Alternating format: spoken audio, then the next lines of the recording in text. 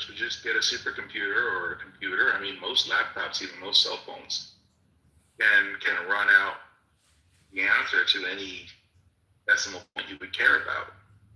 So, like, running those numbers, calculus is a kind of. You argue about the mathematical. You don't know what a limit is. Wait, hold on. You don't know what a limit is, so you don't know what a differential is. So you don't know how differential equations work. You argue all the time about what Schrodinger's equation really means. Like what? But if I want to solve a differential equation, you could open a book. No, look. If I want to solve a differential equation, and listen to you work out what is this D doing here? What that might do? Like, just fucking book, dude. Watch a Khan Academy video or something. Help yourself. Wait, are you saying you want to listen to You're getting particularly bad these days. Were you saying that you wanted to listen to Alistair McCauley more? I'm curious as to what you think running the numbers means when a computer does it. Yeah, I just posted the 7th white paper that I'm writing, getting ready to publish here. Benjamin, if you need some math to sink your teeth into and prove that I'm wrong about something here, there's your target. There's your bullseye on my forehead right there. Well, look, the most difficult math project that I took on was the cryptanalysis of the Enigma cipher. Okay, well, this will be right up your alley then, right? Oh, cool. But the point is there's no room in the cryptanalysis of the Enigma cipher for limits, for differentials, for calculus, etc. The thing is, it's a difficult compute. Yeah, there is. Well, you'd have to show me where it is. That'd be an interesting conversation. Well, the paper that I'm linking you to, Benjamin, attempts to prove that bugs in software are computable as missing edges in a acyclic directed graph, and it has all of the algebra to show that this is true. Missing edges. This just means you get to a point that has no further continuation. No satisfaction in the call graph. You can treat all if statements as predicates, right? Because if you say x must be less than 10, then you can say walking backwards from here, there must be a predicate that says x is less than 10. Otherwise, this condition is unsatisfiable. Okay, well, in 14 seconds, the most expensive software bug ever reported that I know of was a conversion from English metric imperial units to EU units, CM, Yeah, that could be expressed as an invariant relationship that wasn't printed. So that was a bug, I guess. Would you agree that was a bug? Yeah, that was a bug. Like a Mars lander. It's exactly the type of bug that I'm talking about, too. Failed on entry. Is you should have an invariant around that, right? One kilogram is equal to 1 kilogram, and that invariant got disrespected, right? So you're saying that the test would check that conversion to make sure that not a test of proof, a formal proof, right? That for all kilograms, X kilograms is equal to X kilograms, right? That's a formal proof. And you want to, well, I don't know how it was missed or how it wasn't tested or etc. But how is this a missing edge on a cyclic graph? Well, because what you can do is you can represent it as, like what I just said, as, there should be an invariant here, right? And then if you try and walk the graph and you don't find the invariant that solves that condition, you've got a bug. But you had to know that there should be an invariant. That's an if statement, right? And you think you can algebraically Derive bugs from if statements. That's right. you could derive where the invariance ought to be. Ought to be. That's right. Yeah. Read the paper. Read the paper, right? It's a thought. It's got algebra behind it. So I teach graph and graph models, but the students that I have right now for my discrete math class, none of them are math majors. And when I wrote I wrote the notes with another faculty member when I was at Wentworth Institute of Technology, and I still use the same stuff. I just kind of scale it back a little bit. But I actually love the graph section, but I'm not like a classical, computer person like yourself. I look at it from a different lens, but I would love to actually teach my course with somebody more like you, who can give out all the different, really intricate kind of usages for these things, for like you're talking about call graphs and web graphs and all that stuff. Like, we're all using the standard kind of crap that comes with the book, like the telephone call stuff and networks and, airline routes and blah, blah, blah. And, there's some software design application stuff, but it's kind of cheesy dependency graph kind of stuff. But yeah, anyways, I would love to join that class as a teacher. The link to the GitHub that I'm pointing you to contains 7 white papers that build upon a series of theorems that lead to software correctness at a algebraic level, and it all works on directed acyclic graphs, content addressable notations, and formal proofs. you said 7 different papers? 7 different white papers. Yes. Okay. I'll check that when I get to it. Technically 6 different white papers and 1 blue paper, because one of them is literally a formal specification for the protocol. That's the blue paper. Last up. I think the coolest thing I looked at was like protein interaction graphs, which is something that I did when I was a grad student. I always used that kind of stuff, but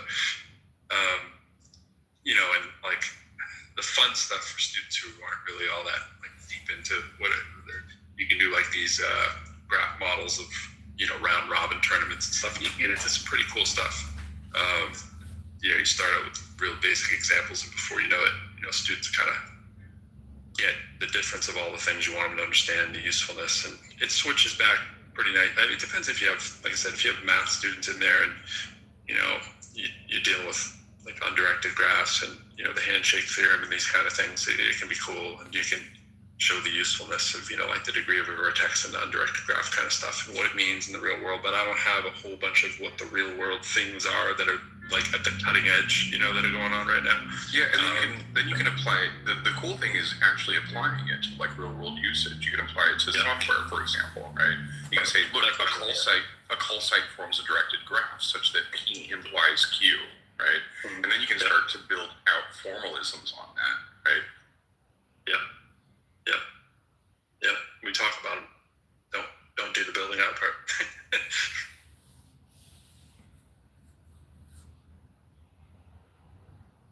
Yeah, and then like every if is a proposition. If every if is a proposition, then every else is the contrapositive of that position, right? Yeah. And now we can have corollaries, right? Yeah, it's fun stuff. And then the throw is the propagation of the contrapositive, and then we have transitive properties, and it's like, oh, this is cool, right? Yeah, we do all that. I mean, the thing is with discrete is so disconnected because we do all that at the beginning, and then the last chapter that we literally do is graph theory. Yeah. It's like you bring it on, and all fun, like, oh yeah, remember back when we were doing the transitive properties and all the simple like logic. Here it all is again. Like, oh, now I know what I was waiting for.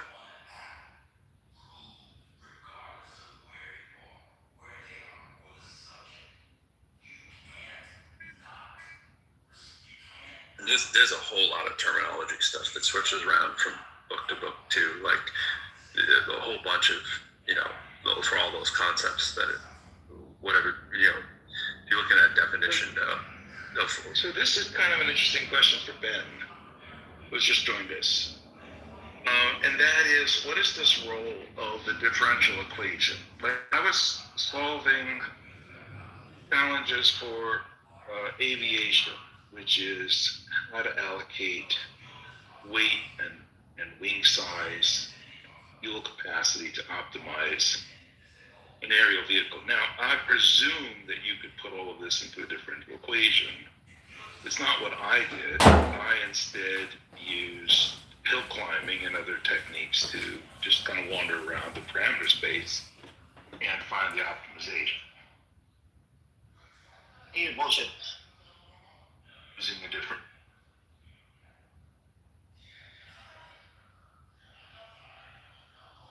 Me out, or as Messi would say, El Normo broke me. Yeah. But I don't have it that much with El Normo. You don't have it depends on at the all, topic. Miriam. You don't have it at all. Yeah, we said you don't have it at all. You don't have it all because you're not listening to respond. You're listening to say what it is you want to say anyway. We already told you. Example proven again. I do have particular issues with El Normo that I would go back and forth with him. Now Trent, maybe Miriam and Trent. Hey, yeah, that was the closest one she has. Yeah. Yeah, That's the closest one she has. Yes. You had it with Trent for a bit, Messi, but I think you Yeah, everybody- you figure out a way to release yourself. So, Today, room, they will not engage with mentality anymore. Why you had to say release yourself on hurricanes? Because there was a time that Messi, because that's what it requires. You decide at some point that you're no longer, that you don't have to respond to every idiotic thing this person says. And for a while, Trent was on Messi's shit list. And whenever Trent said something very true. Messi I just wanted had to to say, respond. that I think that I have it bad because all of the people that everybody mentioned, I think I respond to. Oh, you weren't in there? We went through you already. Yeah, she wasn't here. Brooklyn, your list has over 100. Oh, Brooklyn, We talked about you already. I thought you were in here. She says. Okay, so I have two questions, and then I'll yield the mic. The RJ doctrine. I have know who your people are, so you can work on it, and know Yes. who triggers you, so you don't Yes. feed them with your time and attention. Now, Yes. was this created by RJ, or was it inspired by RJ? Combo of both. So he'd been jumping in and out of rooms late at night, and he was just saying, "But Gildas isn't there. He can't respond." So I said, "Oh, that was interesting because I can just ignore Gildas completely." And I thought, "Oh, but there's people he could ignore that I can't." So he kind of created it without naming it, and then I kind of named it. But Monica, I don't think you have. I don't know anybody who's on your list, but you're on hundreds of people. Everybody. So then, is it a badge of honor, or is it just a No, time to reflect? it's No, not it's a bad. badge of It's honor. time for me to reflect. But I think there's degrees. I think their RJ doctrine goes into effect for some people, after 5 minutes discussion with me. I think the RJ doctrine goes into effect after 15 minutes discussion with me. Yeah, but Monica, And then I it think, doesn't matter if it's 5 like or 16 hurricane, or 10. if I It go doesn't off matter. mute before I can take my first breath, it's up and stuck. So, I think it depends. I need to name a fear here. The up and stuck. In real time. I'd like to make a statement real quick, if y'all don't mind. Well, yeah, this is your Take a time, minute. please. Well, yeah, now that I have the document I didn't ask for. So I appreciate the space, and First Lady of everybody. So I'm thinking about this and I'm worried about it because one of my original triggers on this app, and the person who made me change my name and take my real name off back in the day, was Kia. Chaya. Y'all know what I'm talking about. Oh, yeah. She said something so insane that it broke me. And it was like, I have to have an alter ego on here or I'm going to lose my mind. Now, no, she no longer does that to me. when I changed my name to RJ Pangea, I was like playing around with it, and it was in those flat earth rooms, and then I saw 2 or 3 other people start taking and running with it, and I was like, you know what, this app is so insane, and I'm gonna come in here and people are gonna run with this and create a whole religion and say I'm a false god. It'll be something crazy, which is why I don't even mess with him. I just leave the name because it's the name. I'm now afraid that I'm going to come into on this app in like 2 weeks and be in some room I've never been in, and somebody's going to say, this is the RJ Doctrine popping up. And I'm going to look at man to see, what did you start, man? I'm done. I'm sorry, RJ. You're famous. You are low. You gotta take it. You know, they didn't call it the Truman Doctrine until he was dead. You at least getting the flowers while you're alive. You gotta take it. Wait a minute. But did you say Kia did that? The fine, sexy voice, sultry, beautiful, sexy Kia?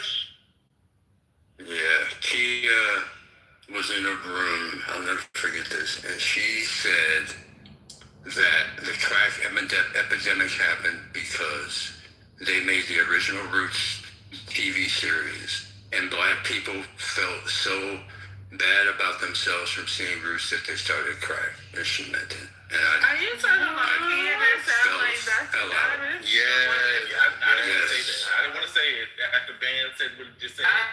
No, that's why I was like, what? Ben talking about? That was it. I took my real name off. I cleared off my bio. I was like, you know what? Oh no. Now that was one of Ban's. Ban, Dr. Goddess Oh yeah. was definitely Ban. One of Ban's. Yeah, that's for sure. Now there's another one, but you've done better. That's for He sure. definitely hers. Now that's DDD was. There was one moment I walked into a stage that Van, with his former name, was holding. He was the only one on stage, Oh god. and he was remarkable for an hour by himself. He is Not indefatigable. performing by himself. And we were all Oh watching. my goodness. That's He had accents, he had intonations, he had well, I admired it. But I can understand why you might be You know what's odd about those?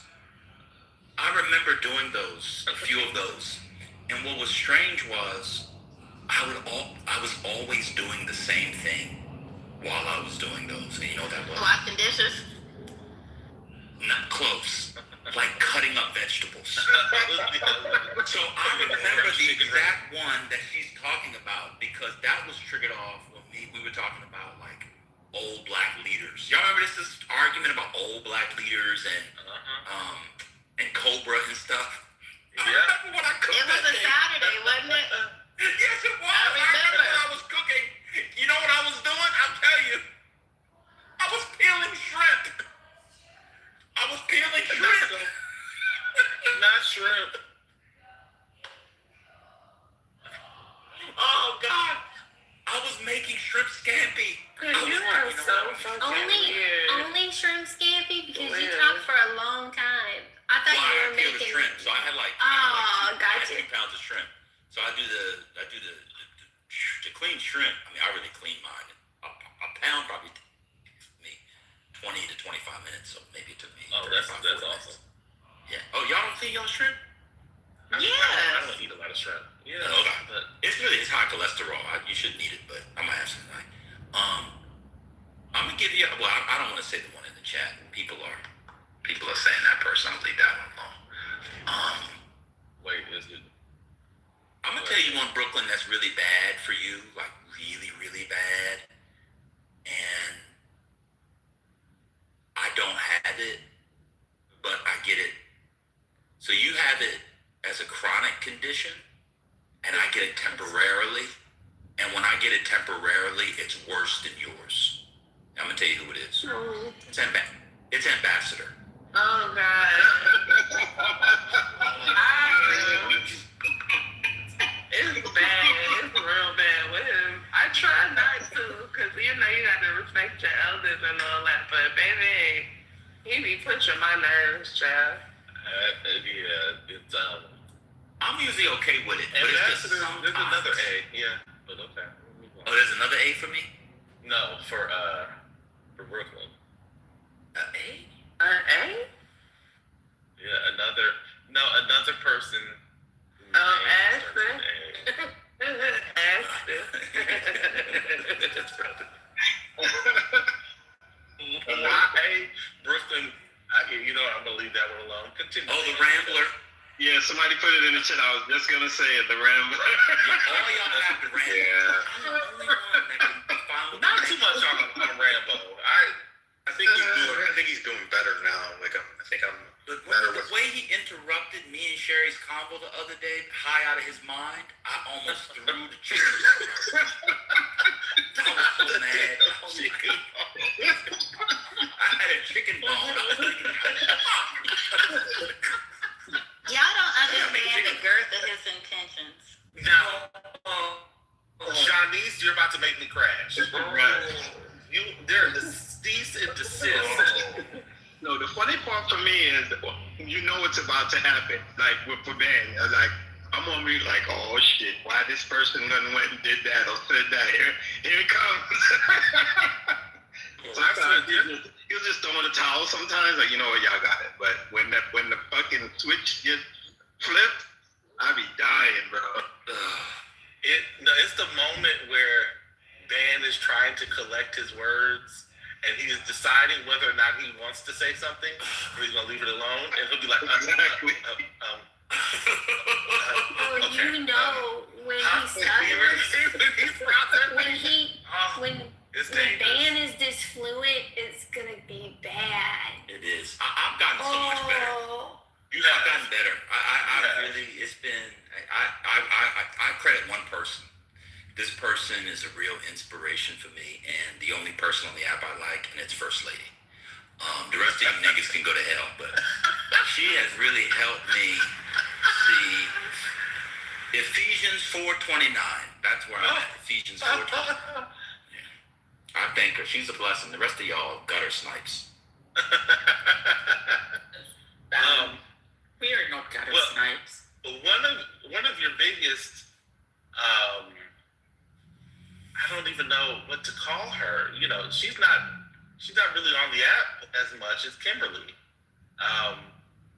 It was She's the other person I like. Yeah, there's two people who I like. It's Kimberly and First Lady. They're the only two. but she's also the one who can make you crash. I know. Do you know why? Why? I feel like she's selling the team out. We the bougie niggas. We're the blue age. What are you doing? But by the way, Ban, I saw her in Lufat's room, and I was like, no, Kimberly, no. She does. So that's the thing. She won't come back in here anymore. I don't know why. But I'll catch her. Sometimes she'll be in the wildest rooms. God bless. But yeah, Kimberly Foster and First Lady, really the only two. I'll be honest with y'all, I mean this with all due respect. They're the only two people on the app who are human beings worthy of being saved. That's fair. I think the rest of you can go the way of Elder Torah.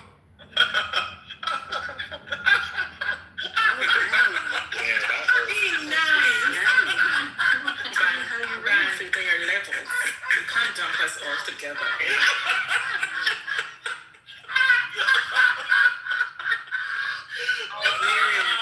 Miriam, we're all not together. I understand why Elder. Oh, she doesn't know.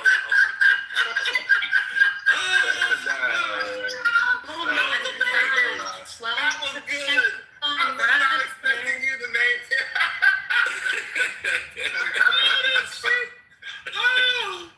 That was hurtful as fuck. The recall. Oh, God.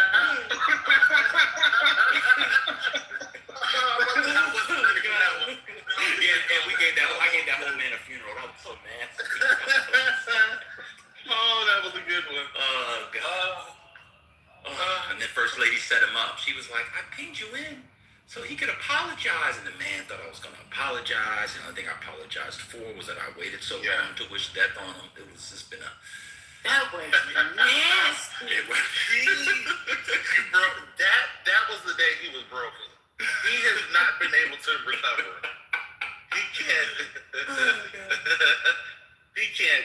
enter a conversation. There's not like you'd have been silent for like 4 hours.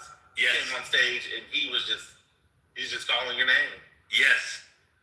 I was like, oh, he's broke. I think all of you should aspire to. Well, this person is not perfect. She does have one flaw, which I pointed out to her earlier today. But I think all of you people, I'm not going to do it. I think all of you should aspire to her example, and it would make this virtual space and the world a better place for you and for me and the entire human race. That's what I think. Now, there's some people in the goo who this doesn't apply to because you guys don't really talk for chat. So I'm not talking about y'all. Y'all may be worthy of being saved as well. But generally, let me see. Not sure in the check. Yeah. Nobody on stage. Give us all funerals. No, I'm not even a funeral. I'm just saying, generally on stage, I have to think about TT for a second. But the rest of you all can die.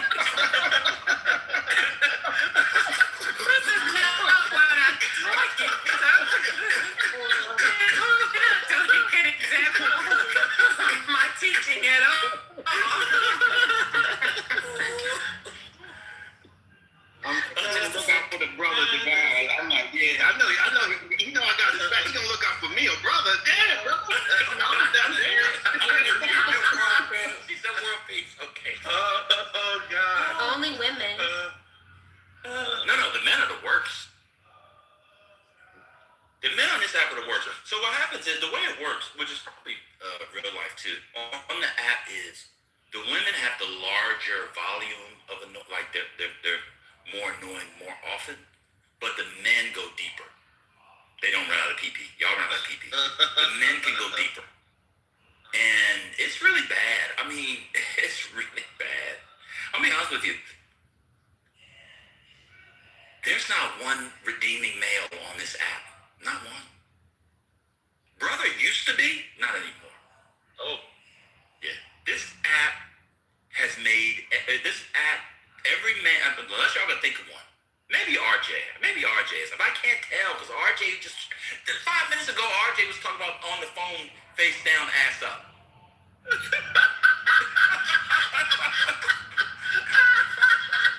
I saw that. RJ can't. There's not, can y'all name a man on the app, a male, man, whatever it is, that is worth a damn? Not one of us. Not one. Definitely not Roger. Roger's low on the list. Definitely not Roger. No Roger. Healthy Debates Roger or this Roger. Nobody on that. Oh. I gotta agree, because I wouldn't even put myself on the list. Yeah, we're terrible. Hurricane. Now y'all just male. Oh man. That story about males 5 different joints in a month. Yeah, they're not here. Not too much on Hurricane. Where is Mel? Where is he? They probably found a 6th. He's vetting. He's out vetting. Oh my God. Black freedom used to be redeemable until this the mister. Black freedom would have been on the list until the late night hour. Y'all gotta see him late night. Yeah, that's insane. Black freedom late night, boy. Oh, I mean, Black Freedom is a fool. So, no. He definitely can't say. Glenn said he's a stand-up citizen. Absolutely not Glenn. Oh no way. That's not even the case. But Anybody who thinks that doesn't know Black Freedom. Yeah, you Black have freedom a is wild. doctrine list too, though, Yeah, don't you? Yeah, she does. Manfinity. She can't not respond to Manfinity. I think she's at work. She can't talk. That's the only time she doesn't respond to Manfinity. When she's not actually listening. That's how you know she's not listening. Yeah. What y'all talking about? First lady. So should we have a maximum RJ doctrine list? Should we like cap it at 5 or 10? Girl, Should we just- have girl, like just do too 20 much, girl, like or just- 30? See, look, No, I'm fascinated by this concept. There you go. There you go, Hurricane. Can't even get a sentence out. Can't even. Oh no.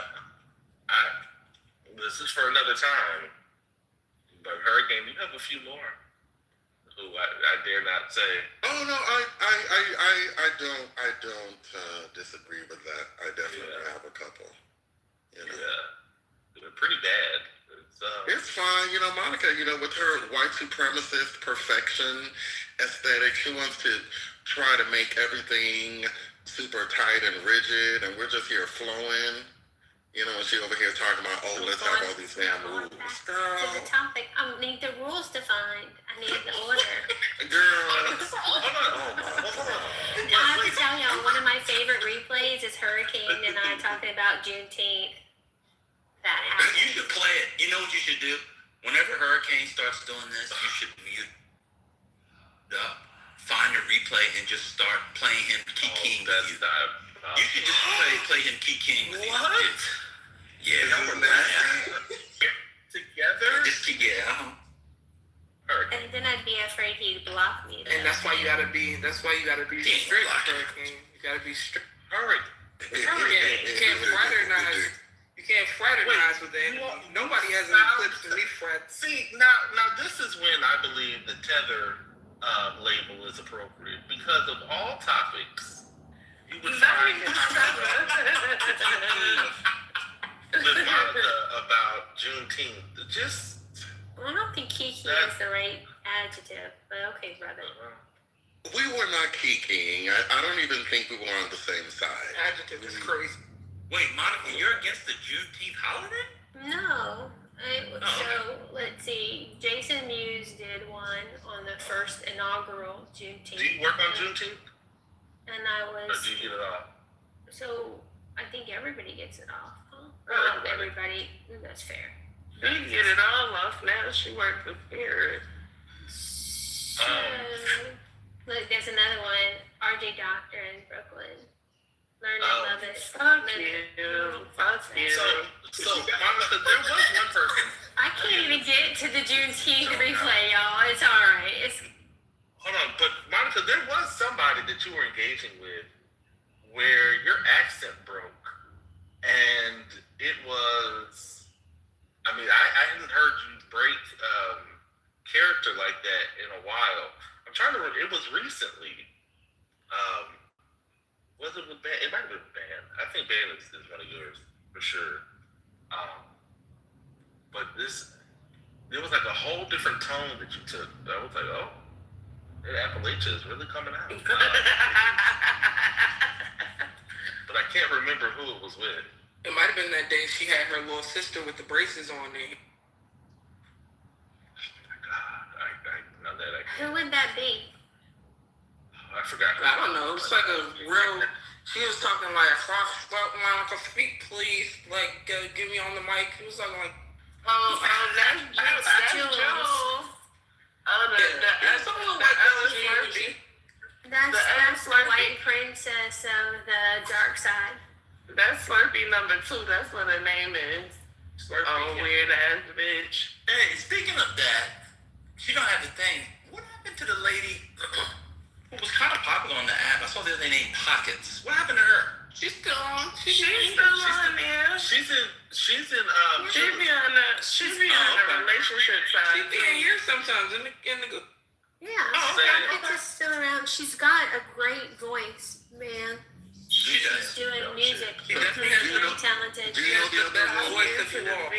Pockets is being a pygmy to niggas and got them thinking that the white girls are the way to go. That's what she doing. So Pockets hangs out in Chillism and also in the space moderated by that crazy white guy who says he's a Christian and he's always debating Andrew.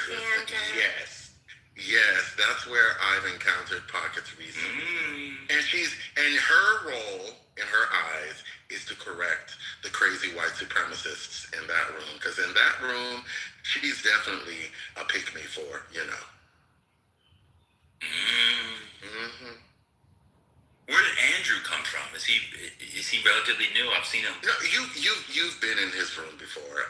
Andrew's been around for a while. Andrew's the one who also has the weird white Jewish guy who's anti-black with red hair named Sam. I was Yeah, I gonna say remember he be in those rooms with Dave and Zephyr and them on the late night talking about religion and Wait, philosophy. he's the Christian guy. Andrew's a Christian guy. Sam is the Everybody, yeah. Sam is the redhead white Jewish guy from Brooklyn who says anti-black racist things. Yeah, they're both psychopaths. Spiritist, there is this other Jewish guy from Australia. Rohan's not been on the I used to go head on with him. Oh, the one who also used to talk down to people with his accent?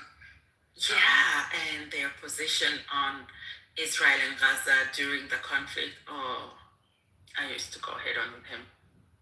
They used to piss me off so much. Of him and his sliding in those spaces. Andrew's messy. And both of them are messy. But Sam's not on anymore like he used to be. Didn't he do a room every day before? And he stopped. He's still doing it, but he doesn't have a lot of people in there, and that's fine. Philosophy and stuff. He trolls. Some weird philosophy combos. That's what happened, and that's really your fault, man, and Brother Messi, that those are happening like that. Not Sam. Not Sam, but the spaces generally. No, you gotta be careful to make those accusations.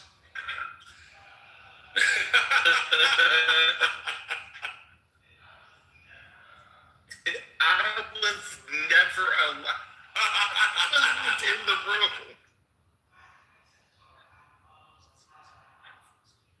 Rooms where they were like your out left people, liberals, who said they were supporting black people. God went in and tore all those relationships into tatters. Oh, I also agree. Yeah, Wait, they blocked me. where They had to are- block me because I can't do that anymore. Where are the white? There aren't white rooms on Clubhouse. Of course there are. I'll give you one every morning. Grab a coffee. Let's talk writing. Every morning.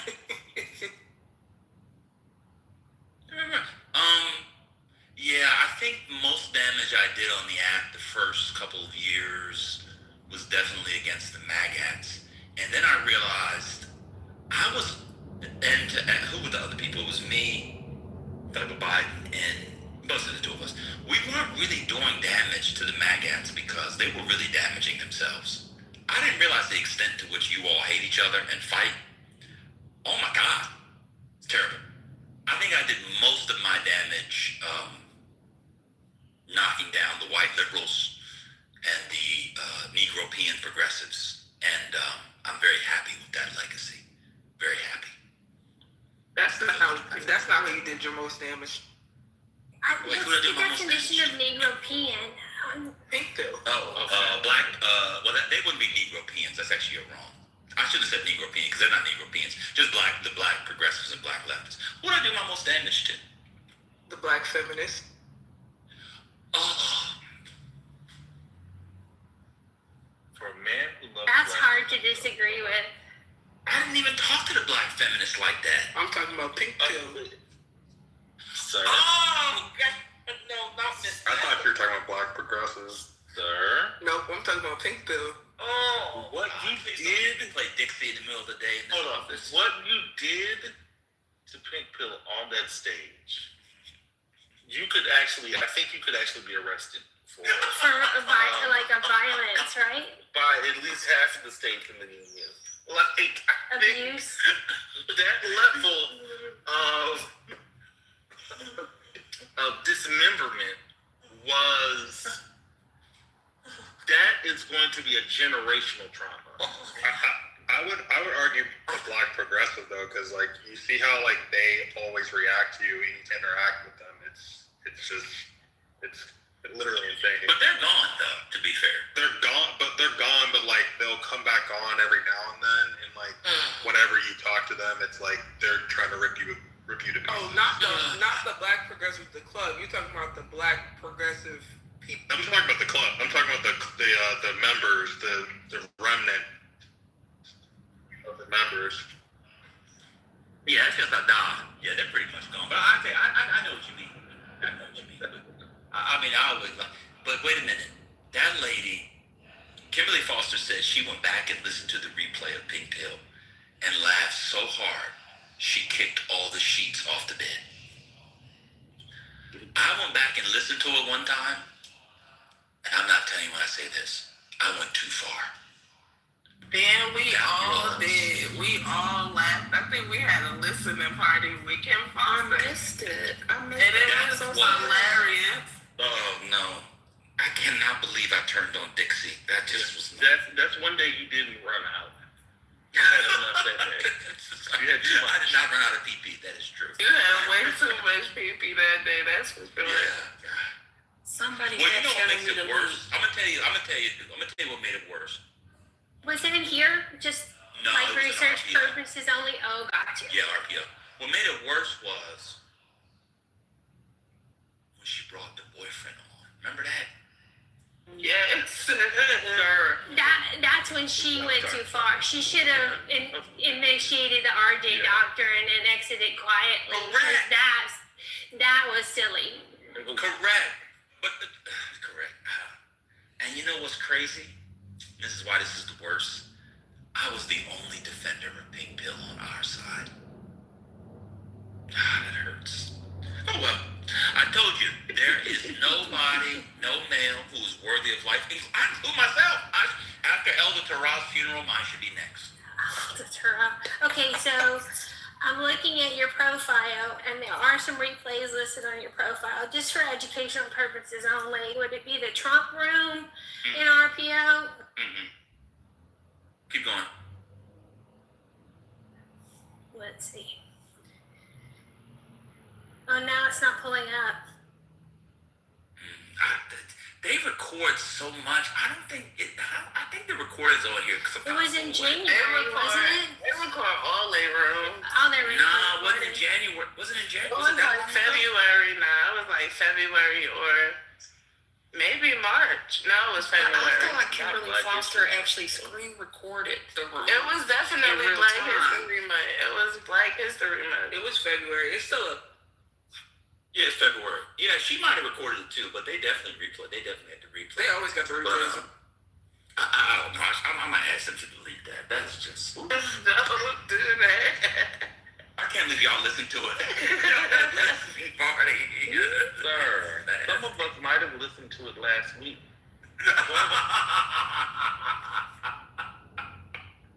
I heard some of you may have played it for real people in real life and laughed. Was it the Obamas as Monkeys RPO room? It might be, actually. That might be it. No. Bro, I just said the title. I didn't want to say it, but It was, yeah, but you also said European, and you know. I need the definition. Just because I like to learn, brother. Look, I know I'm on your list. I know I'm on your list. It's okay, bro. You're not, actually. I was gonna say, I don't think I ever heard him have a conversation with.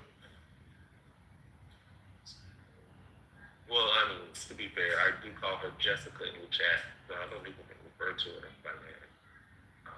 But that's you're not on my list. Yeah, I don't understand how y'all be having white people on your list. Those should be the easiest ones to not engage.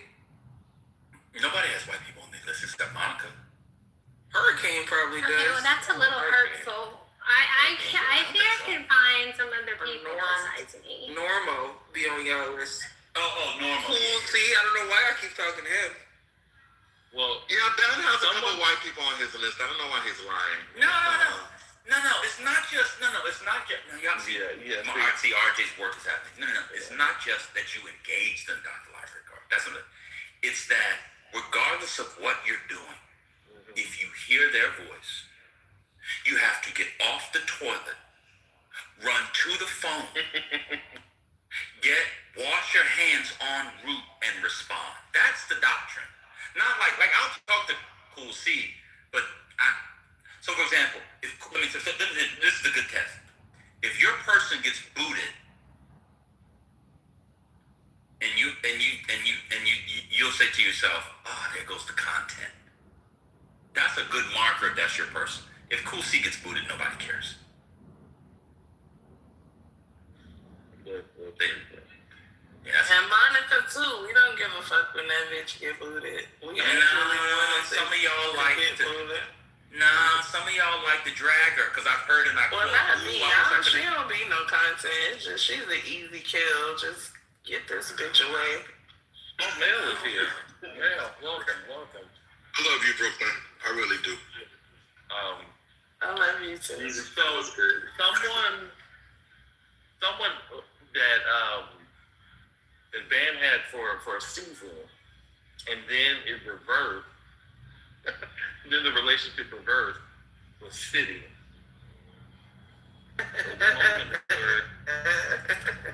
City would make that. Well, that one was kind of hard because City had been on his list. Yeah. It was that word for Van for a while. I was like, this man he's gonna turn up somewhere. It actually, it got so boiling bad. rabbit in his pot. It got so bad in another room. City started dragging me because I left. Diddy broke so hard that he started like the craze took over, and other people who can't stand Van started siding with Van. They were like, "Oh yeah, okay, yeah, I see." It took a while, but the break happened. There was a great chasm, and then he just started. People who thought he was, a good, quiet person, and victim of circumstance, he started calling everybody bitches. And it was, and writing. I got called a cowboy. I did as well. A cowboy? Yeah, he said he was riding. He said he was riding me. Oh my goodness. Ben. Oh yeah, he went crazy. Yeah, he hated me. Just a little constructive advice. If you go to TE and said, "Hey, can you delete this replay?" He's gonna do a replay and play the replay and analyze why you're asking them to delete it, because that's what Research Purposes does. Oh, that actually maybe we should have a room and ping everybody in, and I should ask her to delete the replay, so she then plays the replay. And people can analyze. It's the Streisand effect. That'd be fantastic. I mean, I don't care either way. I mean, I was just trying to do it to get that evil needn't be in the world. Playing Dixie is too much. It's just too much. Oh, bro, it was amazing. It was too much. It actually should be studied, even though you don't want it to be. It should be studied. It was too much. Would you consider it the perfect path up? The spirit was high. Yes. I think it's a flawless exexecution. Man, you know that pink pill mad at everybody in the room. Like she ain't supposed to nobody. I know she was mad. Yeah, but she can't bring her white husband or boyfriend to the phone and expect him to do anything. Well, part of the problem on that one, Monica, was that she had done that before, and he was using the N-word with another boyfriend. Y'all remember that? Yeah, that was the different boyfriend. Yeah. So this is. Yeah. Anyway, I that's a. But I feel like he inserted himself though. To be honest, because she was talking and he was in the background talking shit, and then he got on the mic. But he inserted himself, I think. Breaking news. Oh. We got breaking news. Spiritus just said my white person. That is your white person. Is it Ellen? Oh. That's the one. No, But he's Canadian. I think he's on a lot of lists. Is he white? Jarl. Yes. I thought he was talking. You say Canadian, I guess. I can't not respond to him. I don't know. That's very It's true. because he's wrong all the damn time. No, that's not why. Yes. Is he the Kermit the Frog or the He Frog? is wrong Yes. all the time. But it's his but it's also, about his life off the app, and I think that helps color. Yeah. Damn, that's my worst one. It's the voice. Yeah. Like you can't get past The voice of Oh, he's the total package. He is the total package. He's like the most annoying person you could create on this app. I got a list of most annoying I people. just want to. Thought you were gonna do the void. Ben, I need you to do the voice, bro. I have to be inspired. I'm trying to know. I only came up here to hear the voice. Oh, Spinoza, I'm glad you're here. So I'm going to find for you, maybe we could do it, pause, in another room, double pause. I have to play Biblical Smoke. We were looking for you this morning. Manfinity, Mike said Trent is my Caucasian person.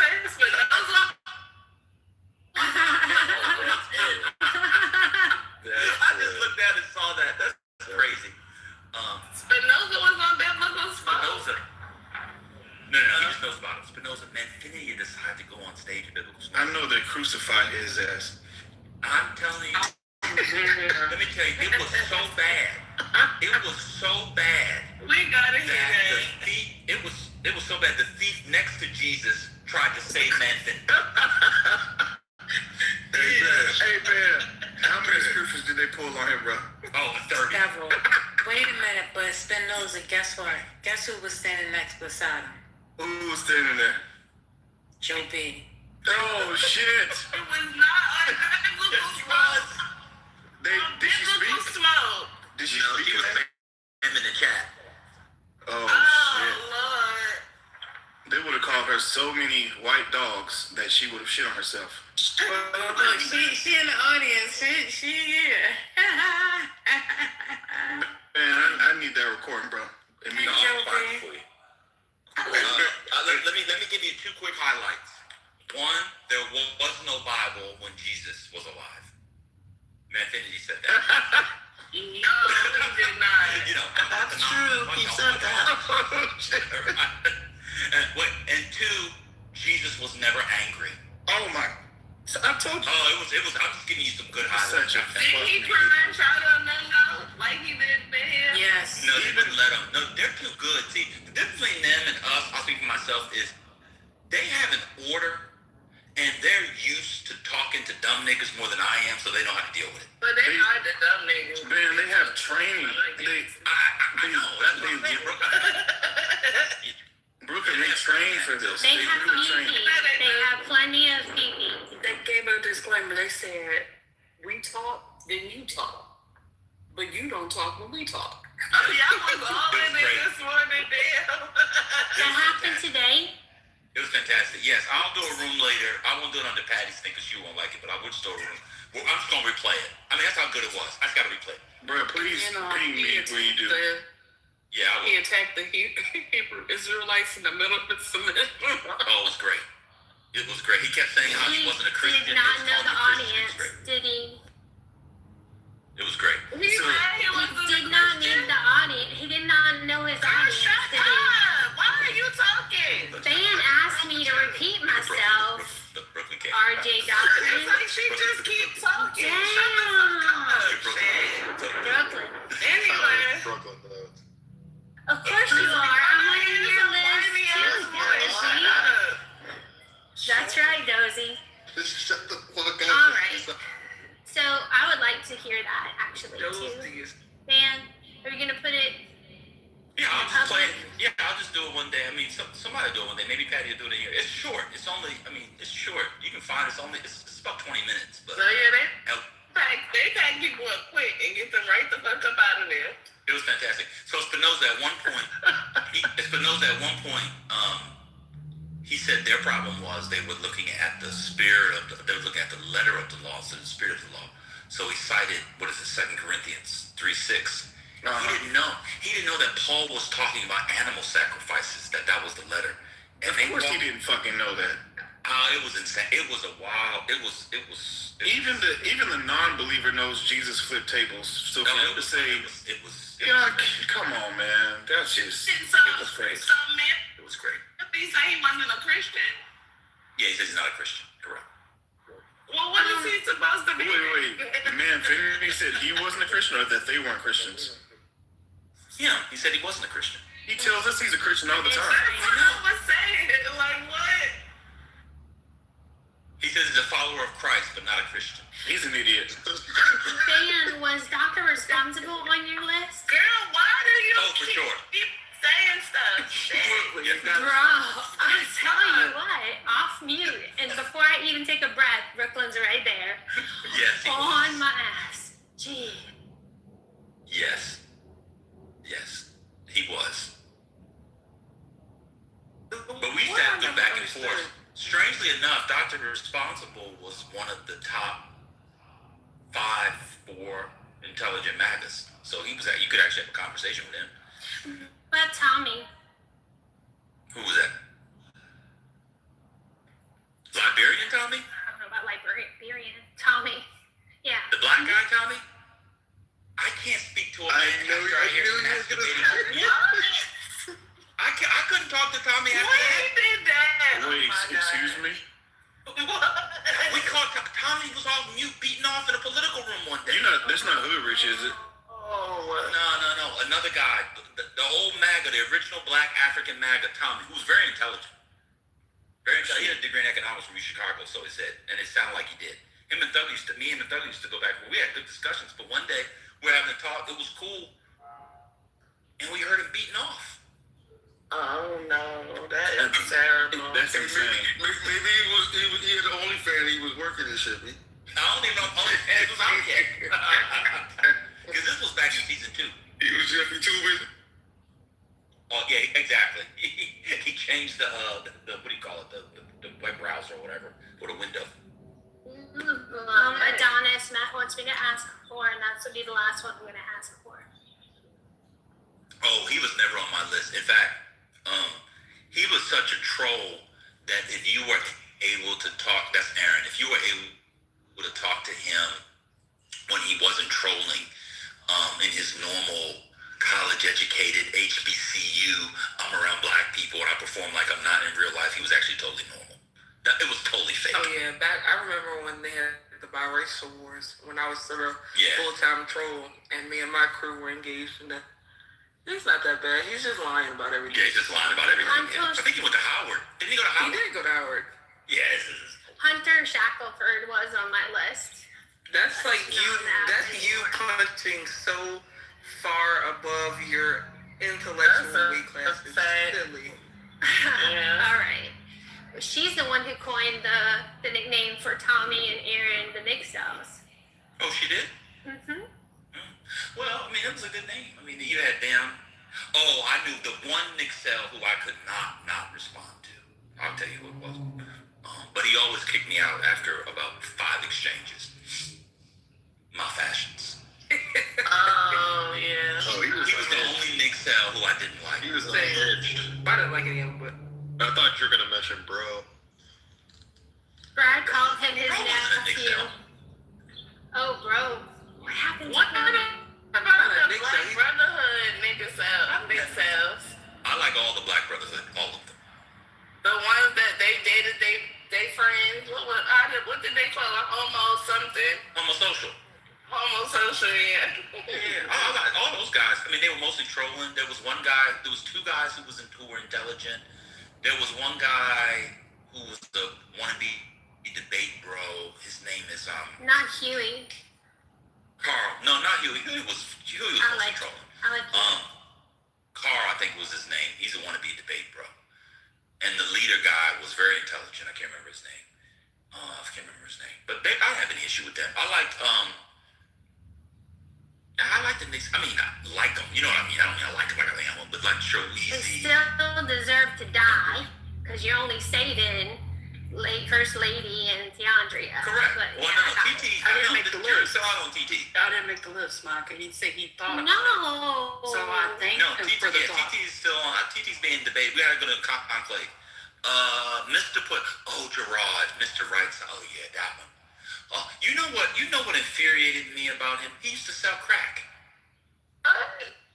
Isn't that Brad's friend, like real life friend or something like that? I don't know if they were real life. I don't know what any of these people do in real life. But he used to be a drug dealer. And he was so. I'm gonna tell you one, all right, and I'm gonna mute up on mine. Y'all can do y'all, so y'all can change the topic. So I'm gonna end my segment here. But there's a MAGA person who, if he came in here every other day, would be on my list. Because I can always feel it rising because he's coming in the pause in the last couple of weeks. I'm going to tell you who it is before I do. I think this person is a typical fake conservative who has talking points that are empty and insincere. Y'all call him Mr. Edward. First name Anthony. Oh, no, Mr. Edward, the man, the one with his wife in the picture with him. Yeah, I can't stand his ass. Yeah. Mr. Edward, and what has happened over time is he's become more and more, I'm above it all. Mr. Edward, Gerard, Indira, those used to be some gutter snipe, doxing, nasty niggas. Not anymore. Everything's all nice and good. All nice. I just hope that in America we can do I'm just embalming my bodies. If that man came, it is so phony. I don't know about Mr. Edward being a doxer and Jerron. No, he didn't die. I'm just saying that whole crew used to do. They used to be. Let me take the doxing thing out. They used to be real gutter snipes. They were. Well, Brad called the Fashions his nephew, so that kind of tells you everything you need to know about the Fashions. Oh, I don't know much about. I don't know much about that, but yeah. But y'all can do y'all own thing of change the segment. This has been a fun segment on the RJ Doctrine. Mud is here. Mud. Let me do Mud since he's here. Mud's his Dr. Got it. It goes both ways. Those two could be on different planets, and they would meet at the moon in the middle. They cannot ignore each other. I'm just telling you what it is. Mud also has one with a group. Never doing this. A whole group? Yeah, it's called Mixed Nuts. Mixed Nuts. RJ Doctrine. It's a great name, though. Not too much on mixed nuts. No, it's not me. I don't have it on Mixed Nuts. He had it on Mixed Nuts, and y'all had it on him. I was going to say all of his are both. You're talking about Mud, right? Yeah, they go both ways. Oh yeah, well Mud back in the day was consorting with some of the most rabid, xenophobic FBA / extremist Adosians on the app. So, God, it's true. No. Mister, put another one of mine. I forgot. AC. AC is still on my list. Yes, AC is definitely on your list. Thank you. That's another good one. Yeah, AC. And AC is a friend, but I had to get out of the way because he crossed the line. Isn't he a cashier? What do you mean? A mixed nut. He's a mixed nut, and he voted for Trump last year. Yeah. That was enough to get him. That's enough to get him committed to an asylum, yes.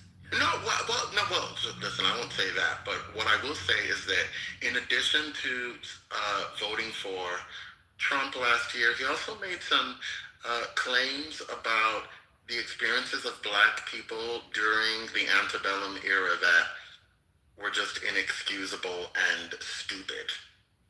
And so he got dragged on Clubhouse because of that, and he deserved it, which is why I got out of the way. But the Trump stuff is what pushes it over the edge. No man of his sure. background and education should be voting for Trump. He knows better than that. Oh, for sure. And then also, he turned out to be a Nick cell. Yeah. He turned out to be a Nick cell and started keeping company with the Nick cells on the app. Yeah, I'm talking about. I missed it. These are people. This guy named AC. These are people who believed that Kamala had no business running because she was a woman and because Black women are hurting Black men and so on. So it was disappointing to observe his evolution or Devolution, if you want to say that. Somebody asked about Notorious. I can ignore Notorious. I don't. That's not a. The only one of the Notorious variety, but it was less antagonistic, but it was more fun. There was a brother on here who I really liked, who I could not talk to. I don't know if it was just his name was Gentleman. Anybody remember Gentleman? He doesn't have his own house? No, he's gone. Gentleman's gone. Huh. He y'all remember Gentleman? He used to drive limousines. Anybody remember Gentleman? Remember? Yeah. I couldn't ignore him, but he was just fun. I really enjoyed talking to him, but he was fun. There's a couple of small people who you guys don't know, who you might know from IGB that I have, that if I come across in the small rooms, I can't not. I'll give you one. There's a guy named Mr. Wilson. I can't not. Y'all know Mr. You Wilson? remember when that fucker lied to us about who did he say he was working for the FBI? Sharpton. Yeah, man. Yeah, Against black people. Yeah, I remember that. Yeah, of course. Yeah. I do. Wait, Gentleman died? Oh, that's sad. Really? No, he didn't die. I don't think so. He's up to that.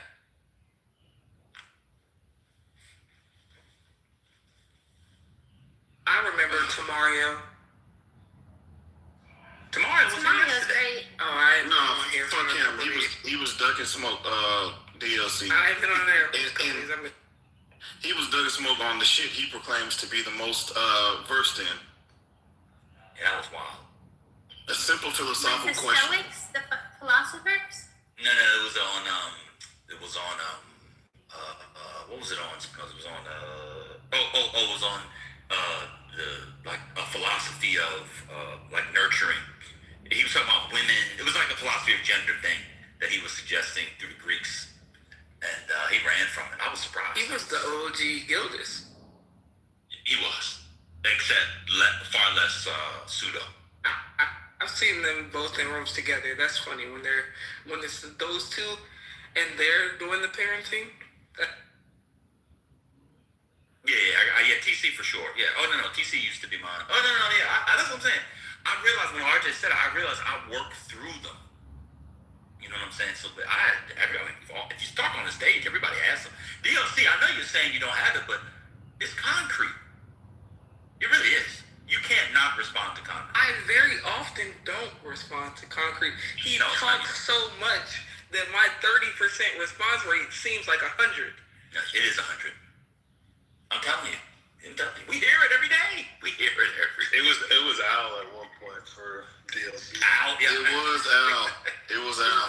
Somebody said it was BT. Somebody else in the chat said BT was yours. She had BT, yes. No, me and BT, that's friendly. That's not real. Now Al, that's family business. Yes, family business, exactly. Now Al and Concrete, the Al one is with me. Al was running around this app for years talking about library cards said feminists, the black men don't have pain or whatever the fuck he's talking about. Who knows what he's talking about? I don't respond. No, it was because he was flirting with you at first. You remember? I do remember that. What? he was for a long time. Like when he tells Hurricane, like, I'm gonna come to Atlanta so we can go to Atlanta. He was the... Okay.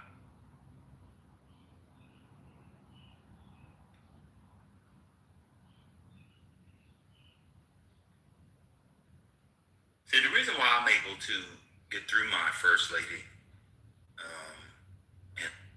and these other people aren't, is I will admit mine and go on a program. I'll go on a program. Wait a minute. How many Man's taking ibogaine. Could you shut up? Correct. How many of y'all thought Al was the stud when y'all met him, when y'all first seen him? Because I Boogie, you gotta stop. You gotta stop. Wait, what'd you say, Brooklyn? Al looked like a stud.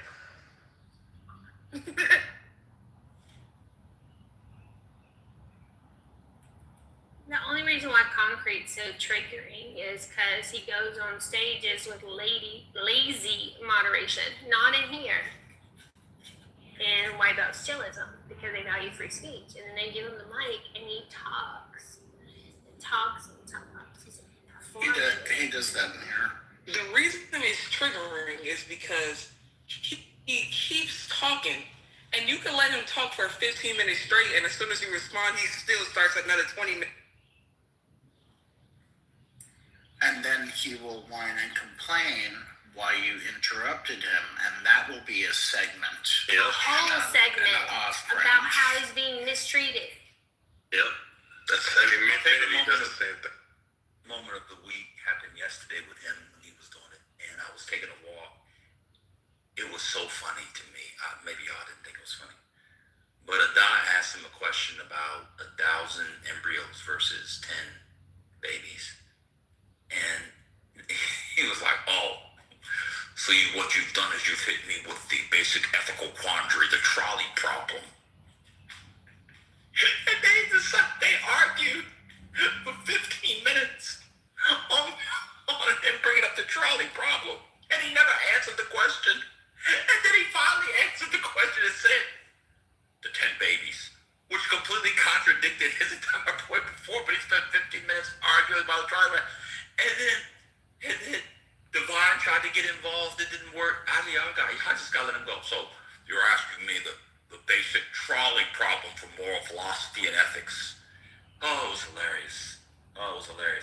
And what was more hilarious was she was saying it wasn't a trolley problem when it was quite clearly a trolley problem. But I enjoyed it. I don't know. It's good entertainment. Anyway, my segment's done. You guys can come up with your own doctrines, content. I need to get back to work. God bless you.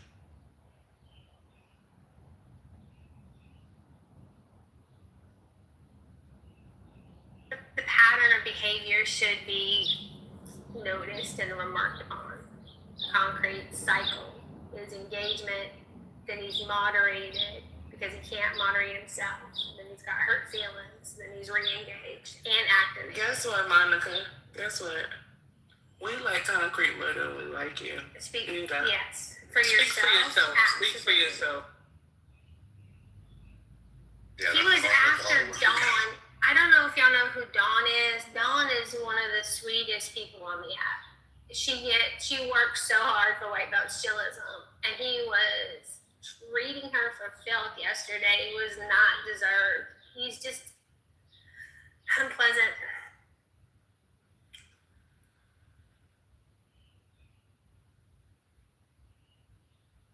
If y'all take Monica over concrete, we have to go to the black delegation because this is crazy. Brooklyn, I'm on your side. Don't worry. I'm just staying out of it. I think they're pretty equal to me. I can't really decide.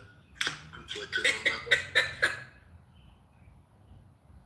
No, the thing about concrete, is that there will be a time that happens very often where he will absolutely crash out and will be booted very quickly. So the episode with concrete can actually be a lot quicker than we've all thought it was going to be. So it can end very quickly. It takes a while to get other people out of here. That's true. So do you guys know that someone once paid $100 to get me put out of a room? Oh Yeah, man, did you find who did that? It was Yeah, Sealand Trey. I literally caused him to crash. I caused him to crash out. He called me a B, and then literally paid money to get me kicked out the room. Cray did that? Cray took his money to give you a note? No, it was somebody else. I would have said, pay me, I'll leave for 50. Like, that's crazy. What?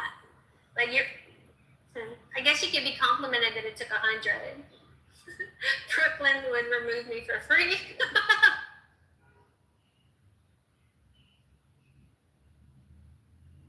I haven't seen him in forever, but every time I see him, he can't stand me. He don't like black women in general, though. You see, it ain't just you. He don't like me neither.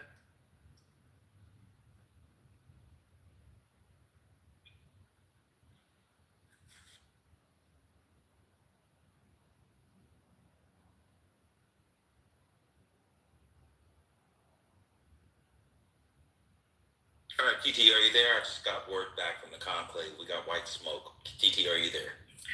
Yes, I'm here. Okay, yeah, they said you gotta go. Okay. Yeah, they said only First Lady will be. You gotta go with the rest of us first, TT. Would you like another reason why? Yes. Okay. Say the following sentence: THECARPARKED.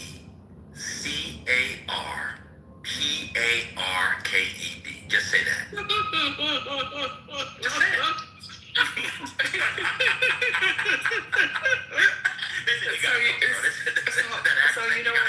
So you know what the funny thing was? I was watching a video on Instagram, and I someone from, I want to say Minnesota, and I heard it, and I was like, I finally heard it. But I still don't think I'm that bad as like the people over there, but I finally heard it. But I do think I should get some redemption. But Ben, I thought you like people from Detroit. I thought those were your favorite people. Yeah, they are. I mean, they still should die. Ouch. My mother and father were favorite people, but they probably needed to go. Were y'all doing the red and blue button thing that's been all over tourism been talking about for 4 days? Well, What is the hold red and blue on. thing? Yeah, let me tell Ben real quick, because he says everybody should die except 3 people. So I'm thinking he would definitely be on the red button list. So everyone in the world has to take a private vote by pressing a red or blue button. If more than 50% of the people press the blue button, everyone survives. If less than 50% of the people press the blue button, only people who press the red button survive. Which button would you press? Ben, Mr. Beast has been using his billions of dollars to do YouTube prisoner dilemmas and different variations, and now everyone in the world is just seeing game theory for the first time, and they're playing with their phones. Really? Wow. Okay. Mr. Yeah, I would pick whichever one would lead to the destruction of the earth. Is that red or blue? Well, if you press red and 49% people press blue, the red people are likely going to starve. But the blue people save everybody, and then if you believe in overpopulation, people are going to starve. I don't know. You know what? I'm going to press the green button and just blow the whole bitch up. All right. Yeah. So anyway, yeah, TT, I mean, yeah, I love people from Detroit. They're great, they're stylish, beautiful, but their accents are worthy of the death penalty. So, and TT's not even from Detroit. That's what makes it worse. She's not from Detroit. An hour north. Huh? I'm north. An hour north. I know. That's what I'm saying. So she got to go too. So the only people that should go were First Lady. Now, there was I wanted to bring this up. I was done my second, but I will bring this up as a quick addendum. There was the argument that neoliberal shill, a.k.a. Philip the Arab, a.k.a. the KBG, FSB, OPP, and TM agent might be a male worth saving.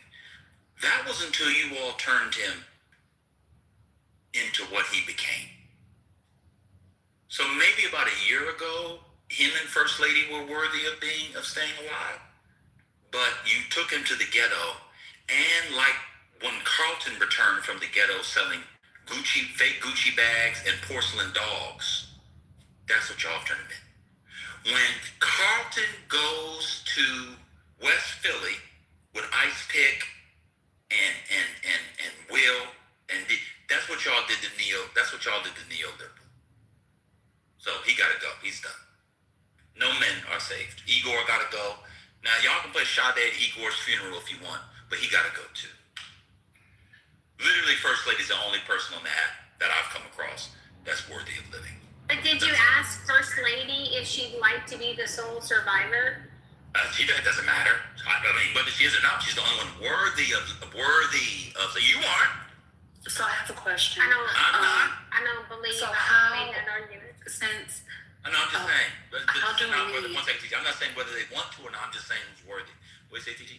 I was gonna say, how do I get redemption? Because I was close. I was very close. You probably spent about just got to get rid of the accent. One. And two, never bring up buy here, we fry here stores again. Like you did yesterday. That was also worthy of the death penalty.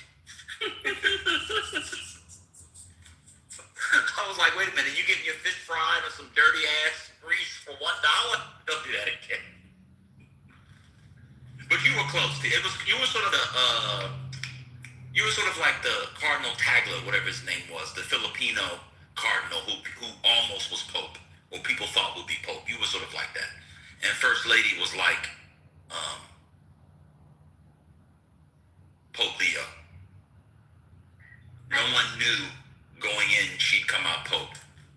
Just like no one knew that she was black. She's just like Pope Leo. And then Kimberly came back in, she'd be a bishop.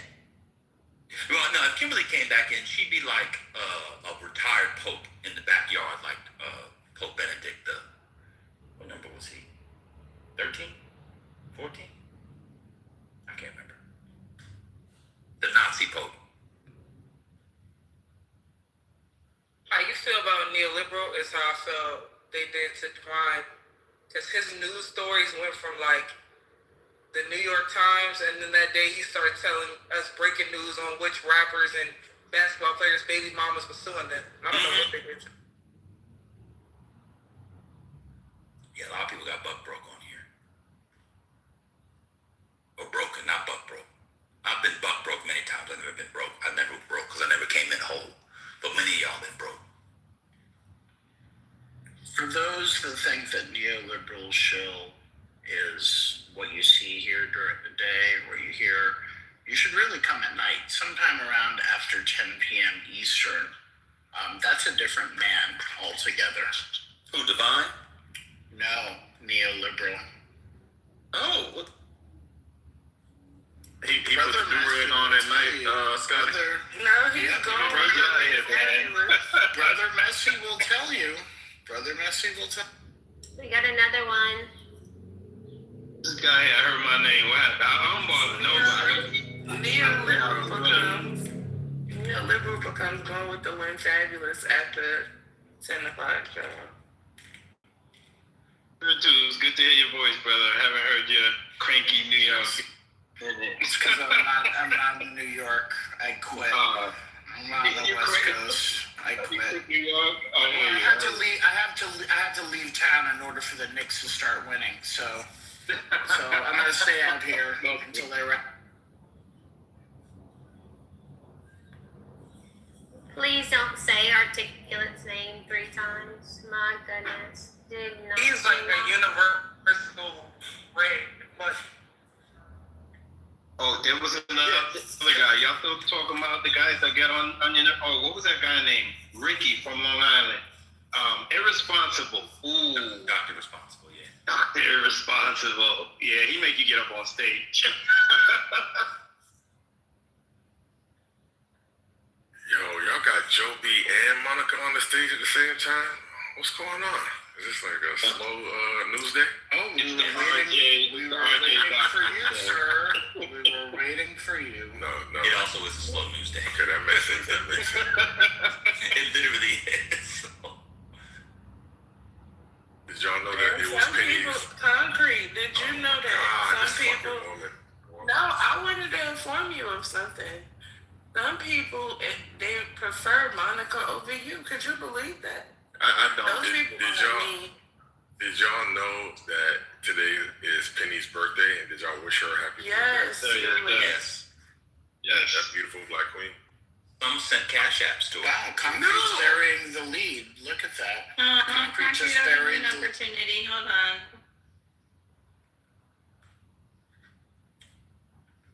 Yes, because I can't lie, that RJ doctrine, it sounds like an actual thing. It is. It is. Like someone really drew it up and there was legislation and they named it. It really is. I mean, it really does help you have a better experience on the app, but you have to work through it. RJ just put something in the app that I forgot. Back in the day, I was GOAT then. I think it was I Mac at Meats? I can't remember. But band used to boom rooms because Articulate was such a pain. And I was like, so, okay, this is one of the things. But yeah. The famous boom, and then you open up the room. You open up another room. 5 seconds after it was boomed. And then everybody my favorite thing would be like, oh my God, did I get kicked out? No. You've all been on the app. If you've been kicked out, it's a red bar that says you were removed from the room. If the room booms, it says the room has ended. I hear people be like, was I kicked out? No, you were not kicked out. You remember you used to do the countdown in the chat? I did, yeah. And people would start spazzing out like, no, he's gonna boom it. I knew that, yeah. Those were the good old days. I'm not booming anymore because I've worked through the RJ doctrine.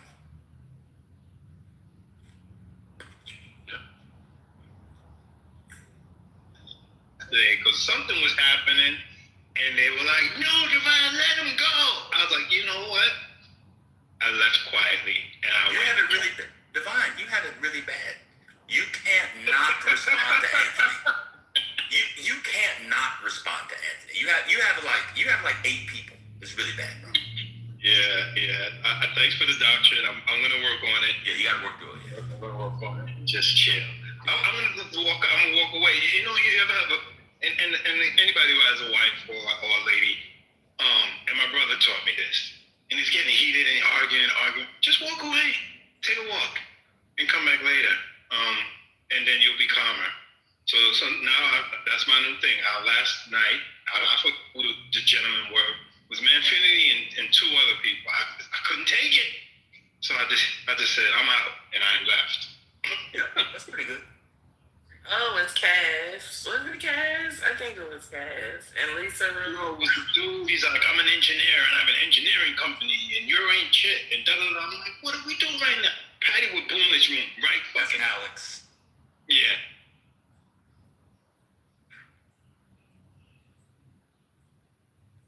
Can we talk about the Negress and how she's wandered off the Negro reservation and how we can get them back?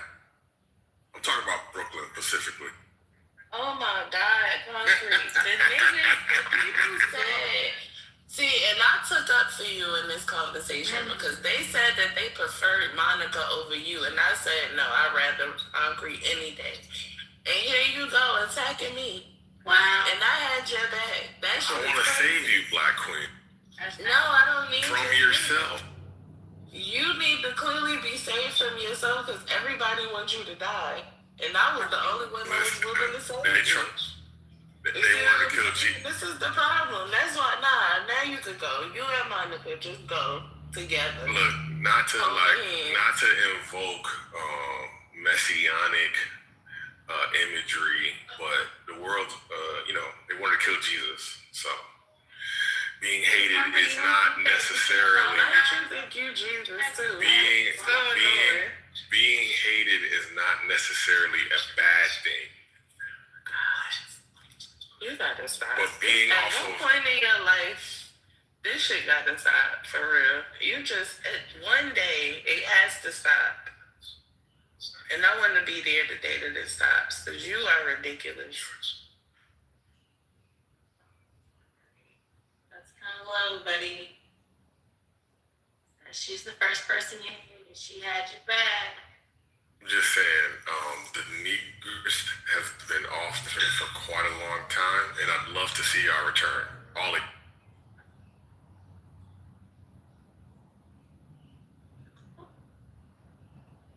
This pre-treatment is taking all day.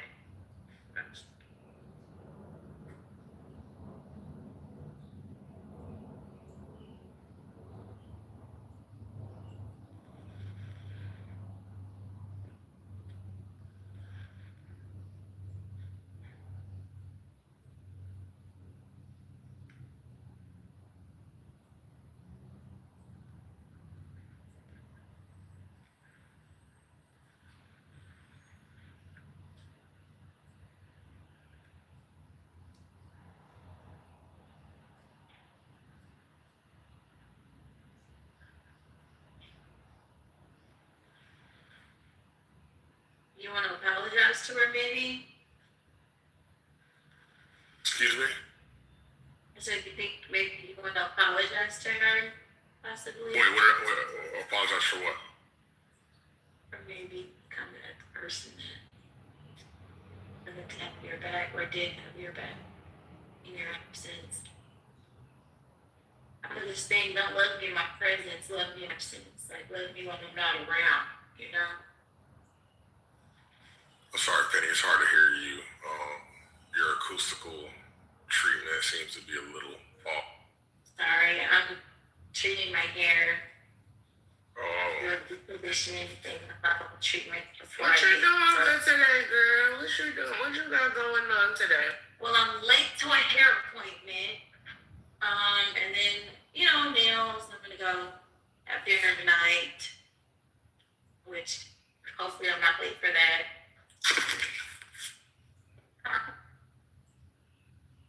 Then, yeah, I didn't go to work today. I was at the house today, and then, this weekend, well, yeah, I'm gonna do some shenanigans, you know. It is.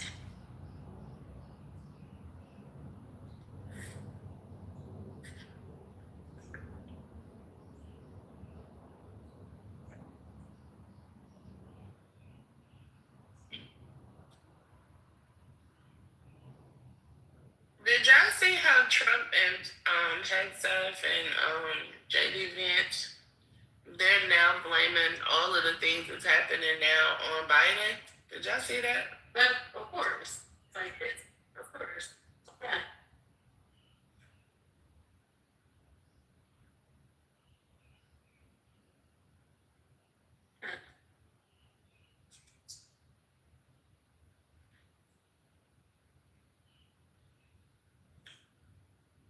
Penny, so I take it that, you know, birthday dinner is going to be special. What's your chosen cuisine? Like, what's your favorite cuisine? Cuisine or the restaurant that we wanted to today? I take it that the restaurant would have a theme, like American bistro, French, Yeah. Italian, Chinese. We're just going to Papados, nothing too fancy. Papados? That's New Orleans, right? No, it's Texas. No, it's Texas. No. Isn't Papados New Orleans cuisine? No, it's Texas. No, Really? it's French. Yeah, it's French. And so a lot of times people always assume New Orleans or Louisiana has the best food. And I try to tell people, whatever you find in Louisiana, you're going to find in Texas. Papados and the whole Papa's company, Papacitos, Papados, Papa's Burgers, Papa's Barbecue, Papa's Steakhouse, was actually founded in Houston, Texas. And then they spread to other states like Georgia. I believe Georgia has a Papados. There's a few other places, not too many, but the Papa's family, particularly Papados, is French. Now I get why you associate it, but no, it's French. But it's seafood. I'm going to the seafood restaurant today. Gotcha. It is. It is today. Yep. Peace and blessings. Health and wealth. No doubt. Amen. Thank you so much. Yeah. Truly grateful to be in y'all's company. Yeah. So.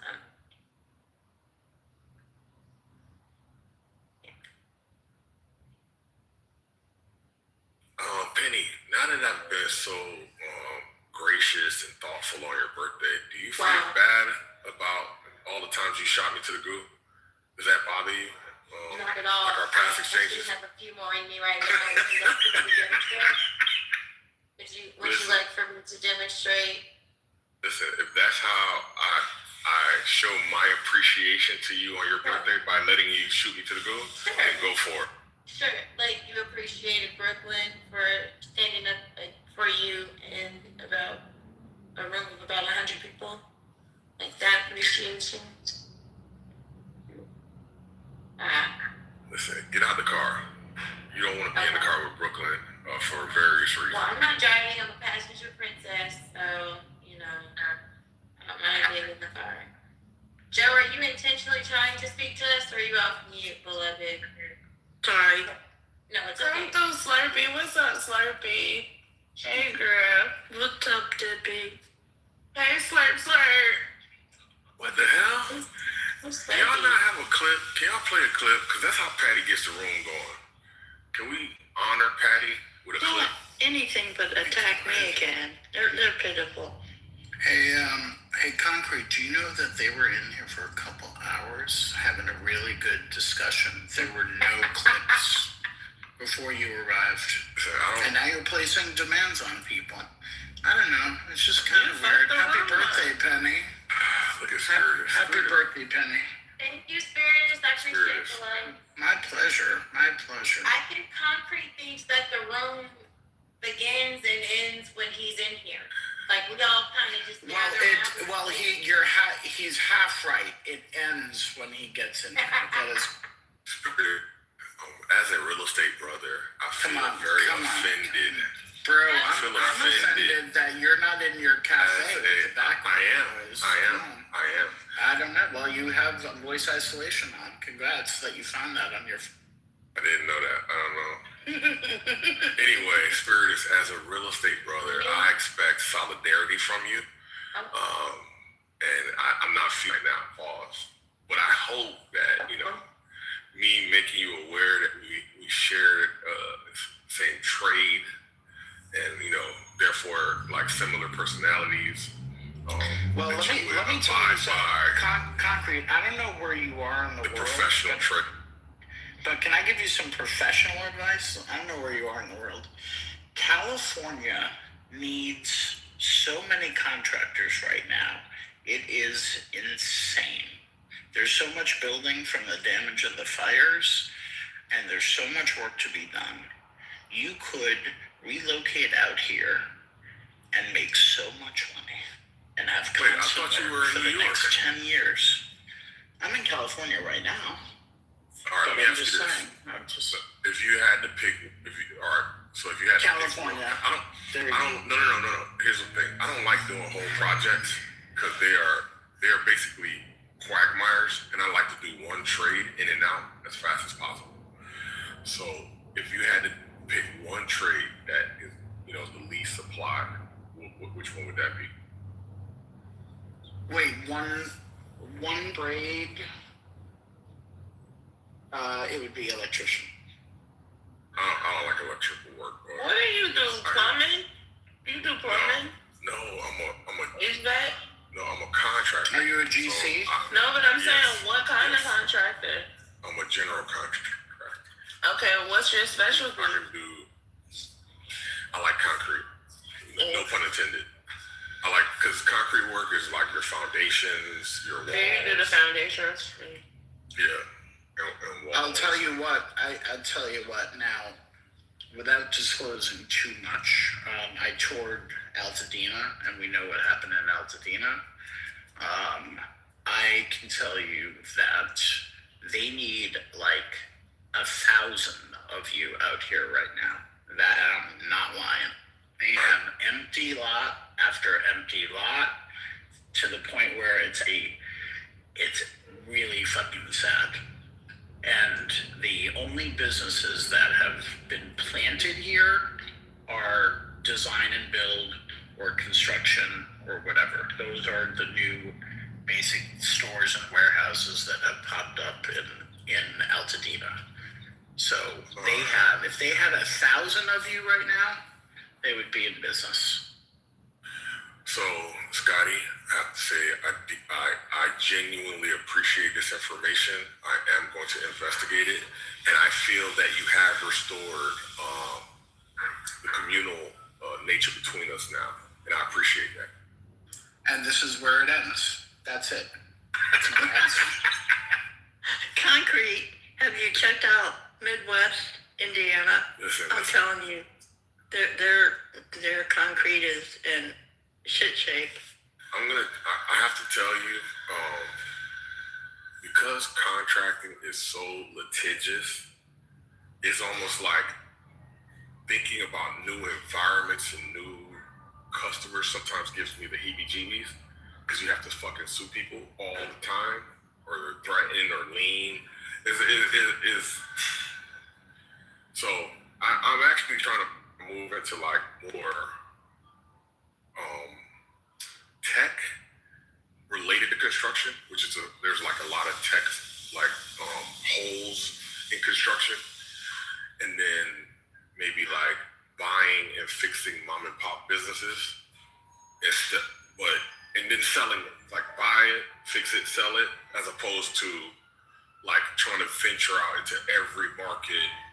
But that's where I'm at right now. But I do appreciate it. What tech you trying to do with the concrete? So, say that again. When you said tech, what about tech? Basically, just operational tools where they're like the number one for small businesses is like Procore. I don't know if you ever heard of it, but they're like the big dog. But if you look up like the problem that contractors have with it is that it's like a bloated system that has it's trying to do too much. And so I'm trying to what is like a CRM? Exactly. But it's a document control, CRM, all like everything, all invoices, contracts. Give me the bag. Give me the bag. Okay. I'll hit you up. What's up?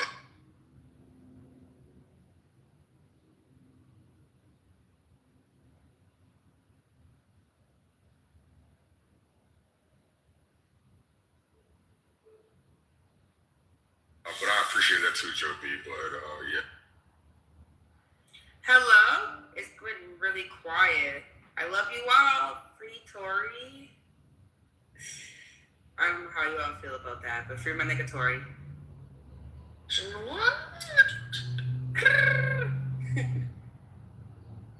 Nathan's not here. Nathan's usually on my side for that, so yeah.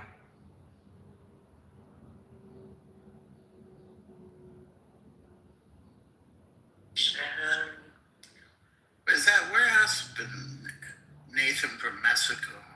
Where's He'll come here. Hey, Brett, I'm sorry to interrupt, but Brett, I see you in the chat where the fuck you are with that X across me for free Tory. Well, let me tell you something. That man's innocent, you stupid fucking dirty whore. So how about you put that X across your pussy, bitch? Why are we about to be coming for Brett? Bitch, get out of here with that. Wait, nobody talks.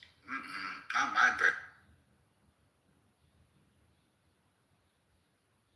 Hey, what the fuck be wrong with these hoes? But Nathan is over in 40 acres. He loves it over there. This is the only place I reside or I'm off the app. He be RP too sometimes.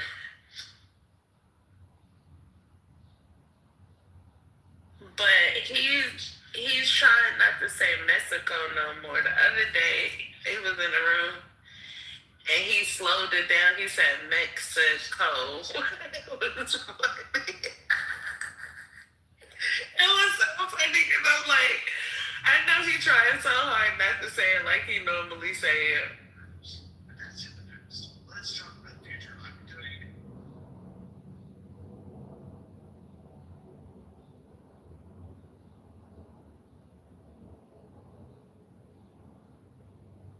My lunch is so good.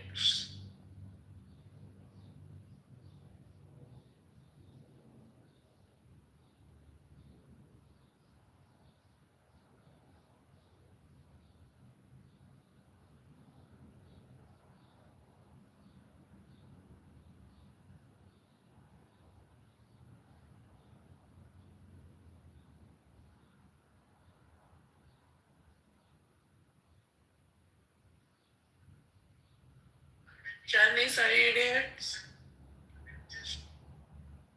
Yeah. What are the 2 words? What's your new 2 words there? I know girth, and what's the other one? Oh shoot, I forgot what the other one was. Oh, a kerfuffle.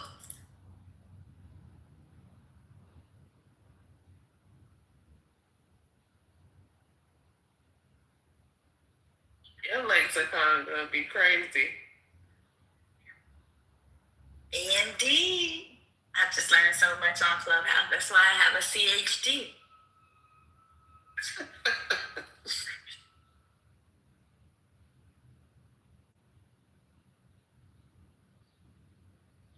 My Dr. Johnny's.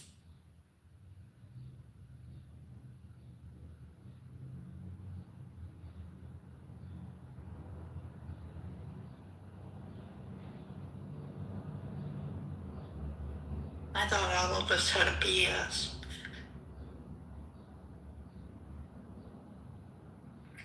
How many phones do you have to go through in a year? Because I know your phone be getting weather damage real bad, don't it?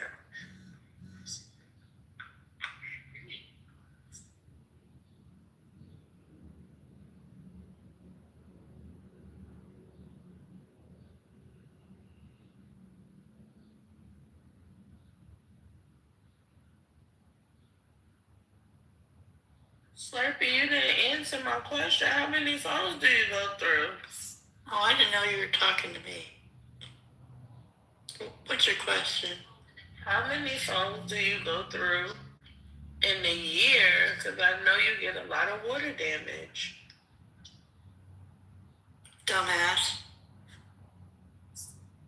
I was gonna say, Ben, are you there? But he just disappeared. Just left.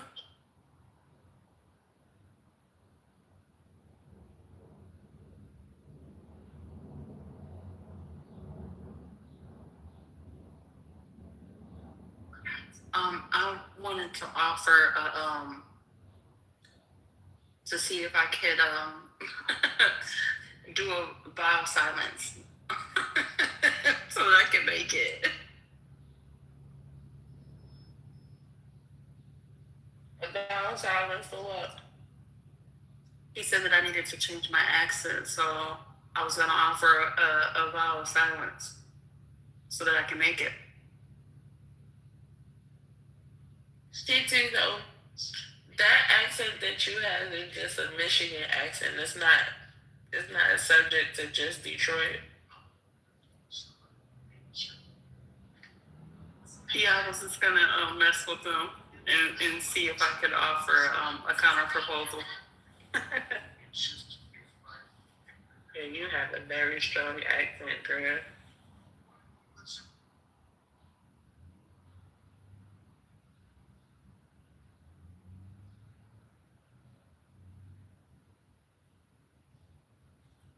Brooklyn, you have a southern twang. I know. From the south. Nope, I'm a New Yorker. I grew up with a grandmother from Georgia, so I never really had a really hard New York accent.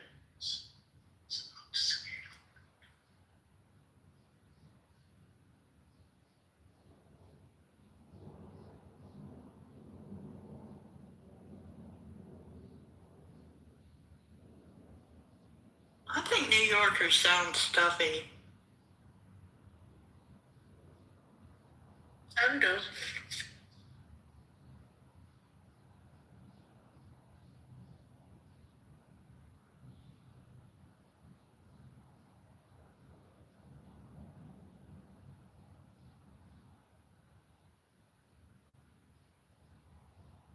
Laughed out loud, Beaver, talking about Peter. What is his accent? One?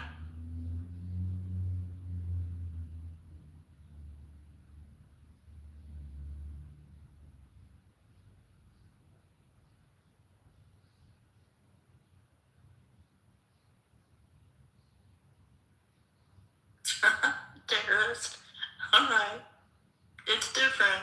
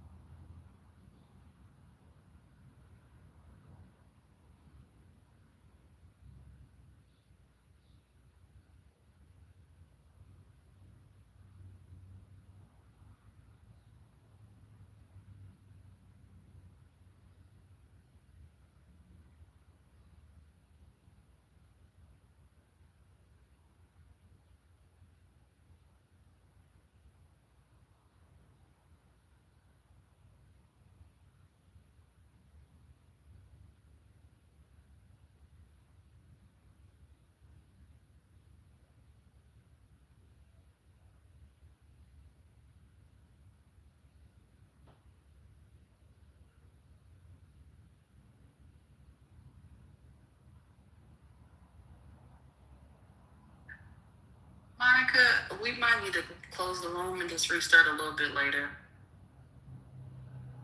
But I can't close it because I'm not a mod right now.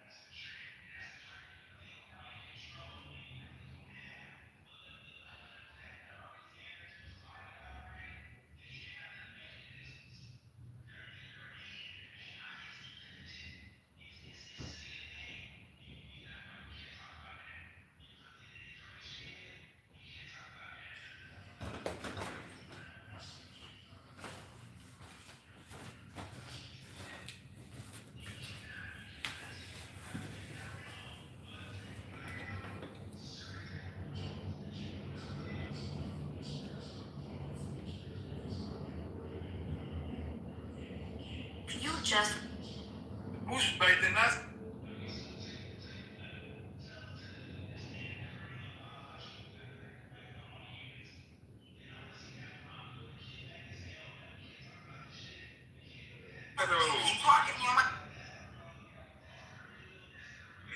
calling people ghetto for failure to code switch is really just anti-blackness masquerading as like making it a class issue, and it's really just racism masquerading as like a legitimate criticism of someone's behavior.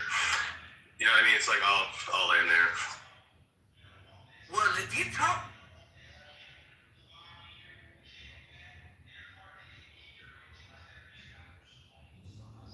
I also do sewings too. Like my friend, I just did her sewing, and she's like, I don't know why you don't promote that, but I'll just be like, I don't really do hair like that no more. Like when I came.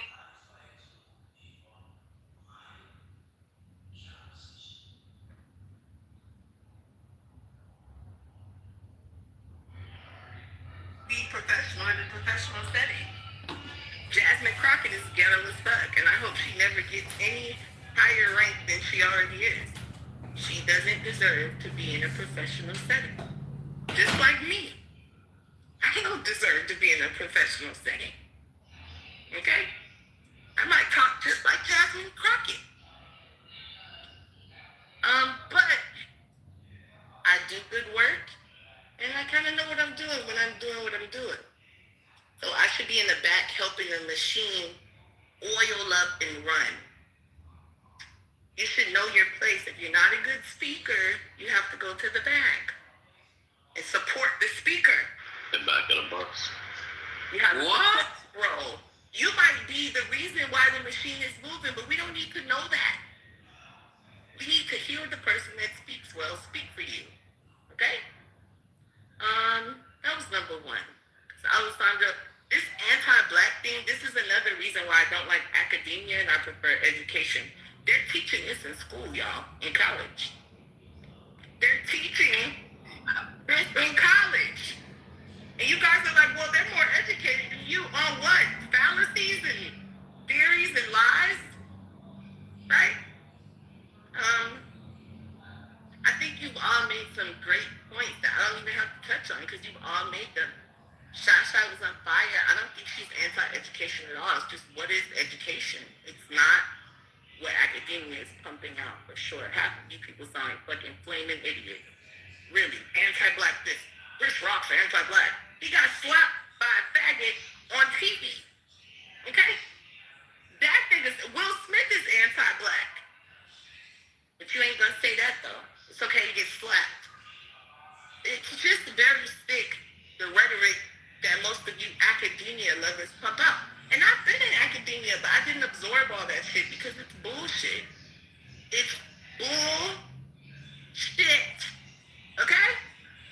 Can you land your plane? And I'm not gonna let no bald-headed man from the Virgin Islands come and tell me to land my plane. Oh, fast, Jazzy. When he has to catch a ferry to get home. Okay? I'm joking. All right, I'm done. Way too much, bro. Yeah, whatever, dog. We don't pick over. What up, bitch ass concrete?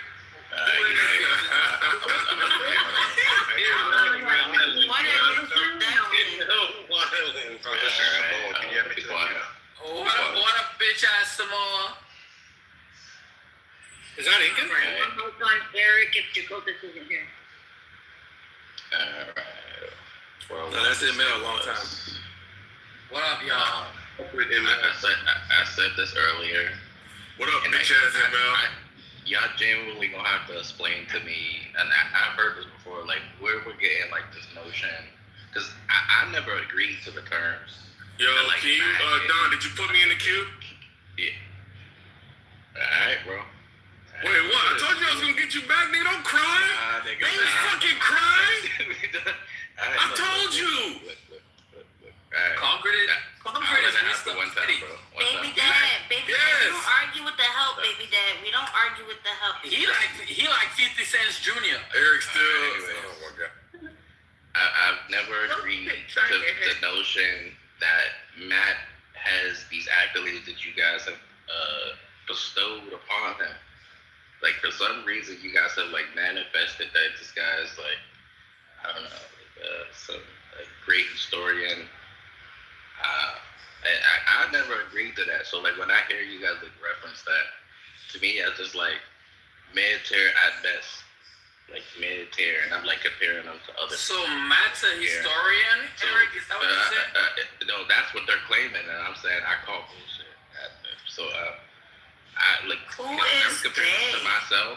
I never heard anyone say. It's been referenced in here multiple times, but I'm saying when I compare him to me, he's like low tier when it comes to that. And then when I compare him to the rest of you, it's like mid tier at best. Like it's like comparing Target to Walmart. It's like it's different levels. It's not the same. So I never agreed to it. I don't know where that came from. That's no disrespect to Matt. You know, that's just personally. I don't know where it came from. See, somebody will have to explain that. Wait, Eric, are you saying Matt is not a historian? I'm saying he's not as hyped up as you guys hyped him up to be. I've witnessed, you know, a lot of incidences where. Are you saying he's pseudo or he's fake? Which one? Fake? No, look, I know what he's talking about. Can y'all let the nigga go? And I'll address it. Y'all trying to trap me, bro. Y'all trying to trap me. No, we're trying to get some clarity. Yo, shut up, ML. We're in a queue, bro. Fuck, man. That bitch ass concrete, shut the fuck up. Let me talk to Eric, because Eric making more sense than you. We're in a queue. Yes, but it's Eric's turn. There's a queue. Shut up, that. ML, please. One microphone. guys. You know what I mean? You start eating my chicken to moderate. Eat chicken, bro. Yeah, eat chicken, bro.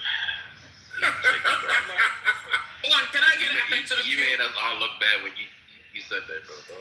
I know. Next time you're gonna say not too much on fried chicken. Not too much on fried chicken, please. How do you know it's fried chicken? The fact that y'all automatically assume it's fried chicken. Yeah, not too much on the food of the ancestors, please. Fried chicken.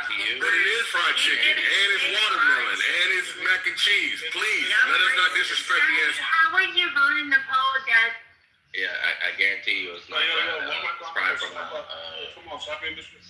given the fact that he lives in New York's sketchy back alley, which is Philly, the sketchy back alley behind New York. Who said that? Probably like some weird, you know, goose knuckle chicken from a Chinese spot, so it's not fried. But now, what I wanted to say was that, you gotta agree with me. Yo, fuck you, nigga. I don't think eat your goose knuckle and be quiet. Anyway, I don't think she's ghetto Jasmine Crockett or whatever, but I think the behavior that was like exhibited and like the floor of Congress is like kind of like the borderline disrespectful and like unprofessional. You know, our great founding fathers with their pristine powdered wigs would be like rolling in their graves at the unprofessionalism that went on that day. Both of them actually, that was kind of like embarrassing. And I hope, you know, she never wins. Oh, I forgot, she already lost. You know, she never is in Congress again. You know, but it looks like, you know, the wishes are already, she lost the primary recently. Yeah, but Who are you talking about? I'm sorry. Jasmine Crockett. I don't think she's ghetto. I think it was just a moment where like two people were arguing and they forgot to, you know, keep it professional. But it was like both of them were embarrassing themselves and the cultures that day. Like, no shade on them. All right, are you done, brother Eric? Yes. All right. That was a decent submission. All right.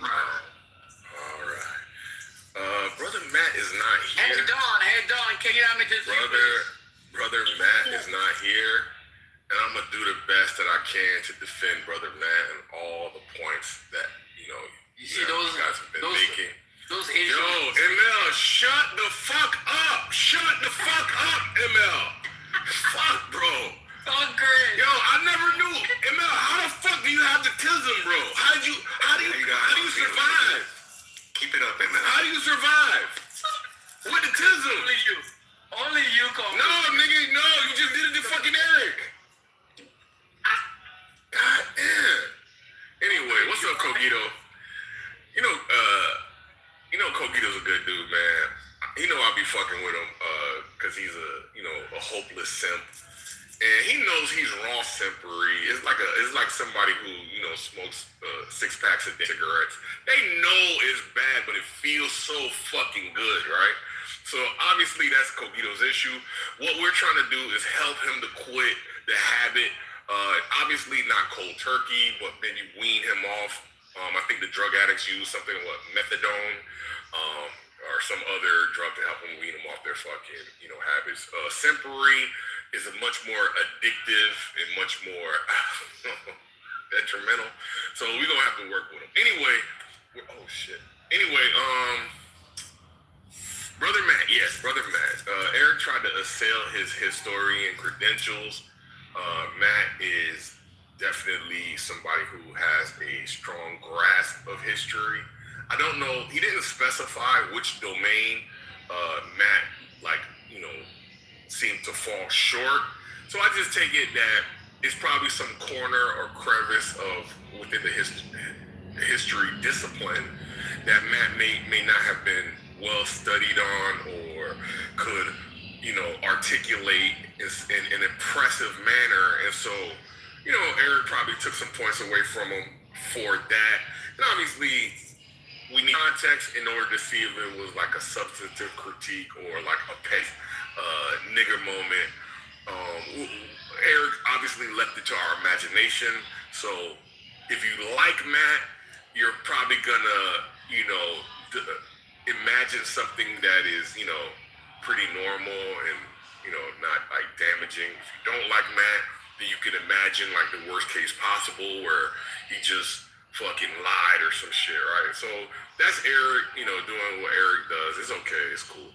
But Steel, brother, please, I see that you're waging a campaign for, the crew. And look, everybody knows I don't have no beef with the crew. The crew used to hold rooms. I'll go in there, chop it up with them. They're not horrible people, but right now, they're on some bullshit for whatever the fuck reason. I think it's more so, look, Matt did fucking strut his stuff on Shy, on the topic of the red button. He did strut his stuff, but it wasn't like gratuitous. It was, I would say, out of frustration with, Shy's belligerent, right? She's an asshole. She gets her kicks off of being an asshole. It engorges her lady parts, right? It's her fucking kink to be an asshole. And so what she's been doing is basically been getting off for the last fucking 2 days, right? Niggas love language is like verbal abuse and fucking animosity. These are energy harvesters, right? These are demons who, they've given up on the good things in life and the happiness, the white picket fence. And they said, I'm going to the strip club, next to the liquor store, next to the fucking, CBD store or fucking weed store, next to the fucking whatever, abortion clinic, right? They said, I'm not going to go to the neighborhoods with the nice shit. I'm going to the neighborhoods where somebody is going to get shot. And that's what I'm going to embrace, because that is easy to fucking abide by. All you have to do is pack a gun, not care about your life, and you can embrace that world too. And I see niggas encouraging them. And I'm like, damn, this is what we call an unhealthy alliance. Unholy alliance between the suburbanites and the non-suburbanites. Look, you suburbanite niggas, y'all are getting your first taste of Black and Mild, women who smell like Black and Mild, and it's exciting. You're saying, oh shit, this is crazy. She's unhinged. She's liable to kill somebody. And you're like, oh, this is fun. But what's gonna happen if you ever get too close is you're gonna understand why they smell like Black and Mild and Hennessy, right? and why they're willing to do all kind of wild shit. And you're gonna realize this is all coping mechanisms. It's all a way to deal with the pain. And they're gonna introduce you to the pain. And you're gonna say, oh, well, I'm ready for it. I can handle it. No, you're not. You don't know what is on the other side of this level of fucking, like, Shasha's been repeating the same thing for at least 14, 15 hours. Arrested development, stuck in one fucking place. Why? Why? Who fucking knows? Now she thinks she's got something, and she's gonna hammer the shit out of that. It's almost like, we all remember the famous scene in Fight Club where he talks about, he said, I wanted to destroy something beautiful. That's what these niggas are. They are so frustrated with the world that anything of beauty they want to destroy. And that's sad. You should pity somebody like that. You should not encourage them. They are self-destructive. They are destructive to their environment. And you should know that if you are educated, Alessandro.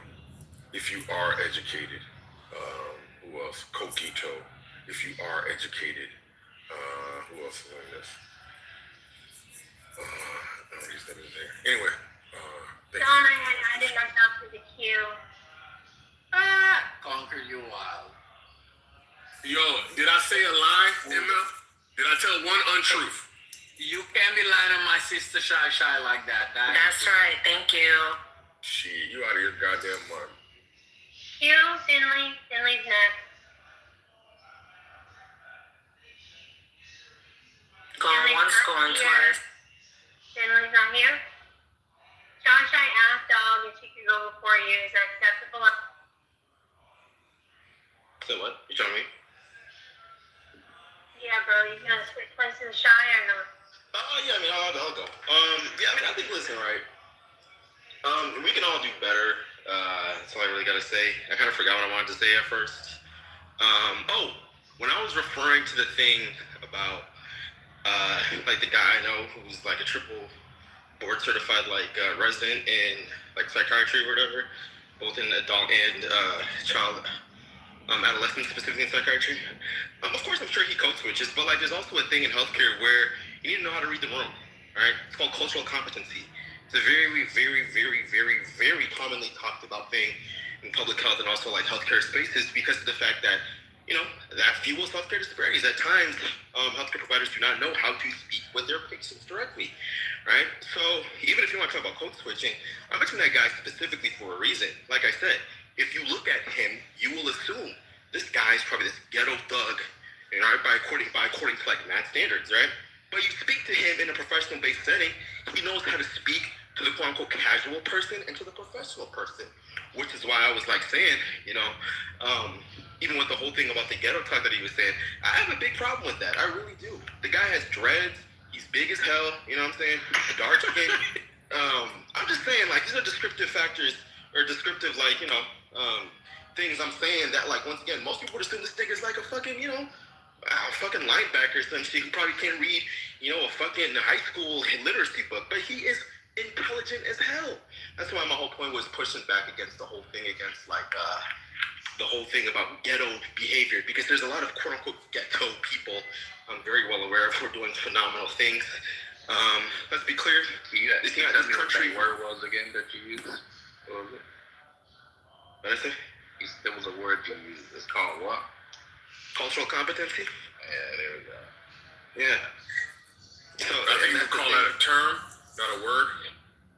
But yeah, that's the thing that actually so concrete. Why you that's basically like what I was trying to get at is that, like, you know what I mean? Make a cheap wins aren't wins. Like that. I didn't say nothing, bro. I'm trying to help out my brother. I ain't trying to present. It's okay, brothers. Dog, after you. Hello. Almost done.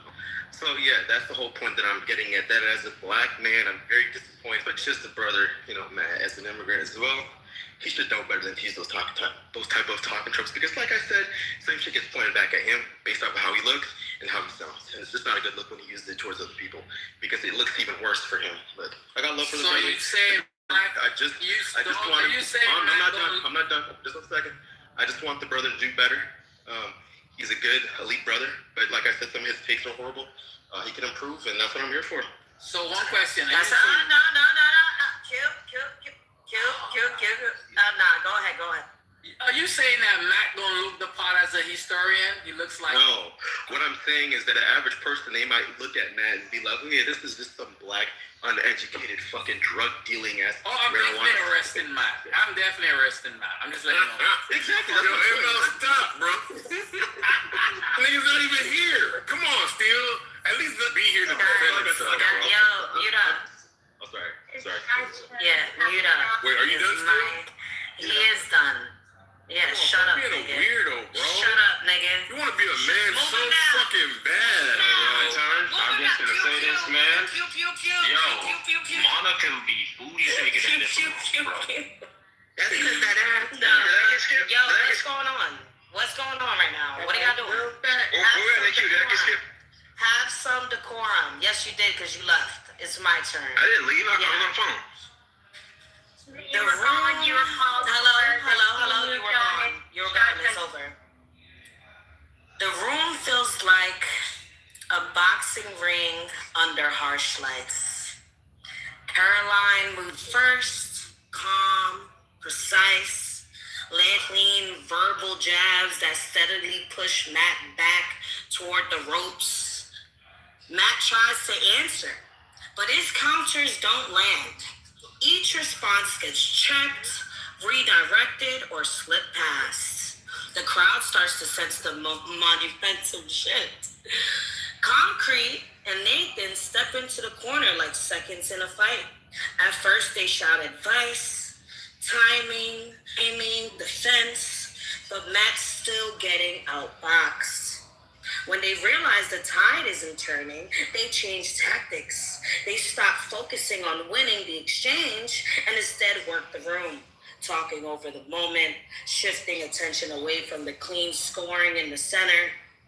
Nathan rubs Matt's back, grounding him between rounds, never quite reset. Concrete keeps the crowd's eye anywhere but the center of impact. But Caroline doesn't chase.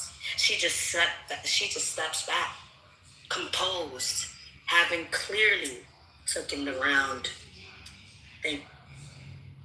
What the hell? That was a brilliant submission shot. That's how 50 states what the fuck is that? ML. Oh, what, Don? You're not following up, Don. There was like people missing and stuff. Let them go back. We got it. I'll go back and play. Can I just say, Nate, Yeah, I did see what you wrote. But it's fine. I see what you wrote. I wasn't here. Yo, Timothy has reached Zen. Clubhouse Zen. I'll go back and play. I'm supposed to be after Mr. Finley. Just a second, please. To Mr. Finley, because he was on. It's not a big deal, so he's here now.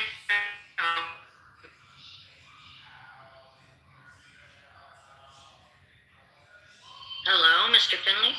Oh, I'm here. Thank you.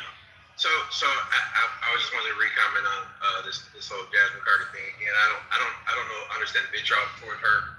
I don't get it. She responded in kind to MTG and that Senate that Congress meltdown on in the congressional hearing. Although it wasn't, she just swung back, man. And that's another thing that I have an issue with. When we get swung upon, we're expected to just take the licks, pause, and not get our licks back. As black people, when we fight, no. We're just expected to just keep taking it, right? And when we respond in kind, we're ridiculed and told that you're being out of order. Again, I remember vividly being on a lobbying trip with an event that I didn't host. I got annoyed with the people, taking shots at me for an event that I didn't host. Like I was the host person. I then fired back at them because I had grown tired of talking to these grown people acting like children. And they're like, oh my God, Finley, what are you doing? Why are you being angry with us? What for? Like, what? Like we're not allowed to be angry. We're not allowed to emote. We can't. You're ghetto trash. I'm being ghetto trash. That's just terrible. I hate that. It's ridiculous. It's terrible. That she did lose a seat that she shouldn't have ran for, but she got gerrymandered out of her district. And it's just bad politics. Also, using political figures as like the example of intellect and or behavior is just terrible because there's a lot of theatrics that goes on in politics, and it does not reflect those that they represent. So, for example, if you say it's a black or white educated person, right? They don't reflect other educated people because a lot of them put forth bad policy, not because they're necessarily dumb, although a lot of them are, because it's politics. A lot of politicians move incongruent with the way in which they're supposed to move, which would be beneficial to the people. There are also a lot of them are anti-intellectual. They don't believe in studies. They don't believe in none of that stuff. When I say they don't believe, they don't put it in practice. They go counter to what counter common sense, counter to science, counter to public sentiment, etc., etc., etc. So I'm leaving it there. Thank you. That was a beautiful submission. What up, Nathan? But anyway, so Jasmine Crockett, yeah, she does our ghetto, but it's part for the cause, it's politics. She, hope gonna try to slap her, she return a slap, that's all. But the point here being is that when you guys talk about code switching and people being ghetto, y'all some of the most ghettoest people I fucking know. I come in here to get my ghetto on. The people I know in my real life, they're not ghetto. You guys are the ghetto people that I know.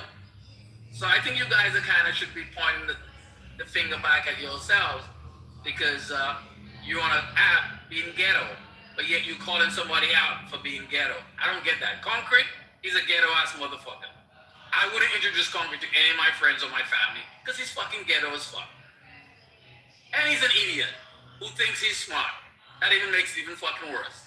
Concrete would literally be an embarrassment if I brought him into my circle and introduced him to some fine people. It would be beneficial to him. He would get to increase his net worth and actually know people now who could actually help him. But Concrete's too fucking ghetto. So I will let Concrete be where he be at. In the ghetto. Because the whole idea of coming on this app while working at a fucking mall, kiosk, and yapping versus trying to make more money so you can get out of this particular situation tells you everything you need to know about this young man. He's ghetto as fuck. So Concrete, you need to do better, bro. While coming on here trying to pick on Shy, which is a fine, outstanding young mother who takes good care of her kids, and is always here to give some very substantive information on a plethora of topics. Whereas you tend to come here and bloviate. So Concrete, learn a little from Shy and do better. I rest. Talking about the ghetto. Well, Mike, on Nate, please. And then it is on Timothy after Nate. No, it's fine. One of them can go in front of me. It's fine. This is it. All right. Go ahead, Nathan. Don, can you put me in the queue, please? I did have you in the queue. Who fucking took him out? Thank you. Can I go in the queue after Concrete? No. You have to get in the back of the queue now. Get to the back of the bus. Go to the back of the man. So get your ass to the back of the bus. Timothy, if you want to, you can go in front of me, brother. All right, here's how it's going to go. If you guys are taking people out of the queue, I'm just going to put them right in front. No, I'm saying if Timothy wants to go in front, he can go in front. All right, pause. I appreciate you, big dog. I'll go off to you too. Didn't you go before Dog Concrete? Whichever time I've gone prior, I'm still looking for you to put me in the queue now, Don.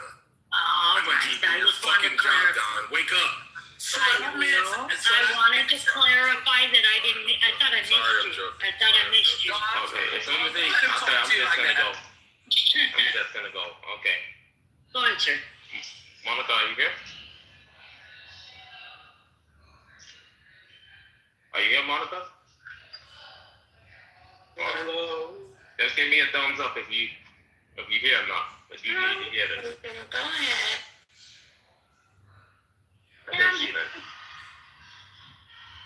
If y'all remember that movie, Cadillac Records, do you remember in the movie there was a character in there, real name, I think his name was Howling Wolf? Yeah, Howling Wolf. And then they're saying that light-skinned dude took his guitarist.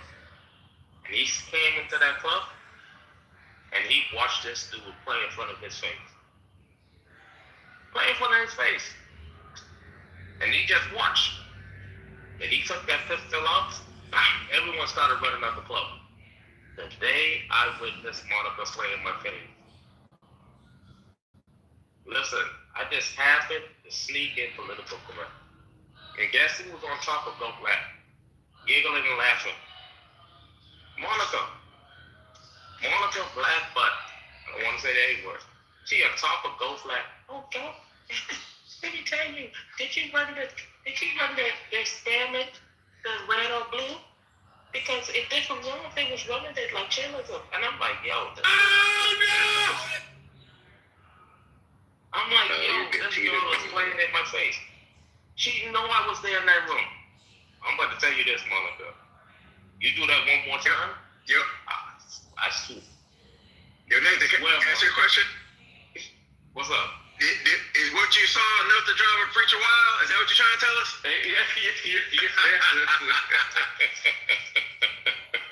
I swear, Monica, it's gonna be me and you. Don't play in my face like that. I said CC down just to teach you a lesson. Don't play in my face like that. Anyone who puts work in on you, that's you. That's me.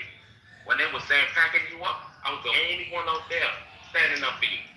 The only one that they standing up for you. I'm telling you, Monica, playing with fire.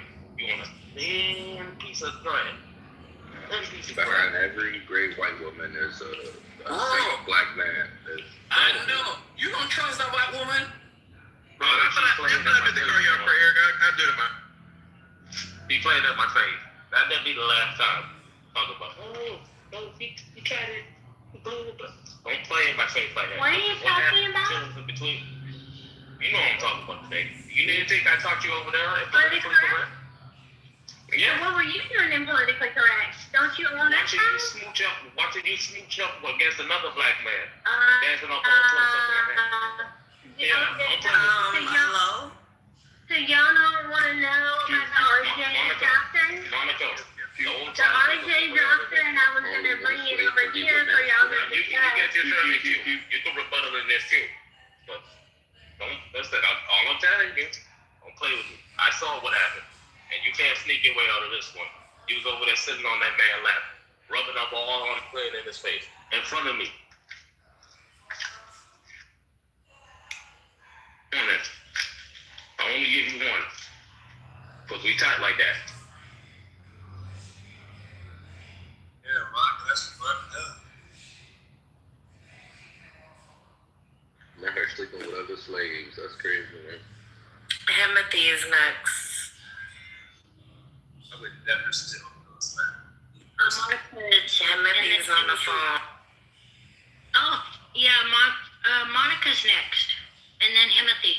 Oh. Let's see. I'm assuming she doesn't want to go. Monica. It's got real life. There's real life in my way. Alright. Okay. Bye, love you. You're hot, like Monica. Alright. Okay, so the RJ doctrine is what they were talking about in politically correct. It was super fascinating. They're like, pay attention to the people that you cannot not respond to. And if someone contributing on a clubhouse stage and you find yourself reaching for the unmute so you can heckle them, harass them, bother them, refute them, annoy them, whatever, those are the people you pay attention to. And you can recognize your behavior and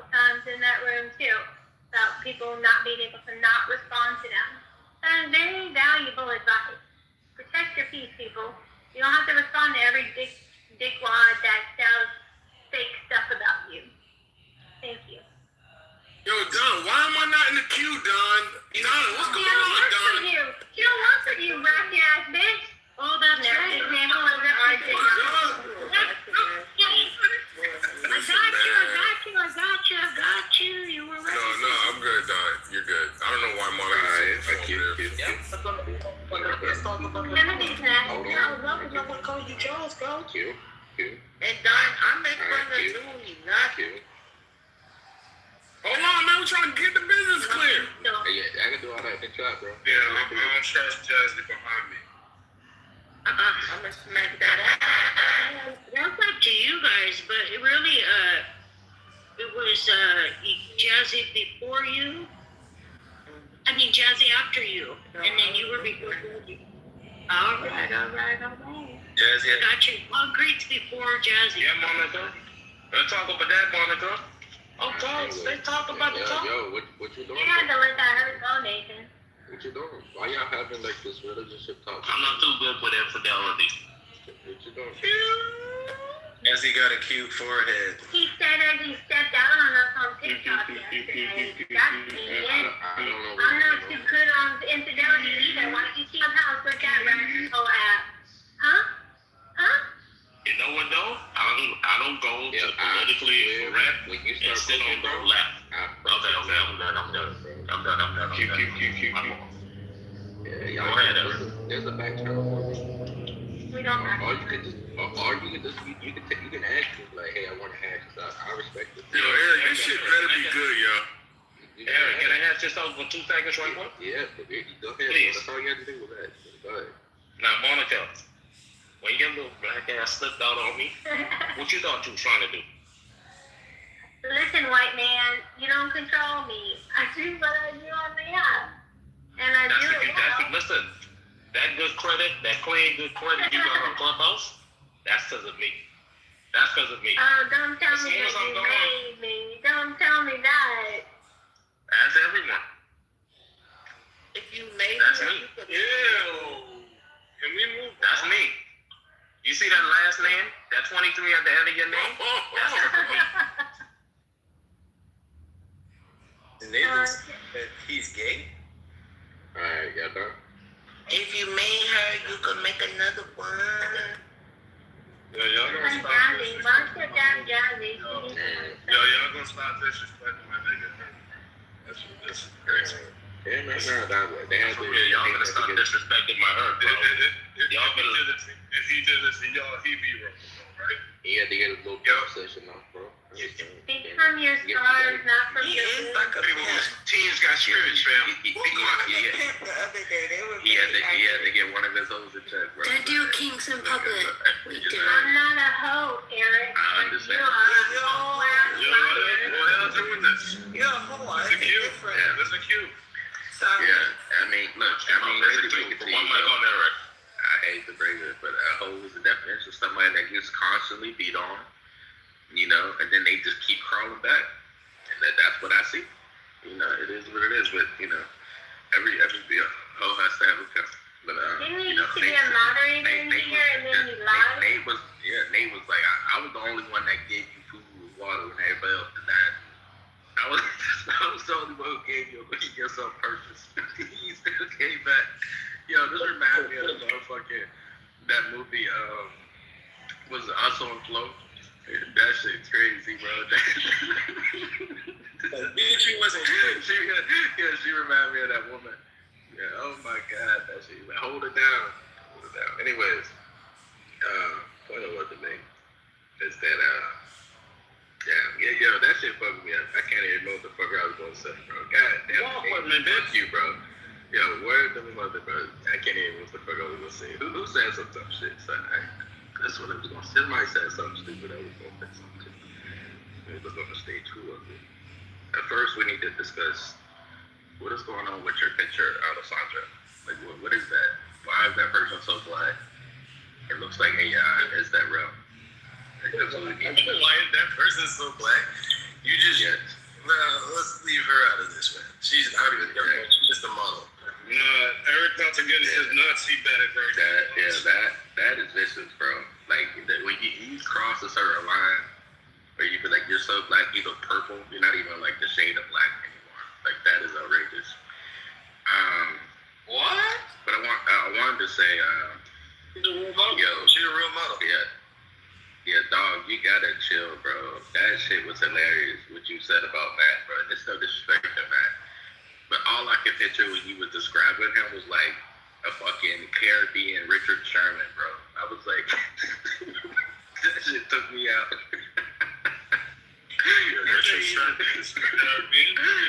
Yeah, that nigga say he's a big dude with dreads. Yo, I can't. I ain't never. Today was by far the funniest day you've ever had, bro. I'm not even hold you. Like it's been a wild one.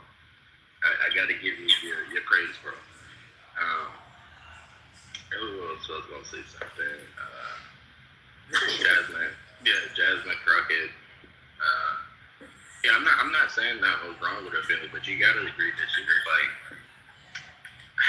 you gotta learn how to turn other cheeks. And this is to like everybody else too, because I heard somebody else say it, I forget what it was, but Finley, when somebody punches you in a professional setting or they disrespect you in a professional setting, the right move isn't to like,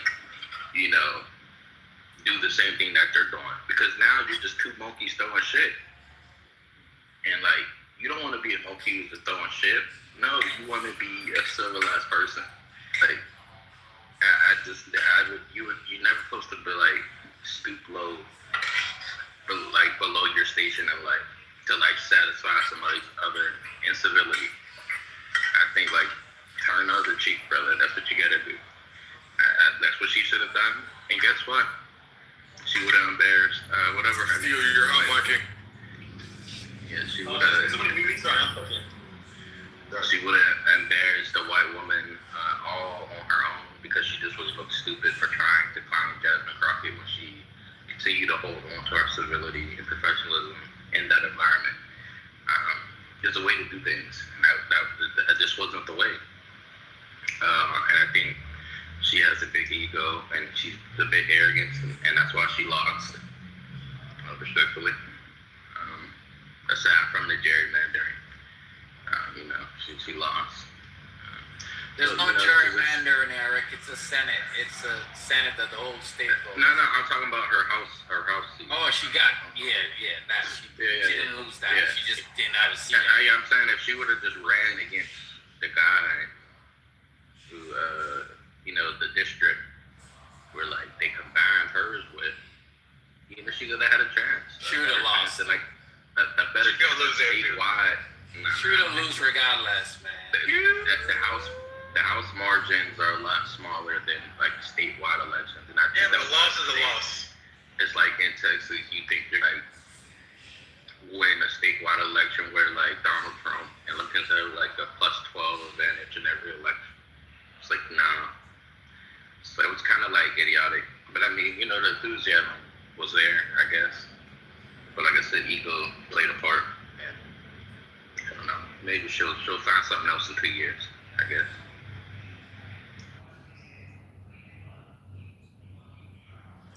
Might go over.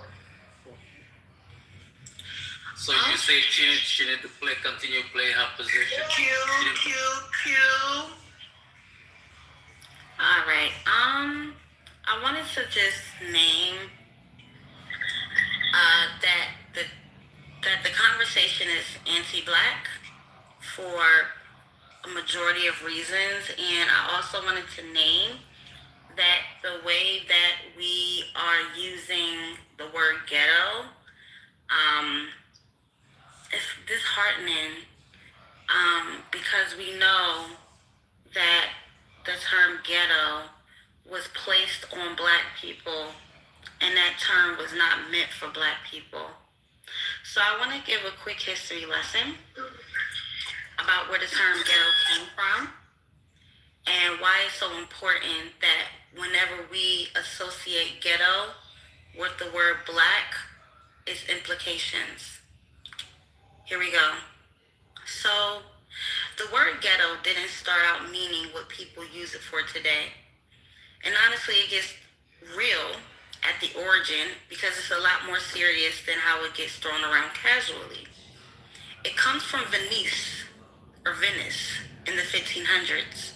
There was a specific area called the Venetian ghetto where Jewish people were forced to live by law. They weren't allowed to live freely throughout the city, and the area was locked up at night. The word ghetto most likely came from the Venetian word Yito, referring to a foundry that used to be there.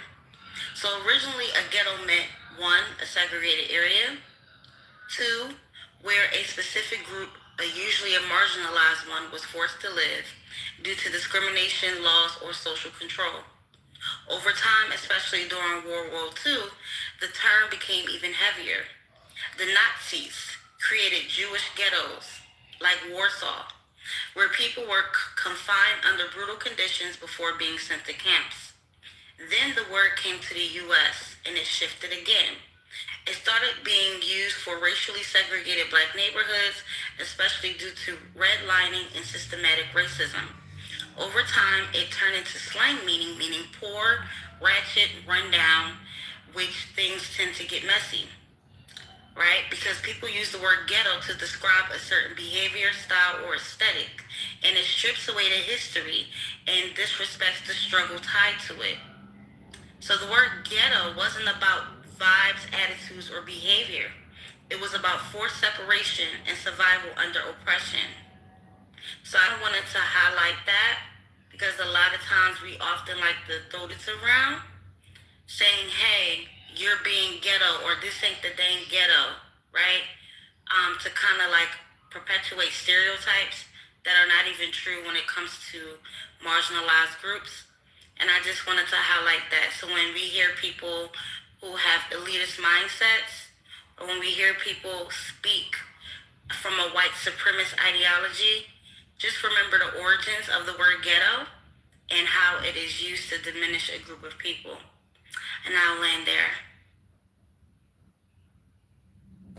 Look on Jesse.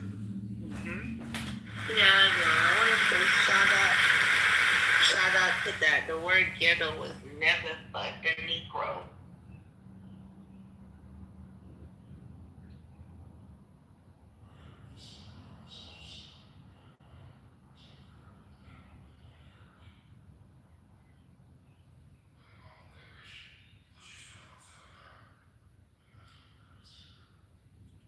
I want everybody to get in a circle.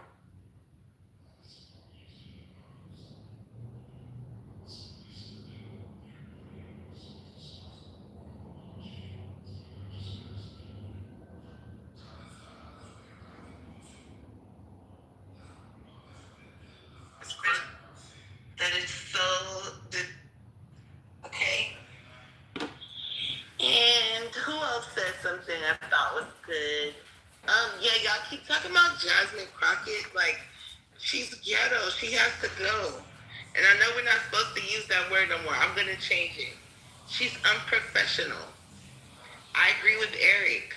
You know, on here, when you guys insult me, I'm going to respond. But in real life, at work and stuff, I would never respond. I'm going to get you in trouble. I'm going to write down what you did on the day you did it. Agent, I don't wear rainbow. Nothing in my closet is for rainbow. Not too much Nice on try, rainbow. though. What Yeah, did there's Jasmine nothing Crockett wrong with do is rainbow for you. unprofessional? I don't wear rainbow. Anyways, Jasmine Crockett is unprofessional, just like a lot of Donald Trump is unprofessional. What's the other guy's name from Louisiana? Senator Kennedy. Unprofessional. Right? Anytime you lose your composure in a State of the Union address, what's the Somali girl name? Ilhan Omar. Unprofessional. That man's up there talking and they're boo. And then Donald Trump responds unprofessionally. Look at them. Look at the Democrat. Look at them. It's all unprofessional. So I can call out other people that aren't black that are very unprofessional in settings that they shouldn't be. Right? What did she do? What did she do that was unprofessional though? Real quick. She argued. Wait, let her answer the question, nigga. All right, go ahead. Go ahead. Oh. You'll be alright, nigga. Yeah, I'm just gonna answer this. Don't ask me nothing else because it's Louis' turn next. Jasmine Crockett argues with people when they tell her she's wearing ugly lashes. Right? I agree. Marjorie Taylor Greene is hello? You want the answer or not? You can't keep talking while I'm talking and expect me to answer a question. I'm on So mute, you know what? man. Fuck it. You go Google what she did that was unprofessional. Back to my point. Who is that talking to me? Past? I was actually gonna tell them to go to your Instagram and look at your shit. But you know what? I'm not gonna do that anymore. I'm not. Yeah, don't go to Past's Instagram and don't look at his stuff. Yeah, don't look at my stuff, please. Okay. Thank you. So I like how she didn't answer. You wouldn't let me. I was on mute. I was on mute that entire time, my nigga. See what I'm saying? Moderators, why is he allowed to talk while I'm talking? Let her go, bro. Run the queue. If you want thank you. To the queue, but run the queue. Thank you so much. So anyways, unprofessional, and yes, someone in the chat said politically incorrect. That's what I meant to use. Politically incorrect. And then y'all talking about she fine. Her wig be sitting at the top of her head. Like a helmet. She has a helmet wig. Oh my God. It's so bad. Y'all be Who's fine, Jazzy? Excuse me. Y'all be rooting for I'm almost done. You root for the wrong black people. Like Jasmine Crockett, LeBron James. All these black losers with the money. When you should be rooting for black people who are helping people at the ground level. They're not doing shit for nobody. They're not doing nothing for nobody. And neither are you. Maybe that's why you like them, because they're an example of what you want to be when you grow up. Someone with money that does nothing for nobody, but talks about everybody else. Right? Right? What the fuck has Jasmine Crockett done? Nothing. The bitch promotes abortion. Hello? That's your last name? Yo, stop it, bro. My last name is not Crockett. And every time you all talk, it's going to prolong the time that I have.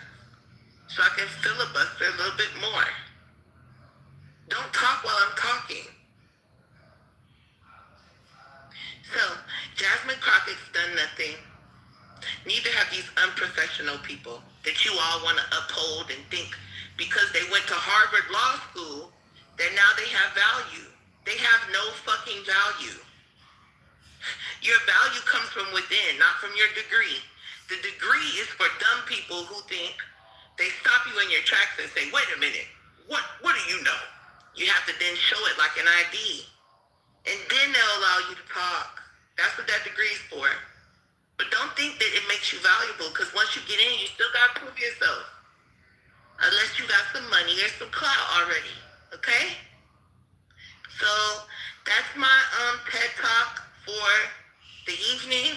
I won't be speaking anymore for the rest of the night, which some of you are probably happy about. Thank God. So, who said that? Let me block you. Who said thank God? That was me. Please block me. Okay, you're blocked. I would love to never be in another. All right. Thank you. It's on Louis. I'm glad you felt so compelled that you had to bring your dumb, bearded ass off the mic. All right? Go ahead, Mr. Louis. Go ahead. No. I'll take care of the reconcrete. Okay, thank you, brother. Let me look at the queue. Voted for Trump talking about professionalism. That's how I'm not professional at all, motherfucker, and I don't gotta be. Come on, I'm not a fucking politician. I'm not a businesswoman. I wasn't talking about you being. So we're gonna have some order here, and anyone who wants to disrupt that order will be moved out. So I'll just say this, kind of go at kind of like what Eric said, and just kind of anyone else who echoed the sentiment of Jasmine Crockett being like ghetto. I kind of like think about like the fathers and like what was their disposition, right? And I actually remember learning about the senator or a congressman. It's under John Adams, and John Adams, he like described him like rude, like blunt to the pointedness, and like he was irreverent, and like I actually like kind of like I just went and looked it up, And like there were like a number of like congressmen like who like in the days of our founders who were just as irreverent and rude and bombastic on the floor. In fact, what's it called? We have Matthew Lyon. I just looked up. Of Vermont got into a fist fight on the House floor in 1798. So this idea of like ghetto, that like ghetto-ness or like like Jasmine Crockett's like willingness to be as vocal as she is, as irreverent as she is like some sort of departure from what it is to be a congresswoman or that's poppycock. Like congressmen have always been Poppycock. kind of poppycock. Yeah, you like that, don't you? Yeah, that was a good he's one. not American. That was a pretty good one, not gonna lie. Q, one mic, please. Thank you. Hey, bro, can you let him talk? Thank Shut you, bro. the fuck up, Concrete. Yeah, shut your fat ass up, bitch ass nigga. Let him talk. I'm gonna just wrap it up right here. Yeah, like that. I think if anything, she's just like maybe like channeling the fucking spirit of our forefathers who like brought the energy in the fucking on the House floor, who like argued their points irreverently and as like loud and as confidently as they want to. I don't know why it's different because it's her. Maybe I don't know. She's black and y'all don't like the accent or like y'all don't like the cadence of her voice. I don't know what the fuck it is, but like she's not doing anything different than like the founding fathers, the very first people who argued on the House floor. She's not any different from those guys. So that's all. Go, Frankie. The founding. All right. Professionalism, college. ML, are you there? ML? How you out of breath already? Oh, come on, bro. Listen, bro.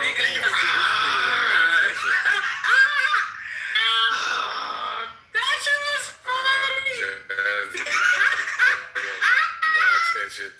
Guys, we got those people in the queue because there are people waiting, and every time you cut people off, it's like you're kind of cutting a bunch of other people off. So please, Hey, come on.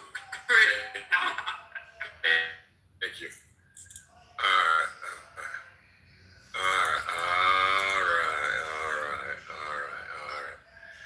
All right, bro. I see. Okay, you're still mad about some prior conversation, and so all right, same thing to you. Jazzy. Hi, Jazzy. Can y'all shoot these niggas? cut some open there, so we just chill. If you want to talk, just add yourself in the queue. We'll let you talk. I wish you did this for me. My Nigerian friend. I was eating fried chickens. All right. Get in the mud, please save me. Please shoot, weird ass nigga. Bro, go, shut up. What's wrong with man? It's weird. Anyway, it's like having a fan club, but these aren't the like happy fans. These are the upset fans, and they're obviously upset for some prior reason or no reason. It's weird. Anyway, I wanted to address something that ML said.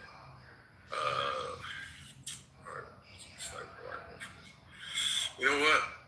That's it. Alright. On my phone. Miss on ML. Is ML here? Can you add me to the queue, bro? If that's good. ML's not Bring here. pass back up. If ML's not here, we'll pass it to Mr. Finley. I can't believe you niggas moved me down for that. That's crazy. That nigga didn't say nothing. Yeah, Just being fat and loud and everybody here. Can I get back in the queue? He gave us all diabetes right there. Can I get in the queue? I don't want you, but you gotta let people talk. Yeah, it's on Mr. Finley right now. We'll mic on Mr. Finley. Can we add pass to the queue? Yeah. Yeah, I'm putting him in the queue. Can you throw Let me get back in. Can you put me? Right behind him. wanted to get in real life, my boy. He's not in close. No. I just He went did to my captions on. He said, "Can you put me right behind you?" I saw it. No. Hey, Concrete, you done? I'm back. Can you please throw me on the end, Louis? I don't know. So I'm trying to figure out. Can I get my trying to Q figure spot out. back? I'm trying to figure out. Oh, yeah, so you got it? I think I got it. Like I got it currently, unless I'm missing any. I think, Yeah, me. I think, ML, did you come back? ML, Yeah, I'm back. I'm not. Yeah, he was next. Go ahead, ML. I'll go after you. I was at. So Concrete, what you wanted to say to me? By the way, you already missed your opportunity. But the point here being that I want to very much clarify about how people act in certain environments and how they choose to measure themselves, especially to display certain decorum based on the environment, and how people get out of their skin. There's certain people that really puts people out of their skin. And you guys might say Jasmine, although I didn't support Jasmine Crockett when she decided to run for high office Senate, because I just don't think she was electable in Texas. She would have been an upset for the Republicans would have loved for her to win. And we needed a male, a white boy to run in Texas, because we know how the racists be racist in Texas. But the point here being is that you guys keep harping on the fact that she is unprofessional. And you talk about somebody who works in a professional setting. I've always worked in confined, where there are a lot of constraints on how.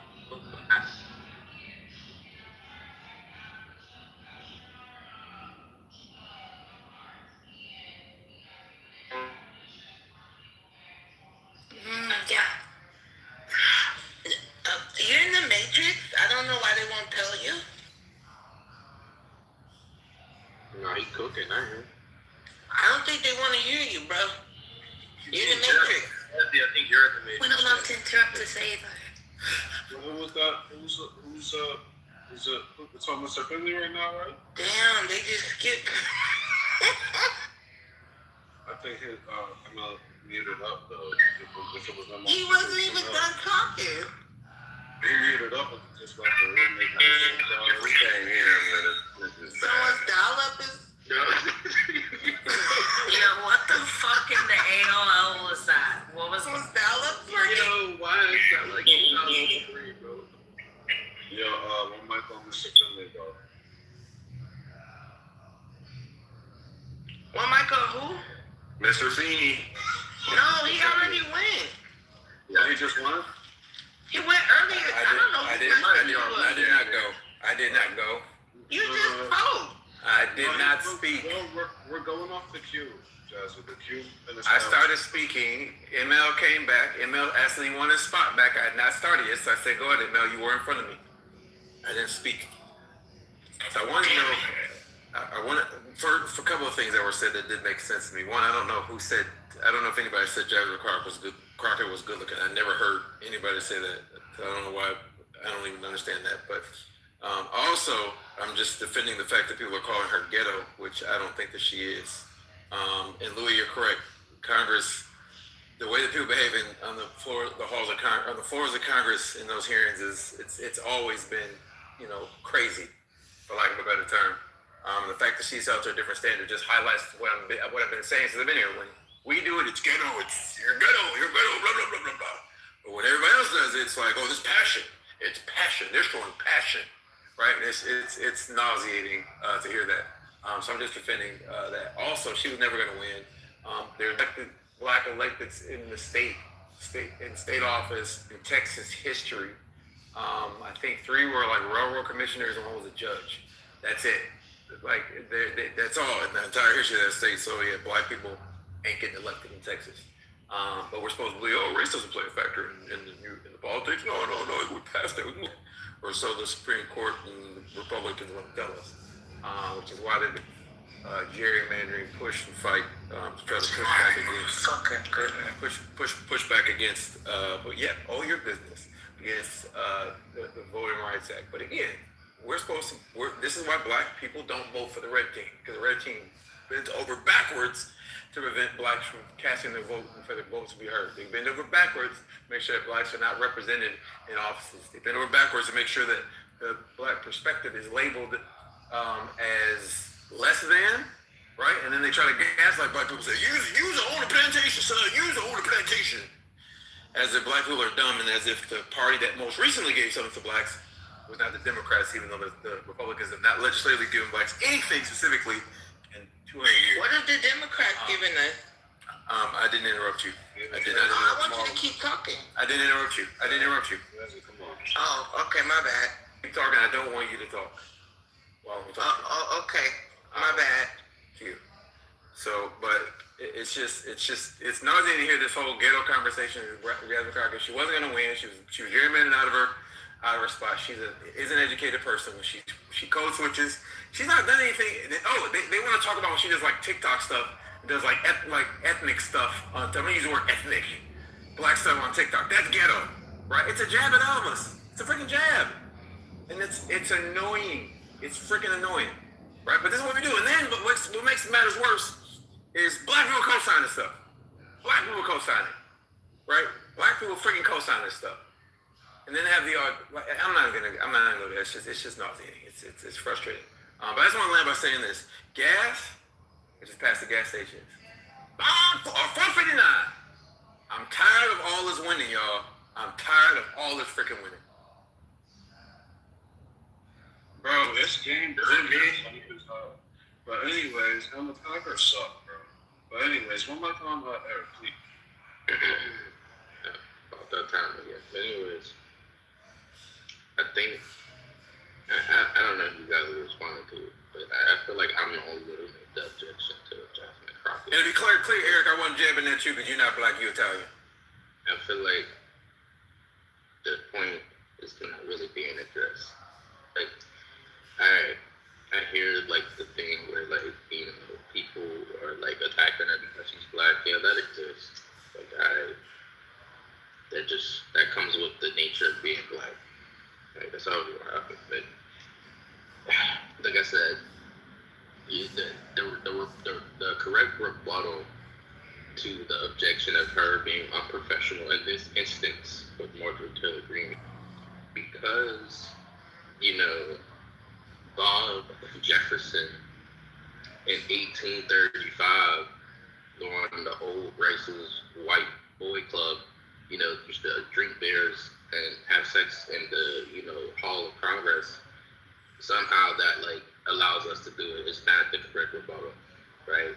What I'm saying is, as a certain demographic of people who are already associated with like negative stereotypes, you gotta have a certain level of class. Don't prove the people right. So like when one person starts throwing shit, like I said, the correct response is, hey, I'm gonna throw shit too. Because now both of you are just two niggas throwing shit, right? The correct thing to do is let the white woman embarrass herself, which she did, right? And you stay the classy one, and they can't say anything about you because you were the one who stayed professional. You kept your cool. But instead, it sounds like to me, a lot of people want to like excuse unprofessional behavior as like some sort of like self-fulfillment or like righteous revenge for like the black community or something, and that's just like retarded to me. So like that's not how you win, right? Getting your knees dirty to like fight back against like systemic racism and like, you know, racist stereotypes against black people is not stooping down to other like people's levels. It's like staying above water, right? Being better than them. And being better, does that mean like these people the same way that they confronted you? Being the model Negro is never gonna win here. It'll never win, fam. Yeah, that was some respectability politics stuff. We could tap into that, but there's a good submission. What might gonna pass, please? Yeah, I think good submission is debatable, but yeah, I think that this idea about professionalism, first of all, professionalism and political correctness are not the same things. They're kind of not even a little bit the same things. They're totally different things. I don't really see anything that she's ever done as unprofessional. I'm not a big fan of Jasmine Crockett. For other reasons, I don't love what she said about Israel. And you know, she kind of just seems like a bourgeoisie, just status quo Democrat, to be honest with you. She's all right. But to say that to single out her behavior, it's exactly like Finley said, though. It's a different standard for black people. When we see, white people have been passionate, yelling, even fighting on the Congress and Senate and things like that. It's happened for many years. All of a sudden, there is a hyper focus on this black woman. And it is fucking weird. And to be honest with you, if you're not seeing the anti-blackness of it, you're probably just either not paying attention, you're either racist yourself a little bit, or you're just stupid. All three of those are also, it's also possible to be all three. Yeah, I mean, the other thing is that to what you were saying about like Republicans, Democrats, somebody saying, what have Democrats done for black people? That's the wrong question to be asking. We live in a two-party system. There's one party that is actively trying to take people's rights away. The Voting Rights Act just happened yesterday. If you still are confused about which party is trying to fucking kill us, there's something wrong with you. And this is coming from a person that's not a fan of either Democrats or Republican. Just dealing with what we have to deal with. If you, like, honestly, if you're looking at the Voting Rights Act, which every Republican voted, like, to overturn, you're a fucking moron. There's only one party that is trying to get rid of black history, that is trying to put up statues of racists, slave owners, things like that, trying to institute the Confederate flag, but wants to get rid of black history in institutions like the Navy and other places like that. You've got to be fucking retarded a little bit, especially if you're black, to think that the Republicans are the ones that are gonna save us. They want to kill everybody except for the rich. That's all I gotta say. But yeah, the conversation about autism is very weird, very stupid. And if you're conflating political correctness with professionalism, you just probably shouldn't talk on subjects like this in the future until you read more books. Who's next in the queue?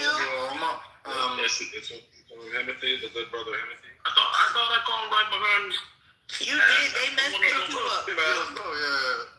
Nathan's supposed to be before you. Bro, I called right behind him, bro.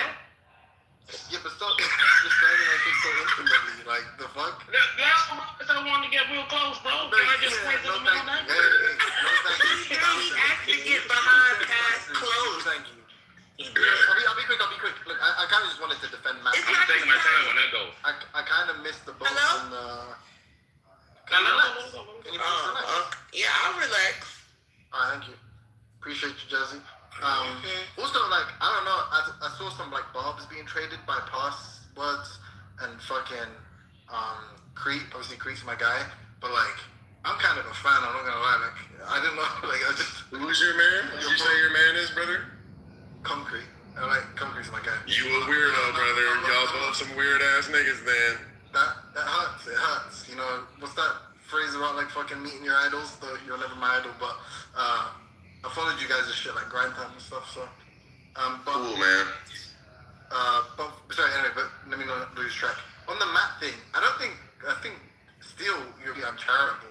I don't think what Matt was doing was just, like, appealing to troll. I think he was saying, look, there is an aspect of, quote-unquote, you know, ghetto behavior that basically picks out ignorant, or, like, you know, the kind of behavior that violates social norms, that kind of behavior. And he was saying, like, that's how he was accusing people of behaving like that. I don't think what he was saying is like, oh, you sound like impoverished black people, and all of the kind of tropes that are designed to kind of exclude black people, demonize them. I don't think that was I think that was his critique, right? And I think we can just all agree that, like, ignorant behavior, it doesn't need to be, clearly the term ghetto is, like, very loaded, right? You know, historically it's used to sort of disparage Jewish people or to ostracize Jewish people, and then now it's basically all minority groups, but in America specifically is kind of used to denigrate black people. I don't think, if he says ghetto, I assume, I would imagine a charitable interpretation of what he's saying is you're behaving ignorantly, as opposed to like you're being black people. So you pointing out like he has dreads or whatever it was that you said, I don't know if still in the room, that seemed like a really kind of like uncharitable interpretation of what he was saying. And I get it, it's like a witch hunt. Everyone's got their pitchforks out for Matt for some reason today. And it's all, everyone's like blicked up against each other. But yeah, clearly Matt isn't like a racist, like isn't, well, maybe against Jewish people, I don't know. But he's clearly not like racially antagonizing black people. I think what he was just trying to say was he was using that term almost interchangeably with just ignorant behavior. I think we can all agree that unfortunately, maybe it's more prevalent amongst impoverished, like sort of minority communities. I doubt it, but just for the sake of argument, some minority groups do have kind of like, ignorant there are ignorant sort of customs or aspects to their culture. I don't think that will beyond being criticized, right? And that's it. Right, all right. Can I get up in there now? Is that okay? Chill, bro. The boogies are.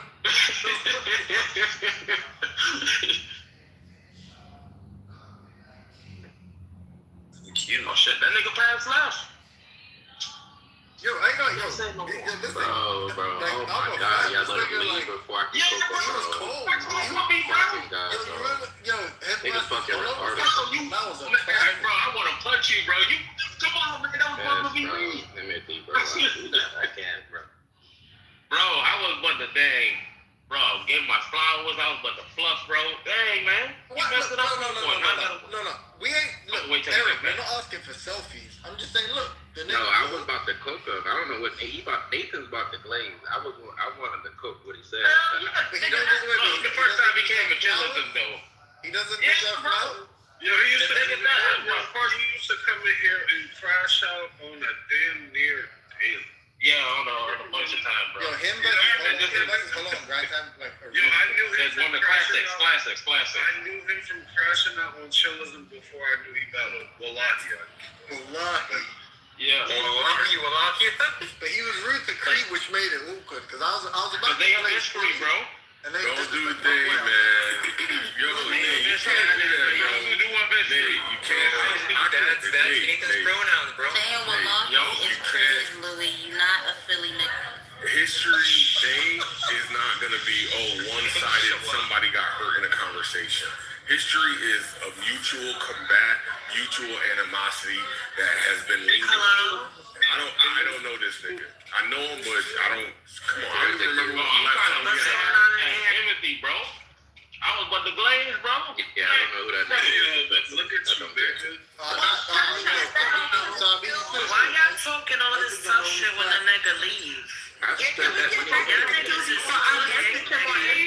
Y'all niggas is Bro, listen, I had a whole, I prepared a whole speech, bro. I looked up a whole, damn, what happened to that whole, Nathan? Yo, but Nate, hold on. Bro, I had a whole speech. I looked up his record, bro. What the fuck, you doubting? Nah, but Nate, Hollow cooked him in there. That's not Nathan's a doctor. that was cold, but I was like, Bro, hey, listen, I'll tell you this, though. But back then, bro, Path was like, Path and Hollow's like, only like black grind time battle rappers, bro. Everyone else was Path, bro.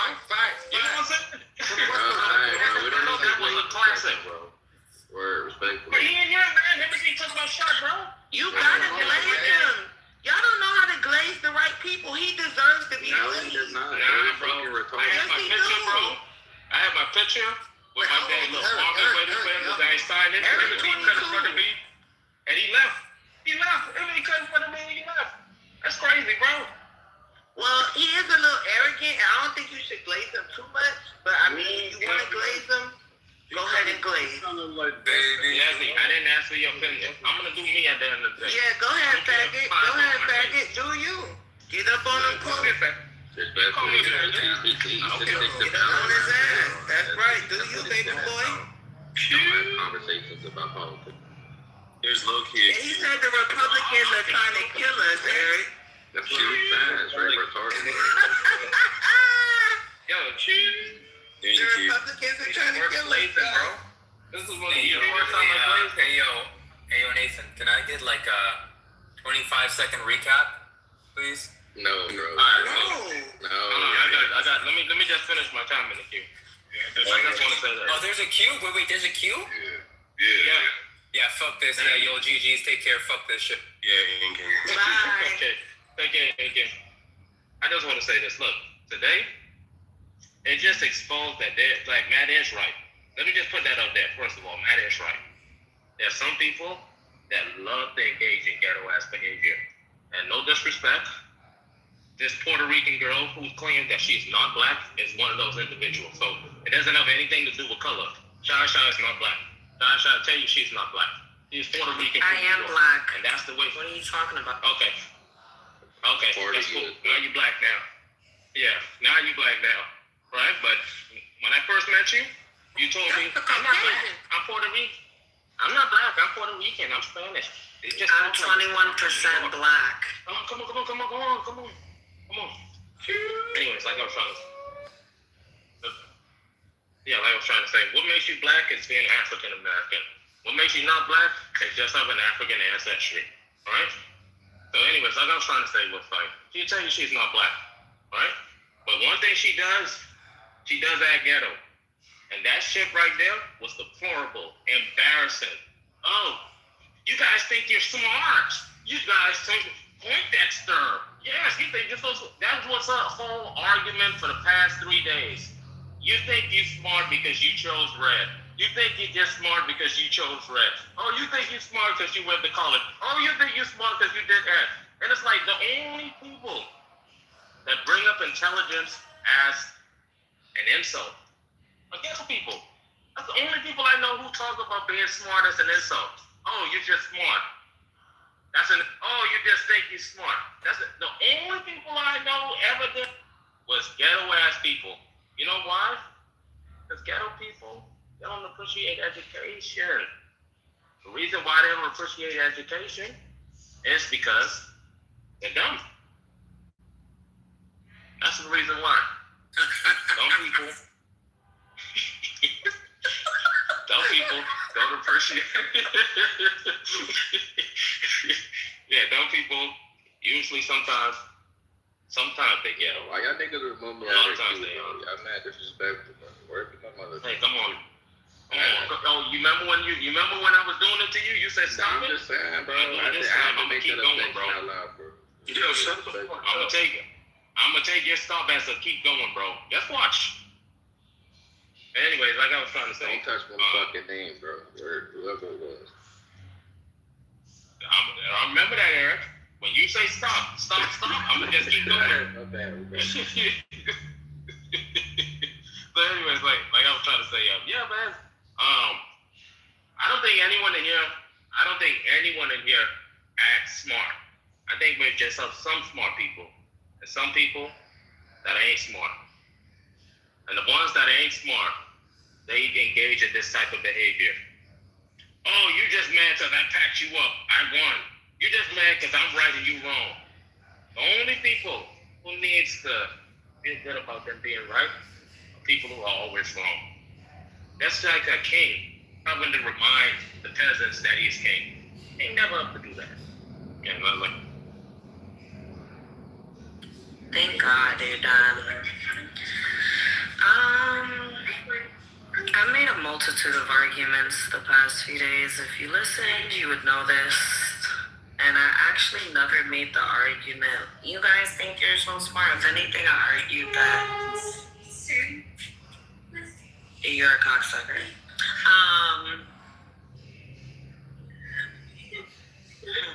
I feel like it's ghetto to not concede to a point when you know you've been wrong as fuck for hours or days in this room.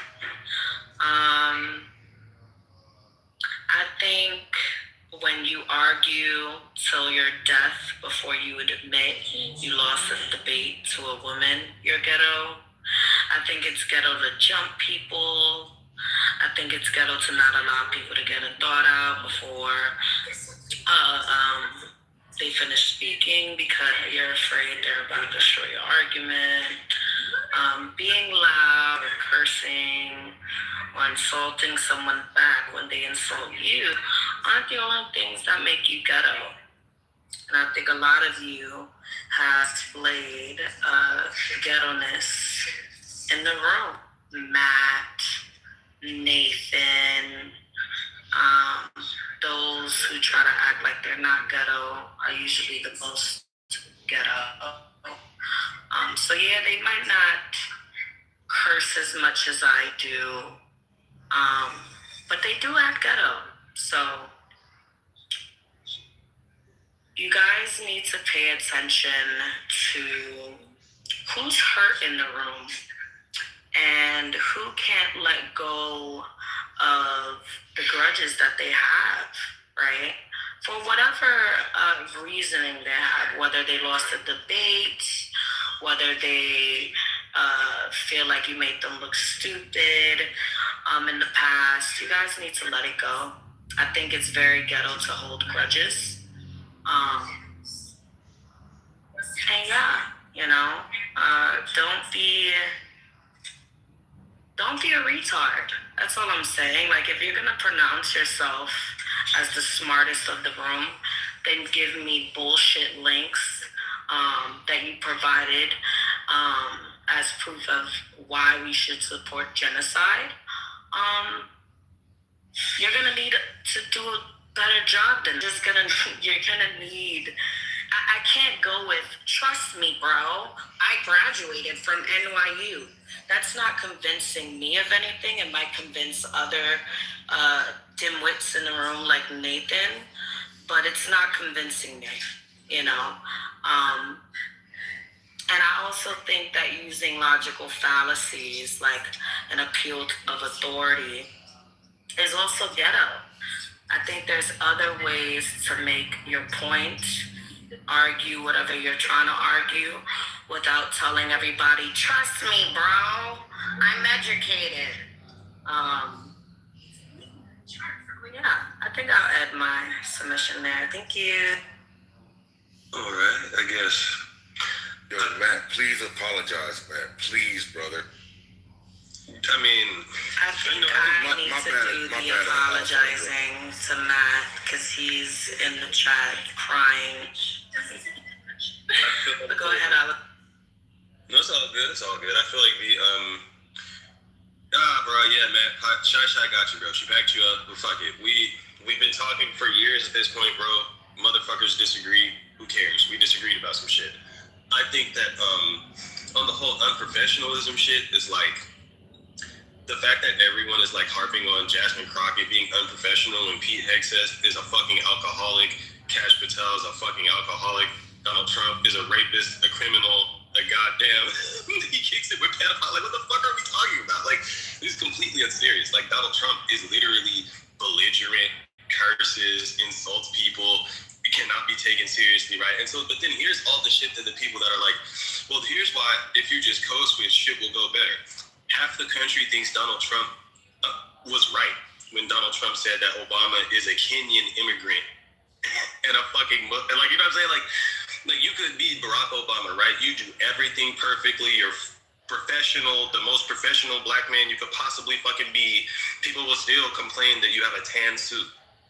Or they'll fucking like half the country literally thinks Obama's the worst president ever and he's responsible for all the bullshit that Trump has to fix, right? So it's like, you could be the most professional black man who came to work and did everything that you were supposed to do, but just because you're black, bro, there's nothing that you can do. You could be the fucking president, but we just don't like the color of your fucking suit. And a matter of fact, you're Barack Hussein Obama. You're from Kenya. You're not even a fucking American. You see what I'm saying? So it's like this notion that like this shit is just deeply unserious. Like criticizing Jasmine Crockett when like they complain about DEI. Okay, so you fired a bunch of black people and women and you replaced them with like alcoholic white boys that don't know what the fuck they're doing. This whole shit is completely unserious. I don't know. I said that it replaced Crockett, and she never won an election. I'm not. Cute. Okay, so since you guys love to do chat ChatGPT, I did ChatGPT.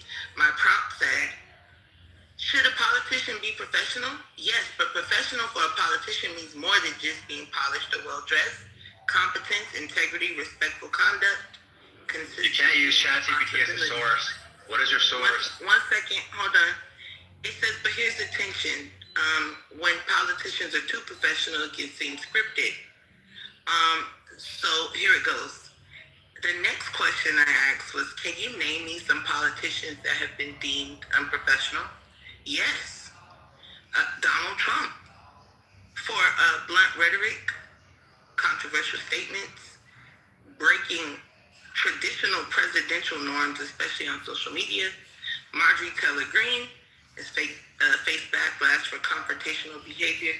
And Anthony Weiner, his career was derailed by scandals involving inappropriate online behavior, widely seen as unprofessional and unethical, right? So I said all that to say you do have to have a certain level of professionalism. I did say earlier, I don't know if you heard me, I brought up Marjorie Taylor Greene as being ghetto and unprofessional, right? If we're going to use the word synonymously. I brought up Donald Trump. But I also want to bring up something very interesting. Jasmine Crockett made a statement about Mexican jobs, and she faced a lot of backlash for it. She said, we need immigrant labor because y'all not going to do it. We're done picking cotton. You can't pay us enough to find a plantation. I had to go around the country educating people about what immigrants do for this country and the fact that we are a country of immigrants, right? We need these people pretty much, in her eyes, to keep up the picking the cotton. And as someone whose family probably picked cotton, I don't support anybody coming here to pick cotton, right? We are producing a new slave population with these immigrants. And the fact that she's allowed to say it, but when Donald Trump says, who's going to clean the hotels? Racist! He's a racist! But Jasmine Crockett, because she's black, because her wig is hanging off her head, and because she can roll her neck, she can say whatever the fuck she wants to say, right? That's the part where you lose me. This isn't really about nothing except y'all just hate certain people. And I don't subscribe to selective hate. You have to have a certain level of decorum. Them niggas that was fighting in the 1700s, off with them too. Ghetto ass white people. What's the problem? If we can call out Jasmine Crockett and call out Donald Trump and call out other people for making controversial statements, what's the problem? We're not just calling out Jasmine Crockett. I'm not. I don't know about anyone else. But aside from that, Alessandra, I want you to look up Barry Soetoro and tell me what you find. You're going to find a nigga named Barack Obama. He was not born in America, period. So Donald Trump wasn't lying. He just wasn't born in Kenya. He's born in Indonesia. Also, I want to say this. That's not just a black man. His mom is white. So to call him a black man is very much like lessening who he is. He's black and he's white. He's mixed. Obama's a mixed man. Okay? Also, what Alessandro said made zero fucking sense. I can't even repeat anything he said besides the Obama point because it was just a bunch of shit. Are we serious? Are we really going to make people uphold the standard? Yeah, because y'all want Trump to uphold the standard, nigga. So if he got to uphold the standard, nigga, all them people sitting up there in office must uphold the same standard. You don't get to call the kettle black, Alessandro, right? You want Trump to be good. You want everyone else to be good. So Jasmine Crockett got to be good too with her fucking horrible wig wearing ass. Is there anything else I want to say? The Republicans are not trying to kill us. To that retard that said that. Agent, I pay for my own health care. Republicans can't take my health care away. Okay? They can't. And that's another trope that you niggas use. They cut the budget so people couldn't do fraud anymore. In Florida alone, there was $56 million in subsidy fraud. Money they stole that didn't go to anybody's health care.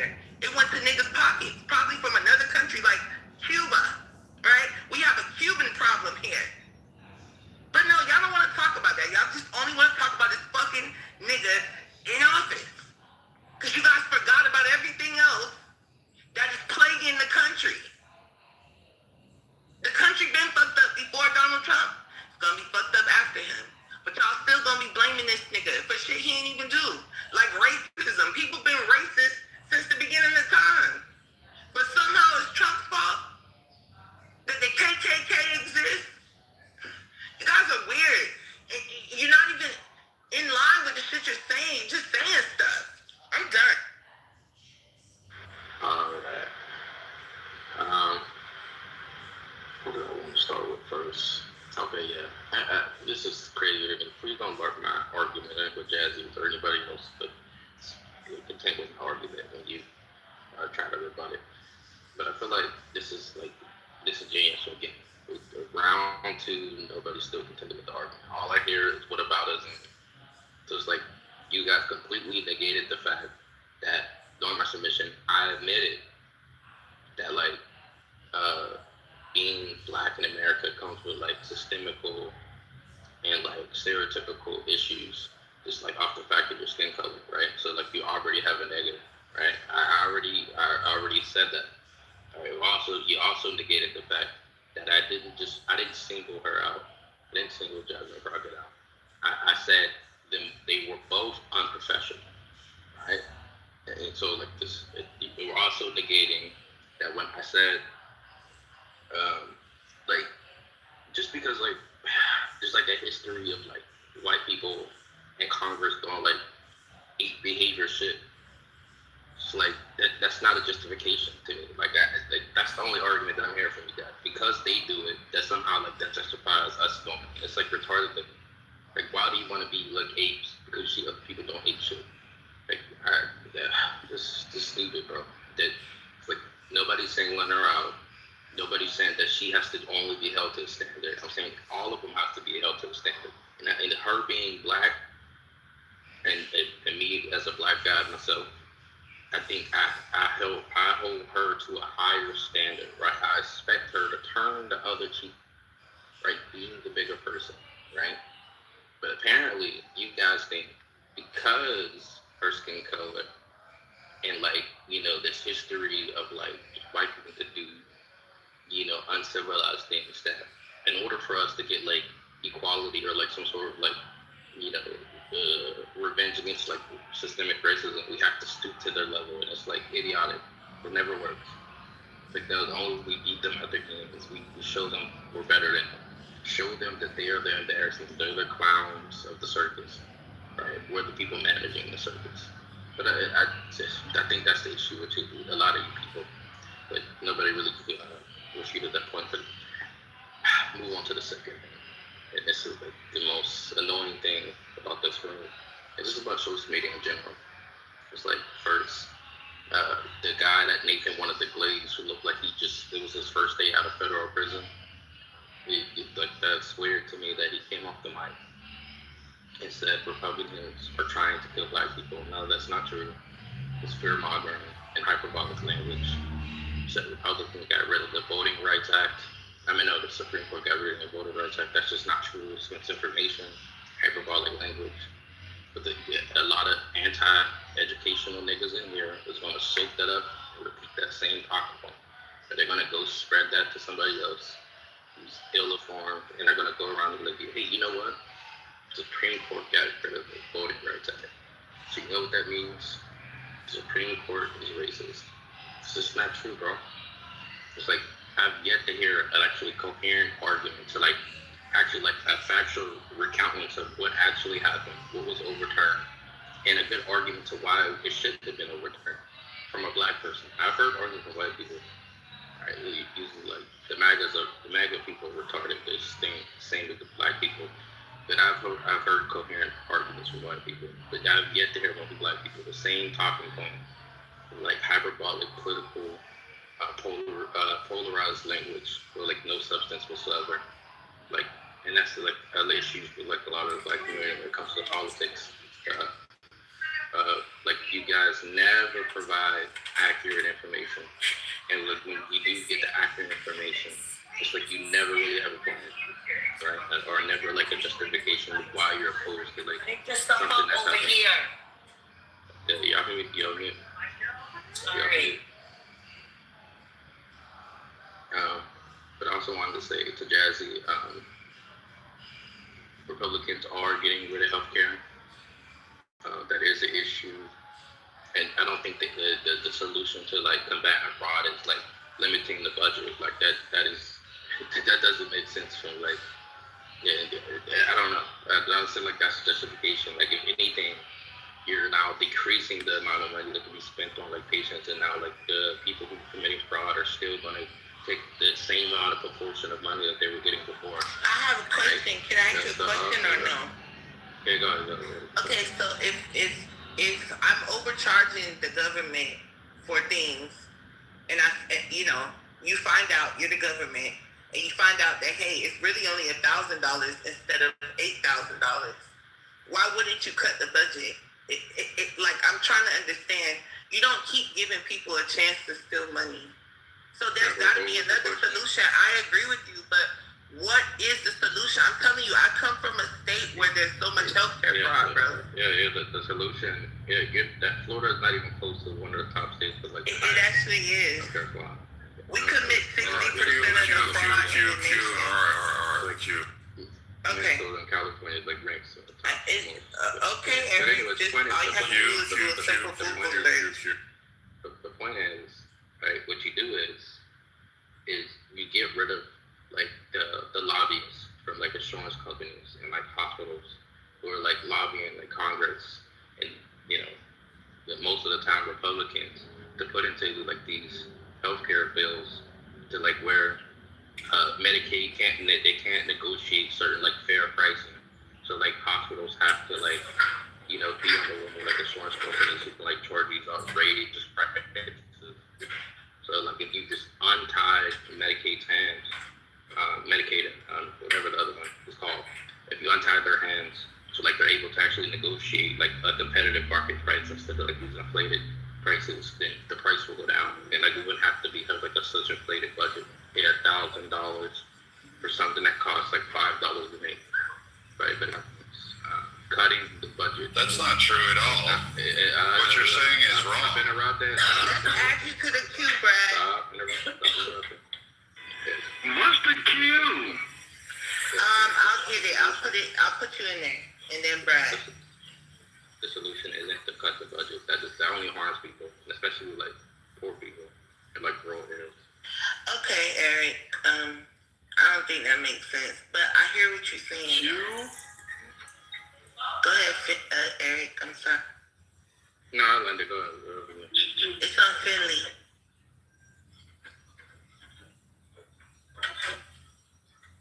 All right.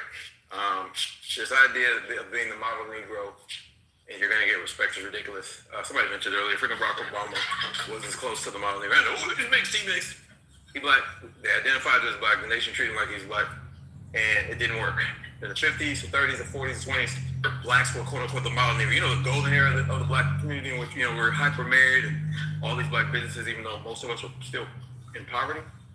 We're the model Negro then, and we're still viewed as violent, immoral, evil. This is why poor whites were convinced they don't want to be around. Actually, I say whites. They were convinced they don't want to be around us. So the whites are racist, which at the time was probably the majority of the country. This is why they were convinced, because of the propaganda painting us as such. Movies such as Birth of a Nation, right? We still run with these dumb tropes. We still run with the dumb argument. It's the music.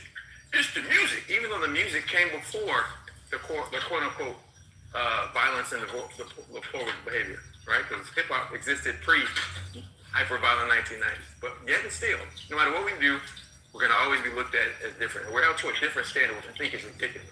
When she behaves like a typical Congress person, she's ghetto, she's bad, she's rude, she's, you know what I'm saying? When that's how Congress people behave, it's politics. There's a lot of theatrics. There's a lot of showmanship in politics. There's a lot of posturing in politics. It's what it is, especially amongst Congress, right? And the same voters, this is where this is the problem. The same voters are not saying Jasmine is ghetto and the president's ghetto. They're not saying that. They're saying he speaks the truth. He tells it like it is. They don't like a straight shooter. Right? Those are the same people saying that she's ghetto. Those are the same people. The people criticizing her are criticizing Margaret Taylor. Crockett is drawing all the criticism. Why? Because we're held to a different freaking standard. The blacks that have been in freaking corporate America, you know this to be a freaking fact.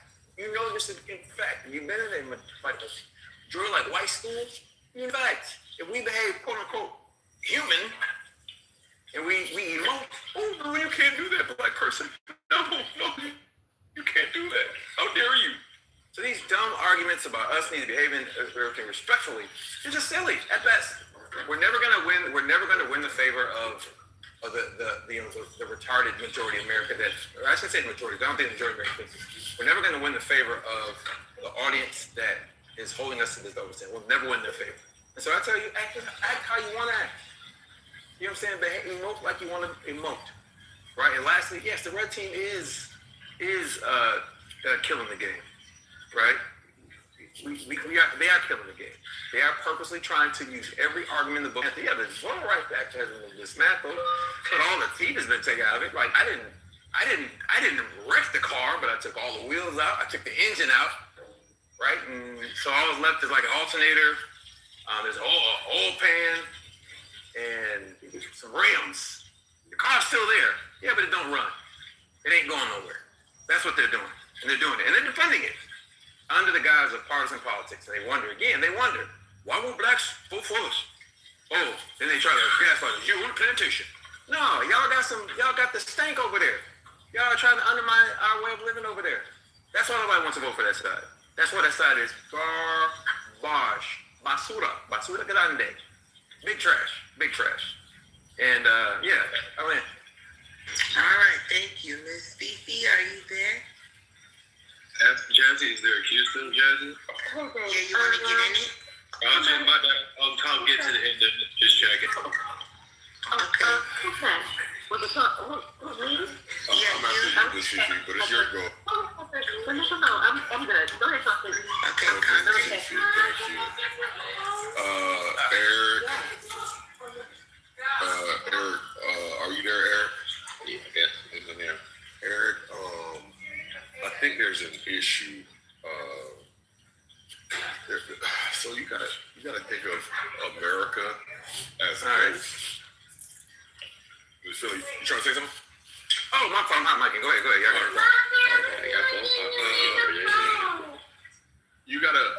Eric, you gotta think of America. Mute, baby girl. Has somebody muted him? Louis, Don. Hello. Oh, okay. Oh, yo, don't talk to me like Get back in the kitchen. My bad. Thank you. Where was I? America is both a business and a family, right? America has internal issues and external issues. America has to keep the lights on. America has to pay off its existing debt. And it needs to be able to incur more debt, right? So if you look at America as a person with an existing credit line, they always need access to more credit, and they have an income, you would see why you can't go lower in terms of GDP. You can't go lower in terms of these industries and their value, right? So you want to attack healthcare? No, you cannot. You want to attack insurance companies? No, you cannot. Why? Because both of those industries are substantial portions of our GDP. Both of those industries lend to the investability of America. If we want to attract Saudi money, if we want to attract Japanese money, if we want to attract South American cartel money, we have to produce return on investment. Our GDP needs to show that it's strong. It needs to always grow. And assets, real estate, companies, they need to always be growing. You can't have a contraction in the healthcare industry of any substantial amount, because that will affect our GDP. And if our GDP looks like it's being too negatively affected, they call that a recession. When America looks like it's in a recession, people don't want to invest in us. They're going to take their money elsewhere. So it's basically you're asking for America to look out for the citizenry directly, but they're saying, no, we have to look out for you indirectly. We can't fuck with the system, but we can keep you protected. We can't fuck with the system, but we can give you a sense of superiority, right? Which is going to be like an emotional value, a psychological value. I don't know. I don't know if it's sinking in, but you really can't mess with these things, right? You may not believe it.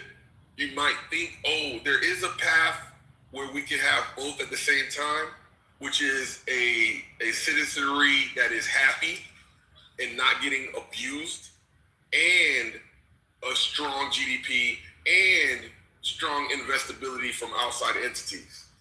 It's not. You can't have it all. And so what and this is not new. They decided a long time ago that they were going to opt for investability. They were going to opt for strong military. They were going to opt for just everything that is nation building, right? As opposed to people building. I mean, we can look at our education system. That's been dumbed down for a reason. We can look at our family system. That's been watered down for a reason. It's like, bro, America, like, the more you realize it, the more you realize everything really is by design. And I understand. Okay. I understand how we all fall victim to the theater. And when people say both sides are the same, both sides are ineffective, it's like we feel it intuitively. There's a lot of things we can point to empirically. Should I show your home, Black King? It's the fucking war on my phone. It keeps on micing me. I forgive you. Is my mic working? You hear me? Hello? Yeah. Anyway, Duh. so, all right, Jazzy. I'm sorry. Go ahead. All right, Jazzy. So, unfortunately, it is, I think politics is another form of distraction and entertainment. It feels like you're doing something. And look, we can point to all parties, all presidents for the last fucking 5-6 administrations, and how the substantive things have not been done. And yet we're still out here nation building. We're still out here going to other countries and pilfering and 20-year wars and billions of dollars spent. All of that feeds into keeping the status quo the way it is. And so I don't think we're gonna stop talking about the politics, but the big changes there, impossible. You can't move it. You can't lower the GDP. Can't. Yeah, motherfucker. Who's next to the goddamn line? I think it's gonna call this me. Hey y'all. What's today, damn it? Tuesday. Happy Tuesday. To touch on a little bit of what Eric was touching on earlier in regards to the Voting Rights Act, he would be correct in saying that the act itself is not like dismantled. This is the ruling that the Supreme Court, that effect of the ruling that the Supreme Court did. The Supreme Court didn't rule on the Voting Rights Act itself. It ruled on a case that was brought to them from a Louisiana map to where a parish in Louisiana was predominantly black, and the congressional map that was drawn to reflect the demographic of that parish was making a second black, I guess, district on the Louisiana congressional map. And so with that being said, being that, black people represent like 1/3 of the freaking state, it didn't make sense for them to only have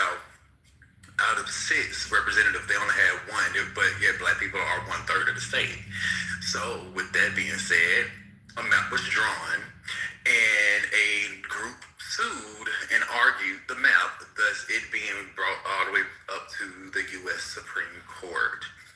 And of course, with the current conservative U.S. Supreme Court, the U.S. Supreme Court basically said that Section 2, they were drawing them out because of Section 2 of the Voting Rights Act. And that's the case that they were using, and that's the using for the Supreme Court case. And so Supreme Court, the conservative Supreme Court basically said it weakened Section 2 of the Voting Rights Act, because Section 2 of the Voting Rights Act basically said that states cannot basically dilute, like do practices that would dilute black votes or black and minority votes. And the ruling of the Supreme Court basically said that they can't rely solely on race and have to prove intentional racism, which is absolutely disingenuous to the whole reason why the map had to be drawn up in the first place, because Louisiana was one of the states, especially during Jim Crow South era, Southern Jim Crow era, that participated and actively participated in racial gerrymandering that specifically targeted black voters within that state.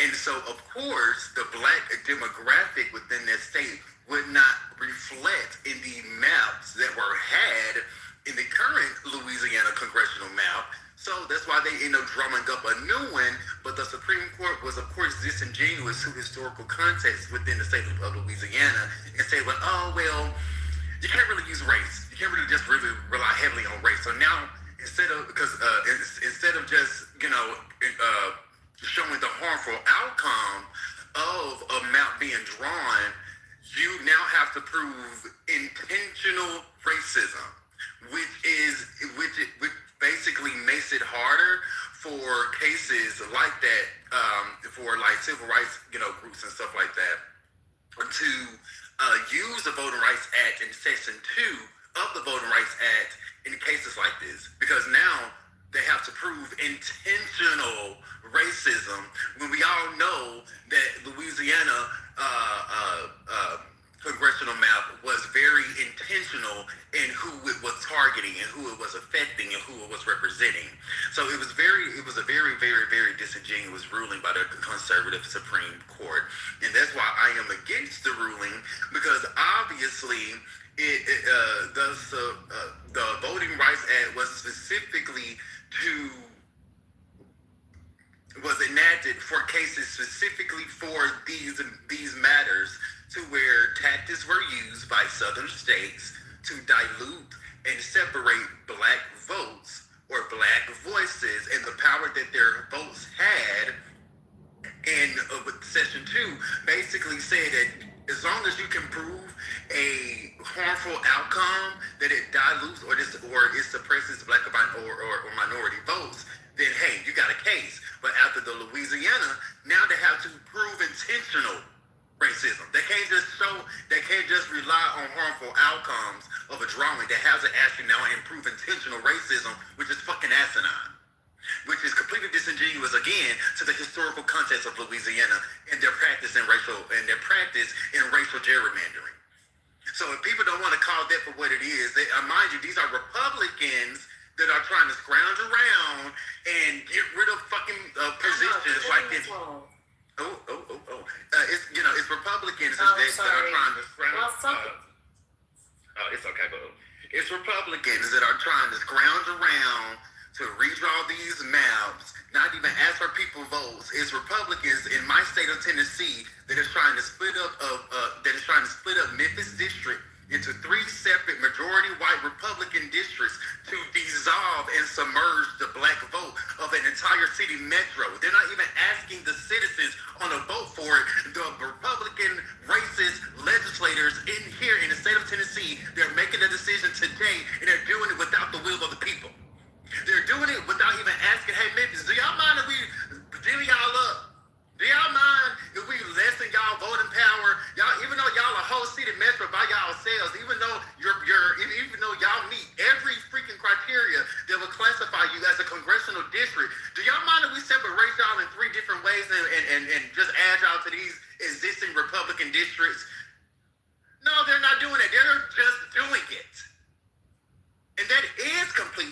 unconstitutional, and it will be challenged because it meets every criteria. Mind you, Memphis ain't just a regular city. Memphis shows historical pattern of racial suppression, especially being the city that Martin Luther King was assassinated at. So that is going to hold up in court. Historical context do hold up in court. Unfortunately, the context didn't hold up for the Louisiana case, but Memphis is a completely different city that has a completely different historical significance in its own history in our nation. So, and I'm very passionate. I've got an undergrad for this type of stuff, for civil studies and the undermining of certain acts and civil acts and stuff like that. I care about my city of Memphis. I care about the fact that my people in the city and the people within my city can get to pick and choose their own representatives and not have their representatives located all the way in Central Tennessee that don't even need their votes. That's freaking ridiculous. So, and it's only Republicans that are doing it that way. And if y'all can be Republican all day long, but please call the bullshit of your own party out. Don't just sit there and lollygag and act like it's not fucking happening. This shit is happening in real time. They're literally trying to go back to the maps, damn near back to Jim Crow era maps. The whole reason why the Voting Rights Act had to be enacted in the first place. So if anything, please call your Republican senators and representatives and tell them to stop doing the bullshit the way that they are. Stop it. It's always a pivot. It is always a deflection. It is always a very dismissive tactic when we talk about racial gerrymandering and the tactics that are being used by Republican lawmakers currently, today, right now, at this very moment. They're literally trying to set us back 60 to 80 years. So with that being said, we need to call it for what it is. I'm Democrat. I can always call out, but I ain't going to technically say I'm Democrat because, I'm American before I'm Democrat, you know what I'm saying? And, I'm never afraid to call out the party that I mainly vote for. I'm never afraid to call them out on their bullshit. And I'm also never going to be afraid to call anyone else out on their bullshit.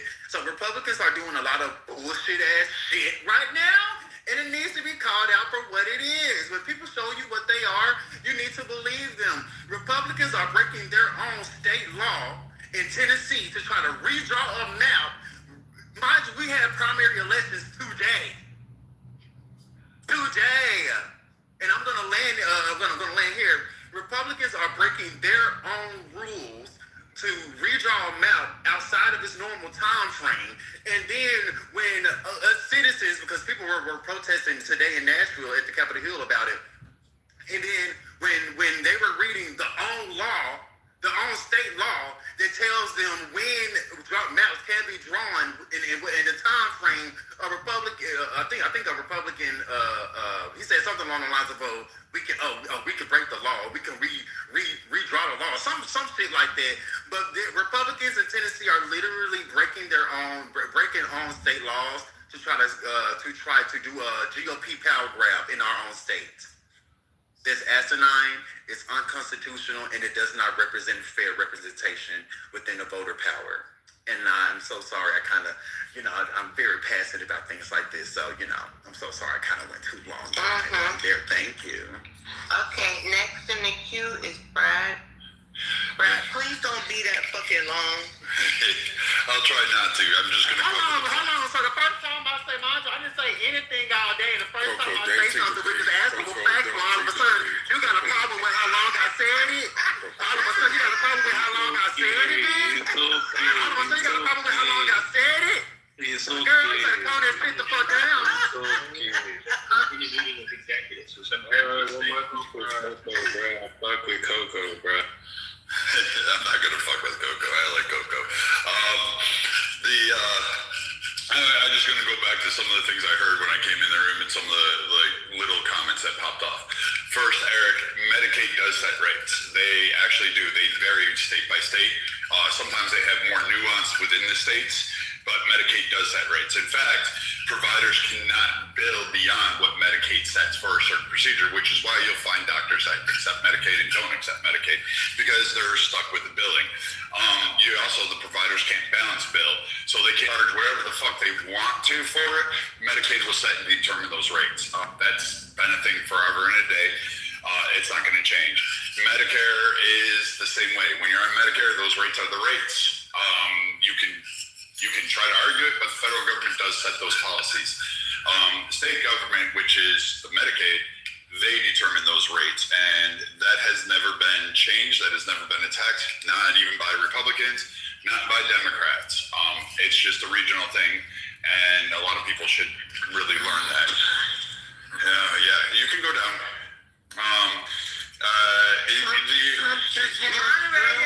Moderators. I was just talking. No, you can't tell me anything. You can just shut up. So you can just shut up. Thank you. And as far as that, the Republicans didn't change how the expansion works for the ACA. 41 states plus DC actually take that in. The reason the other states do not is because there's concerns with it. They do technically, I quote, it's an optic piece, do fund from federal 90% of those that qualify. However, there's carve-outs with that. The states have to apportionate 10%, and then that 90% diluted down to a variety of programs, but they don't fund the actual ACA expansion. This includes all other funding. So this is not give all for the ACA expansion. The main reason and the concerns with the other states, and it is a prime example of what's going on in California, for those of you that live in California under CalMedPay, the problem is that CalMedPay is exceeding even the fucking federal contributions funds, to the point where now they are having to go to the private insurance market to utilize reinsurers and trying to get multitude layers of risk protection on those large claims. Because guess what? Under the ACA, you're having massive fucking calls from providers. They are taking it and going fucking wild with some of these costs. And the insurance companies are kind of going, hey, we're losing here. And so we're going to leave some of these exchanges across the fucking country. They just don't want to be part of it because it really costs for it eats you up. But then people don't know how their insurance works. The work requirement that the Republicans put on doesn't even go into effect till 2027, so that one's off the table, so you can't say they did anything there. That's only 8 months. Most of the people that are on these programs actually do work, so it's going to negate them. It's more importantly to get the people that are going to be able to work and can work while they're receiving Medicaid actually help contribute to the pot, their stance. Majority of this nation is covered. There's maybe about 2.5 to 3 million people total in the United States that are not covered. That is pretty fucking impressive for a nation that says everybody screams on TV that there's no insurance coverage for anybody. The other thing that the Republicans did, and they put in with Democrat support, they had bipartisan support for this, was eligibility and verification checks for these programs. So every year you have to provide and show your eligibility. So for instance, which we found out, you can't go get a $100,000 a year job, be on Medicaid, and just stay on Medicaid and wait for the government to collect from you or come up and catch you up on it. Because this is nothing that we want to see. By the time the federal government comes back, or the state governments come back and find out that you're doing this, then all of a sudden it's really too late. And they won't get that money anyway. You're already out, and it skews the numbers. It skews fucking fiscal responsibilities. But states that don't really have it, like the 8 states that don't, they really don't want to be part of this because it'll skyrocket it. It's a locked-in program, and they don't want to see with the explosive medical costs what's going on in California applied to their states. So states like Georgia and even Texas, because there was no substantial funding during the ACA's implementation to help Texas or some of these border states adequately proportion their costs to cover, guess who? The immigrants that were flooding over the fucking borders at that time. Even though Obama was catching them and sending them back, they were still coming across, still seeking medical costs at an explosion of a rate. And so these individuals would be too hard to catch, too hard to deal with, and these costs were just massively just out of whack. But I mean, you know, you could blame the Republicans. And the Affordable Care Act sets these certain funding rates for expansion across the U.S. So as people get more and more on insurance, they're there. Now, whether or not people use insurance or know that they have insurance does not mean that they're not covered. Most people don't know what is available to them, and I will grant that one. The government does a shit job at it. It's similar to taxes. I tell people you have to actually spend time researching and reading and figure out what your state and what the federal government will give you. But right now, the expansion is going on, and it's all done through FMAP, if you knew that. It usually that 90% drops down to 50 to 77% of coverage per these populations. So you have to figure out what you're actually going to have in play there. So that 90% is really a misnomer.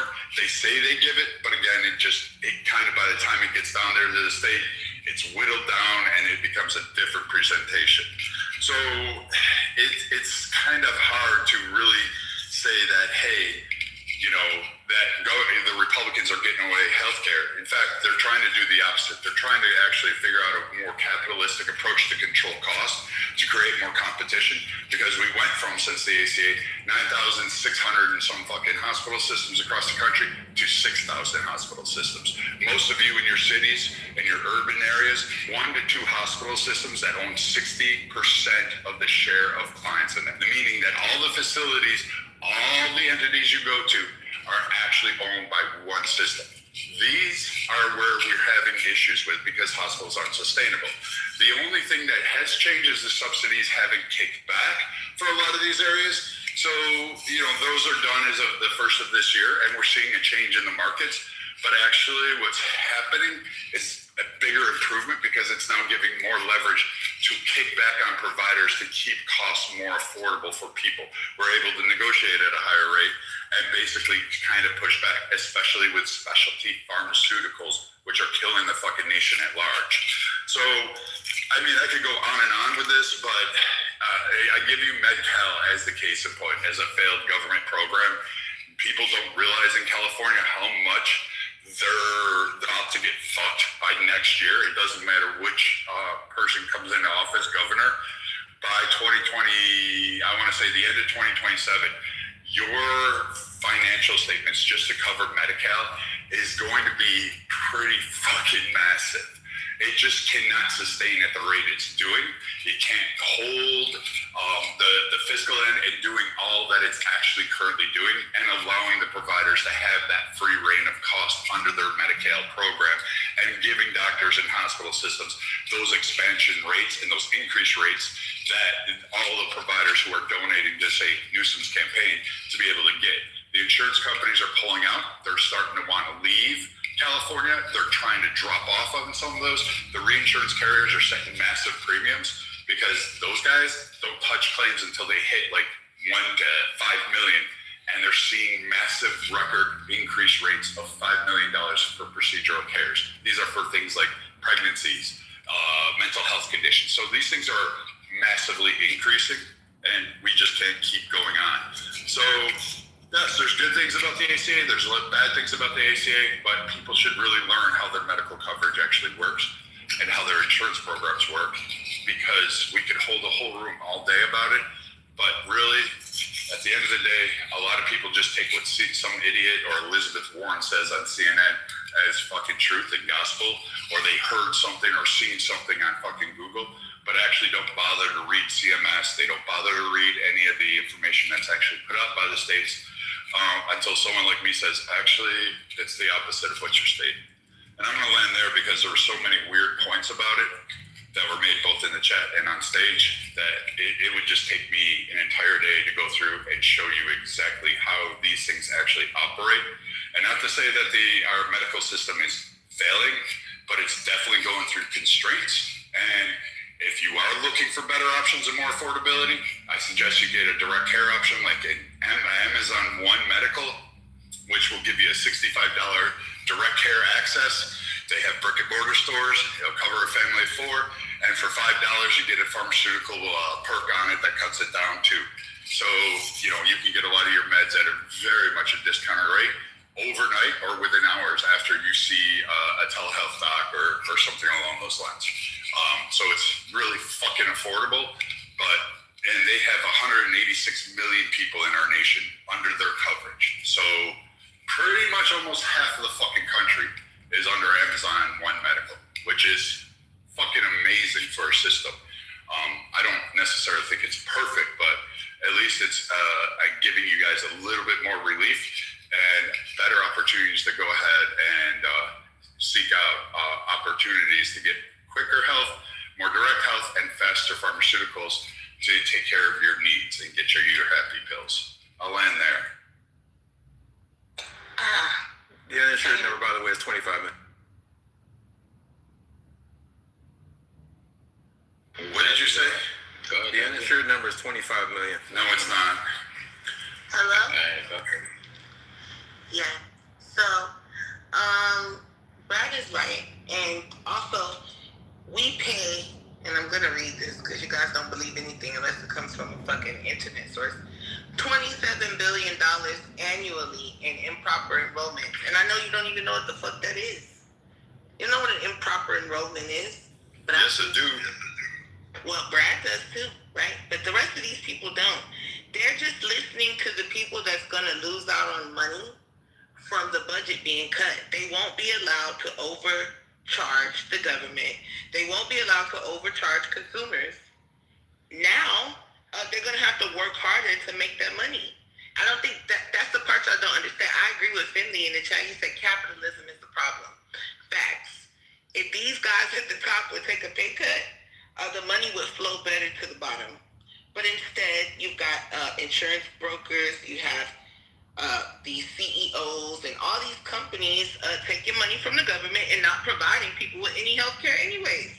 That's why that man got shot in broad daylight in the middle of New York, remember? Didn't you guys say insurance companies need to change? Right. And now the government is taking money. Now the government's taking money from these same niggas y'all want to shoot and kill in the middle of the street, and you still have a problem. Oh, no. Yeah, that's why they got shot. When they lose money, they're going to say, fuck you too, even though they can sustain a pay cut, right? So there's bigger problems. You guys don't know what the fuck you're talking about because you don't run businesses. You run your mouth on Clubhouse. And I do too, but I also run a business. So like I said, I'm not going to keep paying for shit, overpaying for shit just because a nigga want me to overpay. That's not how you run a successful business. Oh yeah, well, we're going to charge you $1,000 even though it's $500. No, you're going to charge me what it costs. Not what it costs for you, Susie Q, and John to make a few extra $100. What about the Somali fraud? Y'all don't care about no fraud. And that's the problem. It's a lot of niggas out here under government contracts charging $75 for a hammer, right? These are the niggas that's crying. They don't want to lose this money. All these defense contracts and medical contracts, and you guys are just dumb. And once again, overeducated retards. You can't even count. Black people are so small, a sliver of the population, about 15 to 16%. If we all got up and voted today, right, because that's not even the voting, eligible voters, that's just the population. It's probably less than 7% of eligible black voters. How the fuck are we tipping voting scales? Do y'all ever think about that? If we're outnumbered, we're a minority, why the fuck do they even care about our vote? We could all show up to vote. And it wouldn't do a fucking thing if all the white people showed up to vote, if they voted against us. This is just a tactic to keep niggas on the voting plantation. And I'm mad that you don't see that. Oh, we can't have them in that zone because then we'll lose them. No, I could vote for whoever I wanted. That rezoning shit and all that stuff, that is what did Concrete say? A distraction. Go vote for who you want. The zone you're in, you know, that does suck, unfortunately, because it might change the candidates on your ballot. But who gives a fuck? Vote for the best one. That's just the bottom line. You could tell me I don't understand what I'm saying, but I bet you can't explain to me the Electoral College and how it makes sense and how it's giving small states a bigger voice when California got the most electorates in the country and the small states have the least. Because that's how math works. There's no representation for you broke ass niggas. Period. Last thing I want to get into was real quick. What was it? Oh, in the chat, I said I was going on vacation this weekend because Coco said they're trying to set us back. They can't set me back. None of this can set me back. Y'all have to stop fear-mongering black people. These same Democrats that are trying to tell you that the Republicans want to shackle and chain you up, remember, they were crying and killing us in Tulsa, Oklahoma, because we was voting against them, because we was sick of them crackers. Right? And these the same crackers that done reeled you back in with a noose. They said, no, come back here, nigga. Come back. Those Republicans over there, they ain't no good. Come back to Massa. And what did we do? We went right on back to Massa. And you stupid niggas up here talking about Democrats and Republicans. That shit doesn't matter.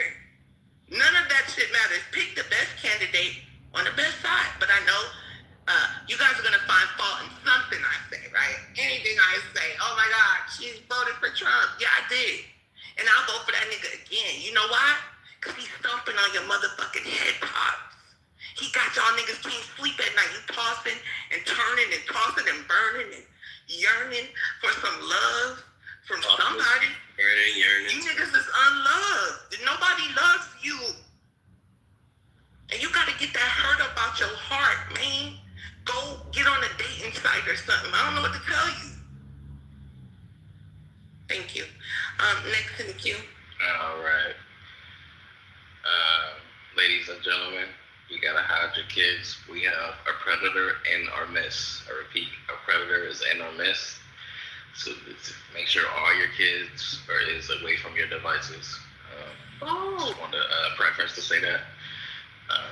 They're amongst us. Shine, be careful. But what I wanted to say first is, what's her name? I shout out the agent. She made a very funny Spirit Airlines joke, and I think that was very well timed. If you just scroll up in the chat, you'll see it. I've got to repeat it. That was funny. Brad, you were right. Anti-black. It may have been anti-black, but it was funny. Thank you. Thank you for admitting it. That's all I wanted. Hey, Brad, you were right. I was wrong. I misspoke. No worries, my friend. Yeah, you were right. I was talking about the part where, like, the assurance lobbyists, like, they have, like, these caps that they put on, like, hospital bills, like the percentage that they'll pay. So hospitals have to charge like astronomical prices. So like the percentage that the insurance companies cover, they cover like the basic cost. So like for example, I don't know, insurance companies say they'll only cover 40% of the bill. So instead of the hospital charging $1,000, they charge $20,000. So 40% of $20,000 is like, you know, it's a bigger chunk than what they would have got if it was $1,200. And I think that is the issue of, like, like I said earlier, capitalism. But the insurance companies, it's kind of weird. It's more nuanced than that, but I get where you're getting at, but we can talk later. What else I wanted to say? Yeah, you brought up something about Amazon, and I hate to, you know, glaze Jeff Bezos because I'm a big Elon fan, and they have, like, a little space race going on. But after Jeff Bezos and his Amazon venture into like pharmaceutical world and the pharmacy world, I actually utilize Amazon's pharmacy future. I don't use the Amazon One thing like Brad's talking about, but that I heard about that. But I use the pharmacy side of the app because I'm not currently home, and like there's no Walgreens or freaking whatever the other one is. I think CVS where I'm at, so I just can't go get it. So like Amazon, that I get prescribed medication and it comes for free with my Prime membership, and like 2 days or a day, like free of cost, no matter how far it is. Shout out to Amazon for that, bro. It's very handy if like you live like in a rural area or if you're like in a remote area. Yeah, shout out to Amazon. Eric. Yeah, what you saying? I said that's a good benefit on Prime. I utilize it as well. Yeah, it is. That's one thing Jeff Bezos did right. But what else would I want to say? Shit, my bad. Go ahead. Oh yeah, about the Supreme Court thing was that I hear you guys, especially you folks. I hear you about like the racism, the looting black votes, it being like political, to like marginalize and all that. I hear you, and that is absolutely what they're doing. I'm not denying it. It's open. It's an open secret. What's happening in Tennessee and all the other southern states. I'm not gonna deny it. And it's interesting to see all the court battles going on and the hypocrisy between both parties when it comes to gerrymandering. Virginia, Louisiana, Tennessee, all these places. But my main gripe with this, and like this is my only objection, is like the law is the law. When I say law, I'm not just referring to like state law, federal law, like Congress made. I'm talking about the Constitution, right? The supreme law of the land, the one that gives you all your rights and freedoms. That's what I'm talking about, right? And in this document, there's something that says you cannot discriminate or make laws that benefit one race over another, right? So I feel like if we're gonna be, this high moral society that we claim to be, and claim that our Constitution is like the supreme law of the land, no matter what, there cannot be a contradiction to it, because then we'd be breaking the supreme law of the land. I feel like we can't then go and say, in order to like combat racism, we have to use race, to draw these districts. And to me, it's like a better option would be just change the law. Just change the law to allow you to combat the racism in gerrymandering, instead of like blatantly disregarding the Constitution, because that's all it was. Like they literally, the Voting Rights Act part where they were applying it incorrectly, or like they were forcing Louisiana to draw like a second black district, which is like in itself is like violates the Constitution's equal protection clause. It's like blatantly, right? So like I do not fault the Supreme Court in the ruling. It's like that's just, it doesn't get more explicit in plain text. It's like that, and it's like I hear you. Like I said, I'm not going to argue against your point about like the racism Republicans are using this to get like advantage. Absolutely, you're doing that. I'm not going to object to that. But my point is, the law is the law, and it has to be followed. And if we want to like it and actually allow these people to do it, just change the law. Like it's simple as that. That's the only gripe. But like people don't want to argue from that angle. People are just gonna be like, hey, we should just openly allow, the federal government to defy the Constitution because we feel like it's for the better good. And I feel like, to me, it's a righteous reason, but it's like kind of like a slippery slope type thing, where like if we allow the supreme document to be corrupted in the name of like righteousness, it's only a matter of time before like that righteousness is like kind of corrupted itself.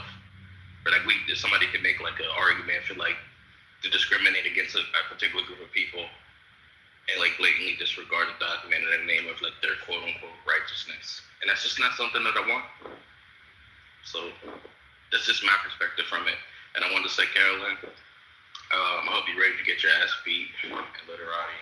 So you send me the invite. I love a good ass whooping, daddy. Hello. All right. There you go. what you're saying. I think that ultimately, if you're talking about like, what are the real like hurdles that you face politically? What are the real parameters regarding the law and legislation that we should consider, and how can we move in accordance with them? I believe that the United States Constitution, I believe that the laws of the land are brilliant and beautiful, and I think that we should uphold them, right? And I think that most people who have a Donald Trump, the problem, or even the Republican Party, is that they don't truly value the goddamn Constitution. They don't truly value every American's ability to participate in our democratic process. They don't, you know what I mean? So I can see what you're saying, Eric, and I do believe that we shouldn't just make it normal to skirt the effects of the law. I'm not going to act like I was listening to all the shit that you said, but if the point that you're saying is we should uphold the law, because if we don't, it can become a situation where bullshit ensues because we created this fucked up precedent, then yeah, bro, I'm with you on that. I feel you on that. And maybe we can come up with other ways to create new legislation. I wanted to ask, like, though, real quick, like, Jazzy, are you there? Is Jazzy still there? She was saying there's like a person I should look up or something. Maybe she's not. Well, yeah, bro. I mean, shit. I just feel like Eric, though, at the time, I think that one of the things that I did disagree earlier about, I wasn't explicitly disagreeing with you, right? I was just disagreeing with the perspective and making the same point that Finley was making about like code switching and shit, right? So what I'm saying is, the people that complain about Jasmine Crockett don't give a fuck that Pete Hegseth is an alcoholic. The people that complain about Jasmine Crockett, they don't give a fuck that Kash Patel does cocaine.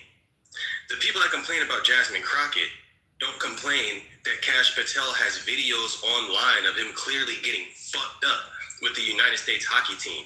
Getting fucked up, drunk as fuck. Obviously, you can go look it up, right? So like the outrage against Jasmine Crockett, when Kash Patel is drunk as fuck, fucked up, doing cocaine, and you have people complaining that they have to wake Kash Patel up because he can't do his fucking job. But I think maybe a black woman rose her voice. I think maybe a black woman was a little too loud.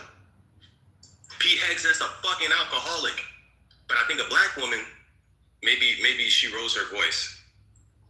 Do you see what I'm saying? Like she's just a person existing, being a normal person, and you get to be an alcoholic, you get to do cocaine, you get to be a fucking idiot. But if you're a black woman, you can make no mistake, and you better not even raise your voice, right? And so like that's all I'm saying, bro. I feel like it seems disingenuous, right? And like the last thing I'll say is like it's an analogy is how Charlie Kirk complains about Martin Luther King. Martin Luther King cheated on his wife. And so Charlie Kirk uses that as a reason to say Martin Luther King was a bad guy. He cheated on his wife. Okay, the founding fathers owned slaves and were pedophiles. Thomas Jefferson was a rapist and a pedophile. Does Charlie Kirk give a fuck about that? No. And that's my fucking point, Eric. Like, I'm pointing out the inconsistency. If you want to tolerate pedophiles, but then complain about Jasmine Crockett, you can get the fuck out of my face. And I'll land, Eric. But you see what I'm saying, Eric? That's where I'm coming from with it. It's the inconsistency. I don't believe you give a fuck about professionalism when you're voting for a pedophile and a rapist who's disrespectful as fuck and stupid, right? You don't care about professionalism. You're just racist. That's my point. Hello? Hello? Is it my turn? Is it my turn? Yes, sir. I'm after Mr. Finley. So yeah, just wanted to correct. I'm after concrete. I'm already after concrete. I'm after Eric. Well, you just went. Yo, shut the fuck up, Shot. Not my fault, bro. Excuse the kill. So I'm just going to correct the uninsured number. It's according to the Kaiser family, the census, and the CDC. These are three quick references that I got. 2025 was 25. Last year was 25 million. Some say 25, some say 26. 6 to 7 is, we were that great. We were that covered. I don't know if this would be a conversation. Also, we have mobile companies. I think ones like the rural. What's that company called? There's a company that goes into rural America and sets up freaking mobile, basically healthcare clinics, mobile. people in these rural counties line up the night before to get health care, dental care. Why? Because American healthcare is garbage. Well, that's if you don't have money, right? If you don't have money, it's pretty good, but otherwise it's garbage. I'm a healthy American. My wife and I, we pay $7,000 a year in just premiums. I go to the doctor. I go twice a year because I have to go for for airline medical, and I go for my personal, right? Twice a year. $7,000 twice a year. That doesn't include like co-pays and other crap, right? Why don't you just go once for personal and once? Because it's a separate exam. It's a separate exam. The FAA requires a certain exam, and my personal is my personal. I do it for my own personal reasons. So those are the 2 times I go here. Minimum 2 times. $7,000 is what I'm paying for that. That's just a premium, and I don't even know. But that's my portion. I don't even know what United pays. I don't know what the hell they pay. I know it's a ridiculous amount, and this is for the so-called greatest healthcare in the world. But I want to point to the rural America in which these pop-up clinics, in which people are waiting in line for. They're waiting in line for this in the greatest country in the world. They're waiting in line for this healthcare. Why? Because healthcare in this country is so amazing, great. I'm being sarcastic, so it's not that great. And it is very convoluted. My wife works for. She's a nurse at a hospital that is I think the either largest in the state or the second largest in the state. They're one of the 2 big providers in our area, right? One of the 2, and it's not great coverage. It's not great. She works with she's had to be online getting clearance for for stuff. And it's not easy. She's on the phone 2 hours, 3 hours talking to this provider, that provider. Some of these providers are still using freaking faxing over information. And one of the 2 largest healthcare providers in the state. And I'm told that this is an amazing system, right? A system that my wife, who is a nurse who works at all the time, who is college educated, intelligent, has to she is frustrated dealing with these providers at times. But again, it's the best in the world. What else? The gerrymandering stuff is it's sick. It's sickening. It's only going to get worse. But my hopes, and this is why when people ask me, this is why I don't vote federally. This is why these freaking games, right? Because you can always point the finger. Well, the other side does it. Well, the other side does it. Well, the other side doesn't. And then they decide I'm not going to participate in that bullshit. I think it's a fool's errand. Right? Because this is what we're dealing with. This is what we're dealing with in the greatest country on earth. And we're okay with it. Cockroaches have a higher approval rate of Congress, yet we re-elect them at a rate of 90%. There's only a handful of friggin' districts that are up for grabs in each of the congressional elections. Just a handful. I'm being hyperbolic when I say a handful. There's a few though. There's not very many that are really competitive. And this is what we want. We think this is a good system, and we cheer for it. We cheer it on. Why? Because they egg us on, right? With these emotional arguments about men that used to be women or men that used to be men in our locker rooms.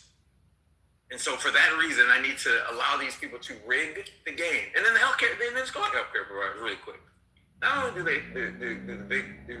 they own they provide the healthcare, they also like the pharmacies. CVS is owned by freaking Aetna, the freaking insurance provider. They own the pharmacies too.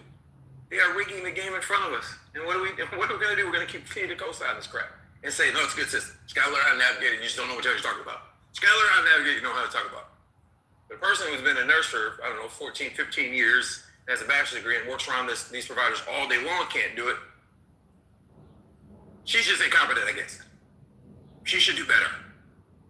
And you regular people, if she doesn't stand a chance, what makes you think you're going to stand a chance? This is crazy. This is absolutely crazy. But I want to get back to this voter stuff, and I'm going to pivot one last thing, and I'm going to move out of the way. This gerrymandering of the mass is it's sickening. It is sickening. It is sickening. And the hyper defense of the president is, I don't understand it. We're at $5 gas. Oh, you didn't play with Biden. Biden didn't invade freaking Ukraine. He didn't invade Ukraine, but his presidency caused the right environment for which that Russia felt like they could invade Ukraine. Yeah. No. The president's direct actions have resulted in these freaking high gas prices and the consumer price index on the rise. It's on the rise. It's 3%, I believe. 3%. Some of them get worse. Right? We're going to defend this horrific administration, right? But we're going to gerrymander. We're going to say, oh, black people, you guys are dumb. You guys are dumb. You're in a plantation. You're massive. Right? It's just more insulting blacks that they're not smart enough to understand that, and to be honest, they're not getting much from Dems, but at least the Dems will elect them. At least they can get elected by the Dems. The other team, because of Bubba, ain't gonna elect people of color. They're not gonna do it. Bubba ain't gonna elect people of color, but black people specifically. Unless you totally sell out, deny your blackness. If I gotta explain that, then you don't know what blackness is. Are you saying Ford can get elected? Ford can absolutely get elected. He would get elected in the landslide. But my last point, Can you add me after this jibberdash to the queue? My last point, as I sit on my electoral high horse, I hope that James Tallarico wins in Texas. That gives me a little bit of hope, and I hope that those that agree to sign the, there's a pledge that I saw online. Integrity pledge, and to vote to undo Citizens United, and 2, to not take corporate PAC money.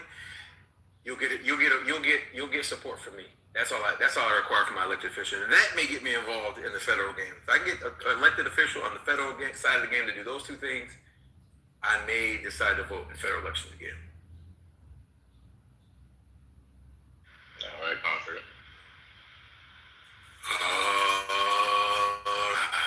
All right. What's up, Ray Alba? How you doing, bro? Long time no see. I hope all is well. You bitch ass nigga. What's up, Violet? How you doing? Earlier today, you disappointed me, and then you. I don't consent. Good for you, Violet. I'm so happy for you. I don't consent. Neither do I. Did y'all kick Violet? Did she run? Oh my God. You scaring them, 5 feet. You scaring them. Stranger danger. Funny. Alessandro is what's up, Black Baby Concrete? It's been a minute. Yeah, man. I hope everything's okay, bro. Crash ass nigga. Alright. Anyway, Alessandro does not know that we live in a world that judges us harshly. Alessandro doesn't know that we live in a world with different measuring systems, different levels of tolerance, different behavioral standards. Alessandro is saying, I want to be as uncouth as Brad. I want to be as obnoxious as Monica. I want the right to be as petulant as El Normo. And I don't want anybody, judging me or... You're hot mic, brother. My bad.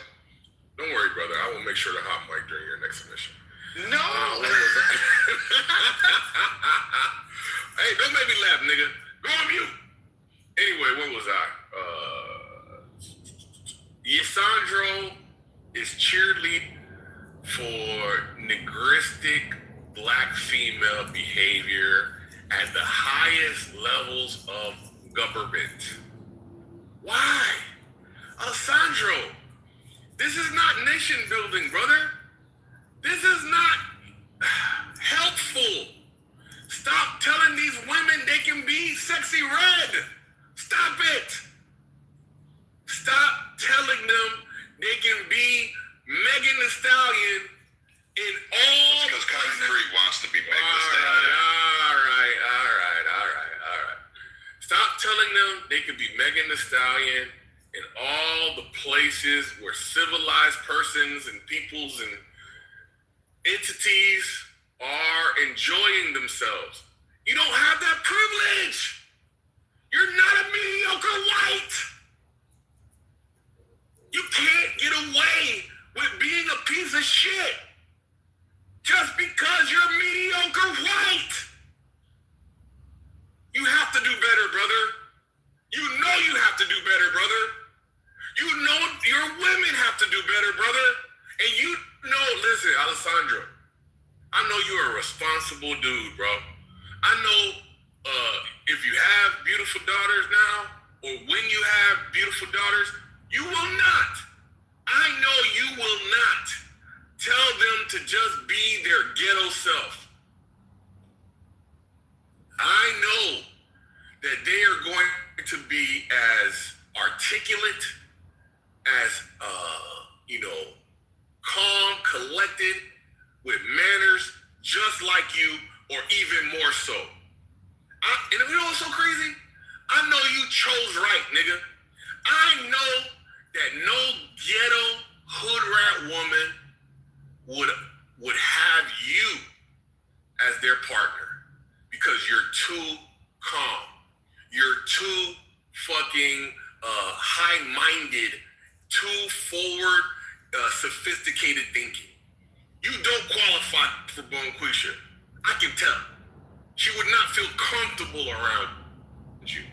So we know that the woman you chose and the daughter you raised, you would not fucking encourage them to like Hennessy drinking, black and mild smoking, public place twerking, selfie. You're not doing it. So why the fuck are you out here encouraging the low-level behavior amongst our black women? Why, brother? You'll never do that in your private life. So please, brother, I've called you out. I know that you have higher standards for the women in your life, and you won't stop it. You've been exposed. So also, I'm not gonna lie, Mr. Finley putting belt to ass to Brad in a very calm and regal way. When Mr. Finley quoted a statistic,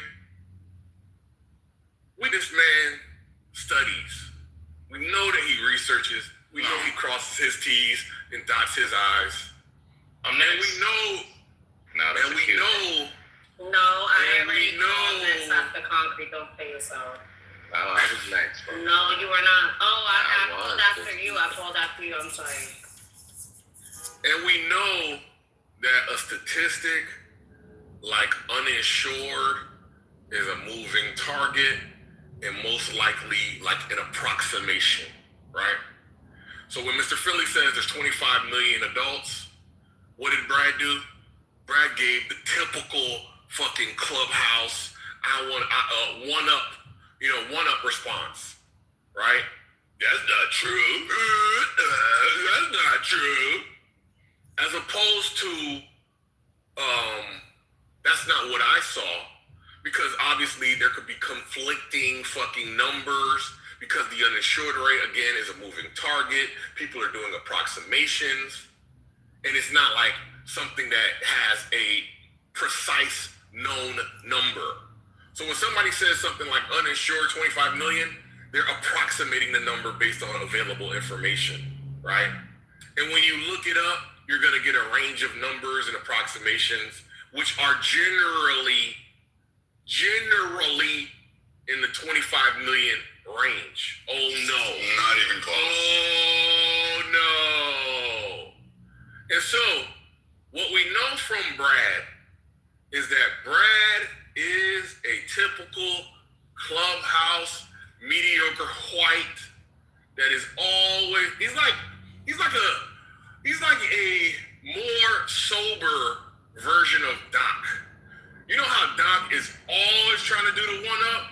Like every fucking word and sentence, he's done it, been there, done that, or you're wrong or some shit. That's Brad. And Mr. Finley is one of his main fucking thorns in his side. Brad hates Mr. Finley to no end, right? And we know why. Because Mr. Finley is a drunkard. No. Mr. Finley is uneducated. No. Mr. Finley is a philanderer. No. Mr. Finley is unemployed. No. Mr. Finley is, you're trying to do cuffing season early. No. You keep throwing it at my face, so now you don't like it. So, like this whole fucking bullshit.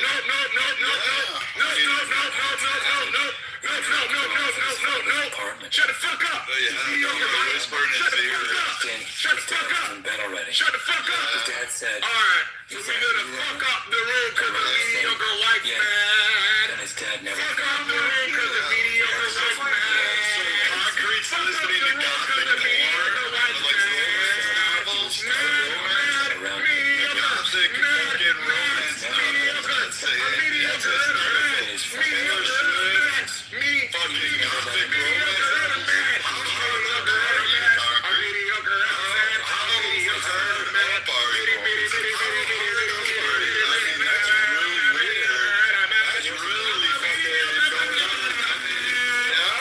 That's really fucking weird. I guess you're just like, All right, thank you very much. So, as you can see, Brad is a bitch, and Mr. Finley's really his nemesis. And we know why he's mad at Mr. Finley. We know why he is constantly taking jabs, constantly trying to one up. Brad is mad and a mediocre fag, right? And the one thing that a mediocre fag like Brad detests more than anything else in life is a competent. A pudding cup like you? A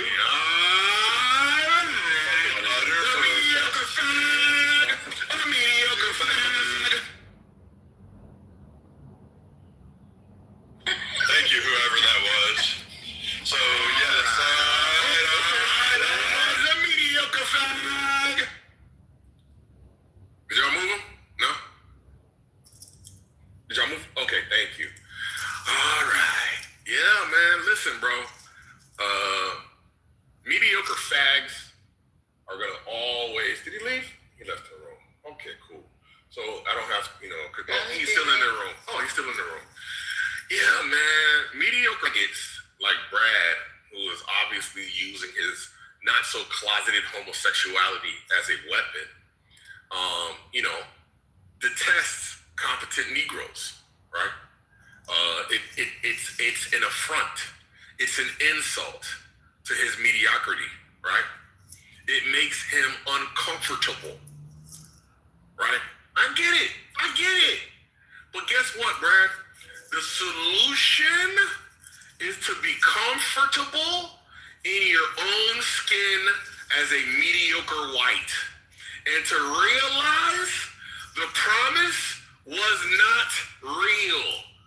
It was just as Lyndon Baines Johnson said, a pilfering scheme, a pickpocketing scheme. So if anybody doesn't know the Lyndon Baines Johnson quote, he said, if you can convince the poorest white, that's Brad, that he is better than the wealthiest black or top tier black, that he won't notice that you're picking his pocket.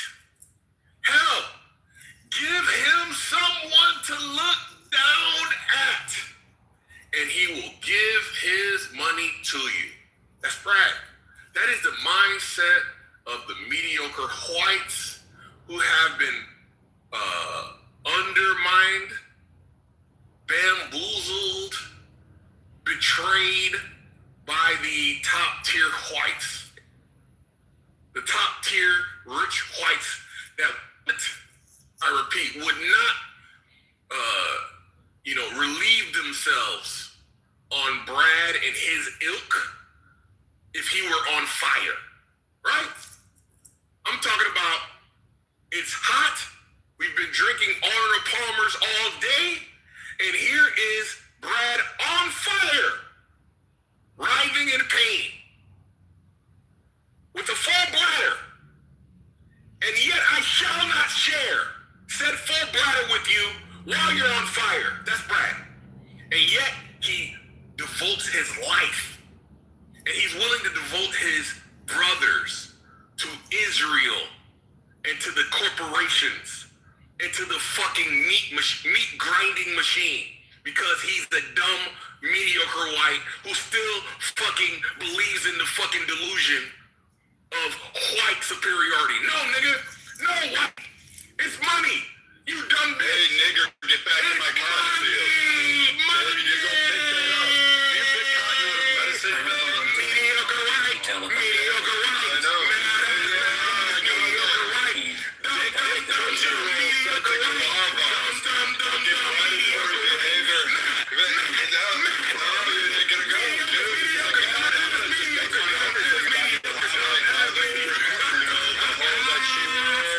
I'm gonna talk about how you get your medicine bottle and then your fucking claim to fame. The fact that you're washing dishes part-time for minimum wage and think you actually have some fucking weird economist soul things and you don't believe anything. Dude, this is what you get. You're a pudding. You should be up here, but you are fucking a diabetes retrograde. Absolutely everything.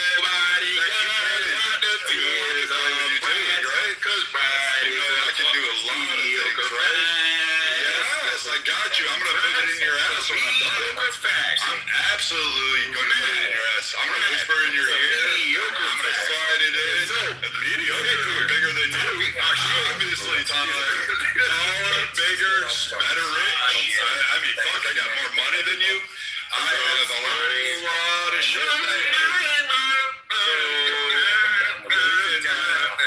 We could actually play a few things here. So no one wants to listen to your fucking.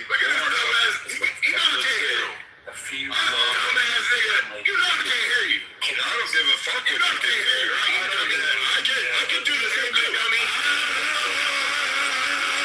I can do this on me too, motherfucker. I'm trying to great. I'm trying to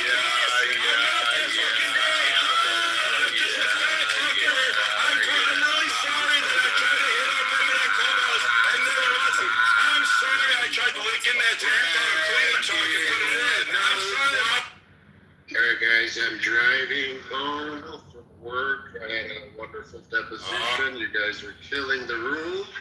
I'll give you guys another 1 minute. No, don't need. Move them, bro. Move them, bro. Just move them. I don't land. Just move them. No. Move them. Go ahead, dude. You cry.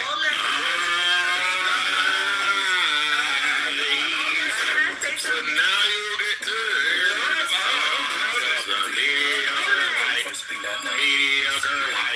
mediocre white. I'm still better than you. I'm still on top of society. I'm still better.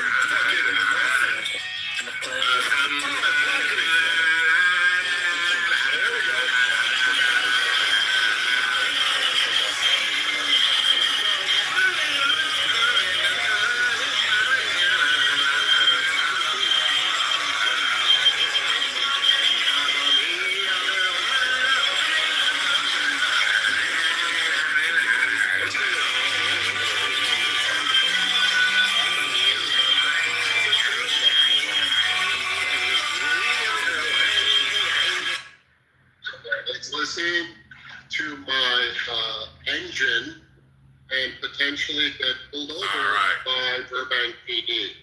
All right, can I go now? Hey, no, you can't. No, he's not. No, you're not. I'm not. No, you guys go. No,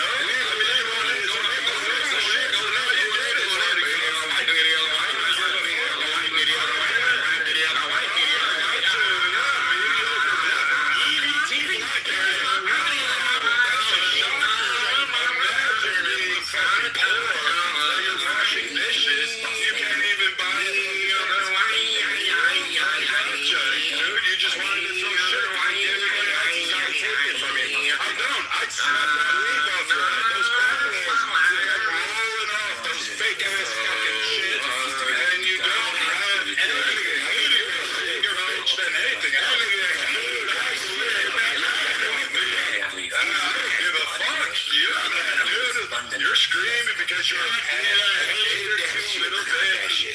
You're a little temperamental little child, dude. Your mama didn't breastfeed you. She took that titty out of her.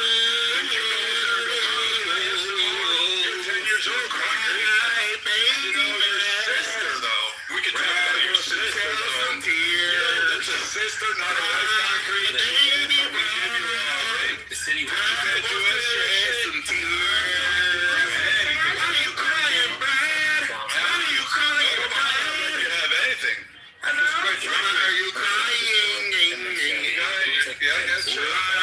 All right. One mic on Jazzy, please, gentlemen. You guys had a lot of time to show your testosterone. Yeah, can I go in? Let's have Jazzy. Let's have Jazzy. I like to land my plane if I may. No, you're not going to land anything. Just let Can I land my plane? No, you can't have anything. Oleg, can I land my plane? Oleg, can I land my plane? I know you think you're a woman. I know you think you're a woman, but you don't have it. I know you have a vagina. I know you have a vagina because that's you. You're not going to let you have anything. Not going to let you have anything. You ain't going to get anything, dude. I don't give a fuck. You are not getting anything. I don't give a fuck, dude. You won't have it. Thank you so much. Am I allowed to speak or no? Yes, no, there's a queue. I was patiently waiting in, and Concrete decided to be selfish and take 30 minutes of our time when people were clearly waiting. Who do you want to talk to? But I mean, the fact that the people are no longer here, right, that I wanted to respond to because of selfishness. That was amazing, actually. God, this is horrible. Thank God that they got dropped. I just want to tell Oleg that I don't want to snitch on Concrete, but he was talking for like 5 minutes, and no one understood what he was talking about until I think he said something about Brad being a faggot, and then we understood that he was talking about Brad, and I think Alessandro, but I was just going to ask him to wrap it up, but I don't have to anymore. Thank you. Is there still a queue or no? No, all the people left that was do what you want. Shot's here. She was there. So. Hello? Yo, Oleg, why are you so weak, Hello? bro? Why are you so weak, Oleg? Do you think it makes sense? Fuck that. I'm going back. I'm fucking finishing my turn. So why are you so weak? Yeah, why are you so weak? Tell me. Why is it so hard? Yes, why is it so hard? Hard for what? To moderate fairly. I didn't drop you, bro. Okay, so, alright, sorry about that, dude. Okay, when's you go and jump in first? Why are you a bitch? Why are you being a bitch? You just what you can do is go back to the radio. You know, you can. I could do it too, dude.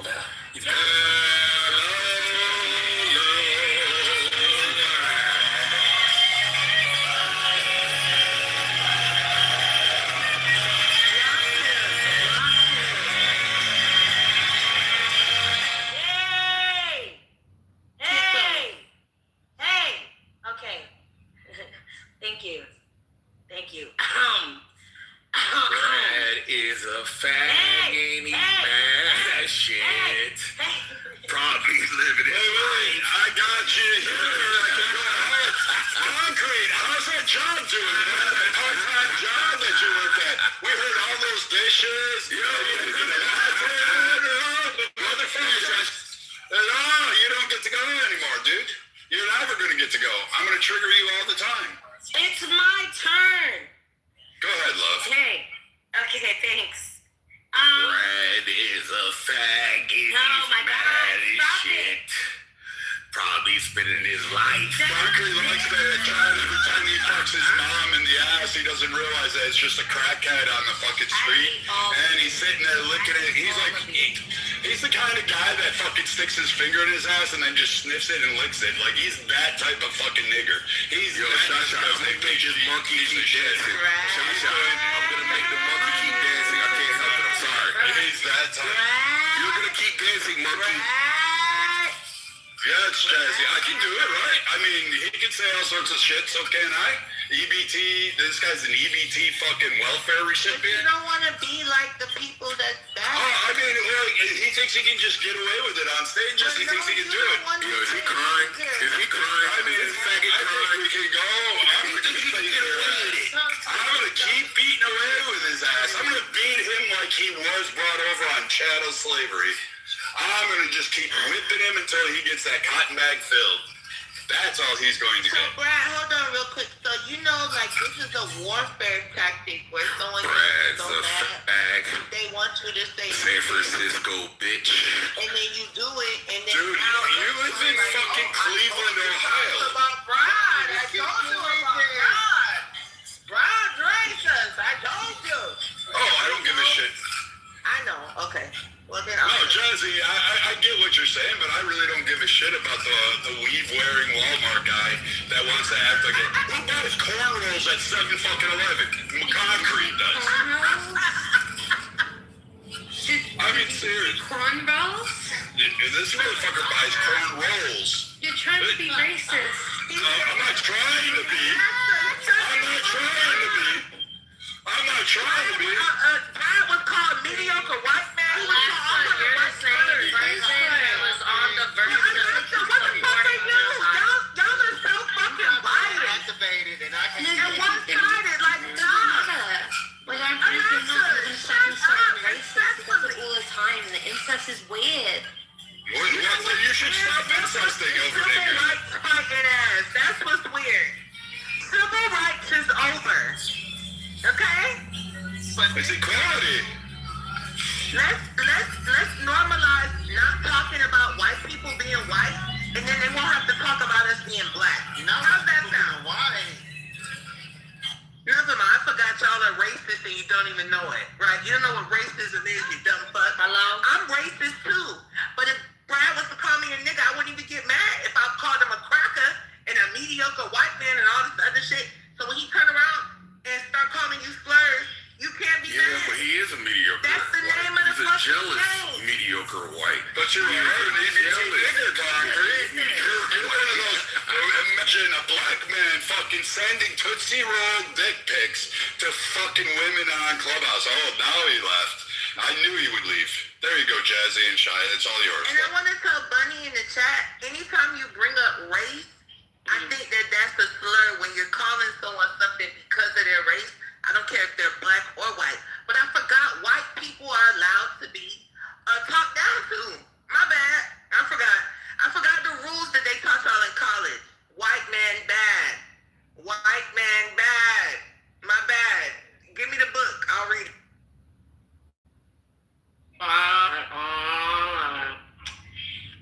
Where is my mediocre white? Did somebody say my mediocre white? Is he working? No. That dumb monkey has to dance. Hey, where's that fucking guy who proves the point that if you want to hide something from a nigger, put it in a book? Hey! My monkey will always dance. My dumb faggot monkey must dance. Get up, dumb faggot monkey. Alright, you want to do gay jokes now? You want to do gay jokes now? I gotcha now. Weren't you the one sending dick pics to a fucking guy? Didn't you do that? Didn't you send your fucking chest pics out there and they got fucking laughed at? Didn't you send a dick pic to Guava and she's like, no? And she's like, first of all, is that a pimple or a dick? Didn't you send that to her? Didn't you do that? And it looked like a dusted Tootsie Roll, like on the shooting side too. It was like a mini. It's a fucking Tootsie Roll. Yes, the monkey. Yeah. I mean, I guess, dude, you just keep going. So I'm never going to let you talk every time I'm in here. I'm not, because Shy owns your ass. She wanted to sell you to a fucking, what was that, a mediocre white. She wanted to sell you to me. And I said, you know what, Shy, because of him, I have to pay you. I owe Shy a fucking mortgage just to keep your fat ass on the plantation working. Because your dumb ass can't see your nose, can't see your dick, can't see anything. Must get back up I and gotta sit dance. there and The monkey cannot rest until I decide the monkey will rest. Yes, Come off, right. dance, monkey, dance. No, no. Get to work, you dumb bitch. You bitch ass brat. Yes. What do you got? Do you even work? I mean, we know you work. We heard those dishes, and then the girl order a latte at your counter. A latte at your counter. We all heard it. It was funny as fuck. Dancing Navy Hey, come on, dude. You can't even serve in the military, dude. They have weight requirements. They have height requirements. Boy. You have issues on. I'm sorry. Did your daddy do it? Did your uncle pass you around like a cum rag? Is that your issue? Oh, you were sexually abused. 2-finger circular motion right on your rectum. I mean, shit. This guy talks about Trump being in fucking trying to go to women. This is dick pics. You a woman who's like, oh, stop. And then fucking cried about it. And then went on a whole campaign to wreck her fucking day on Clubhouse. Even after he fucking sent her dick pics to go ahead and she denied him. She told him, I don't want your dick pic. It's disgusting. It looks like mold. It looks like browned out tiny carrots. It's been white cheeks. And how come I don't hear the white monkey? Can't even fucking deny it because it's true. And she told you no. No means no, dipshit. No means no. Get that through your head. Women don't want your dick pic. Women don't work. Women don't want it. No means no, bitch boy. No means no. Stay here for you to work. No means no. You must be one of those black guys that tries to rape somebody but just gets your ass beat by every fucking kid you chase at the playground.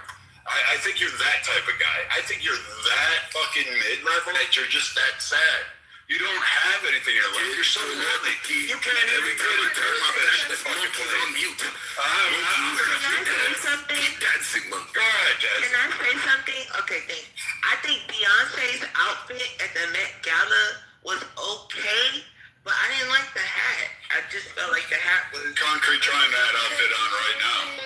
You know, I'm a big hat. No, you white monkey. Wait, white gorilla hold monkey. on, No. This mediocre white,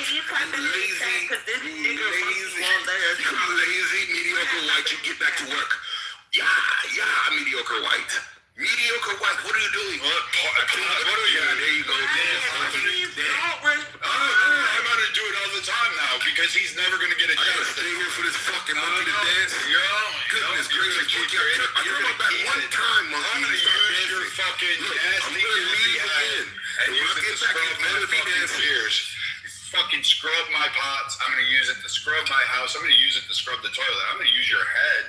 Just my the rims of my. What did I tell you?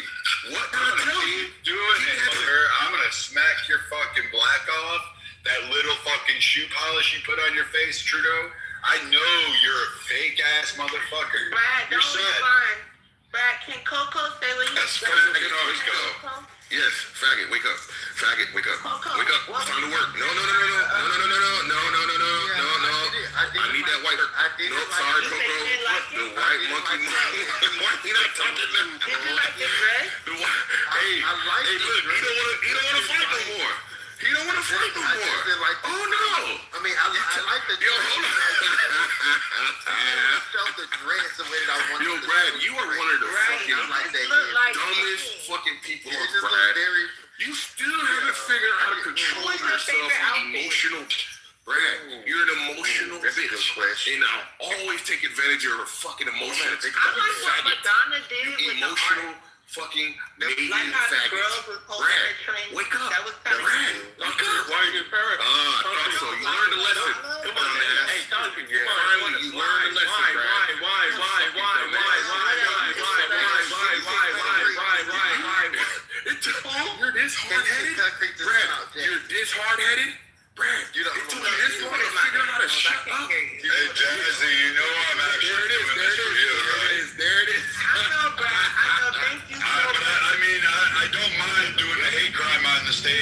smacking concrete around and making this fucking black baboon fucking learning to lick dance, monkey.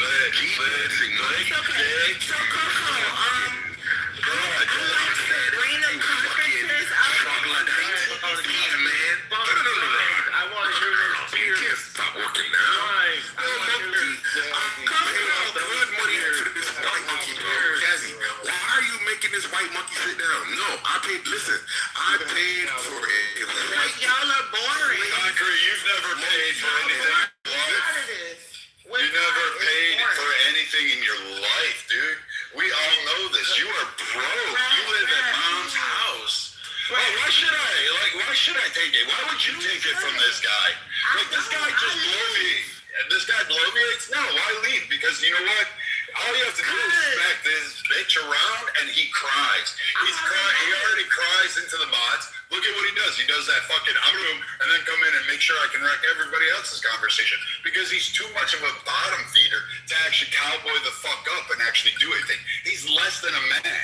When you black women talk about shitty black men, we know for the fact you're talking about this fucking nigga right here. That fucking nigga right there. I know for a fact you are. Yo, Jazzy, are you surprised that this white monkey turned on me? No, I'm not surprised what a nigga.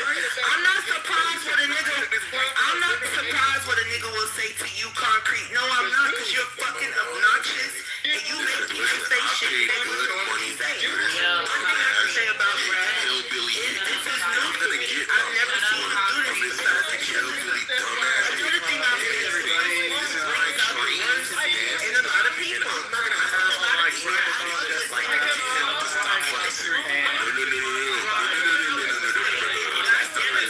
don't like it. I paid for a being fucking weird right now. I want to call him a nigga, but I don't like the way you call it. When you say nigga, that's what I pay for. But Jersey, you're not one though. It's only this time. It's that bro that can't fucking drive, that can't fucking buy a car, can't pay loans, can't do shit.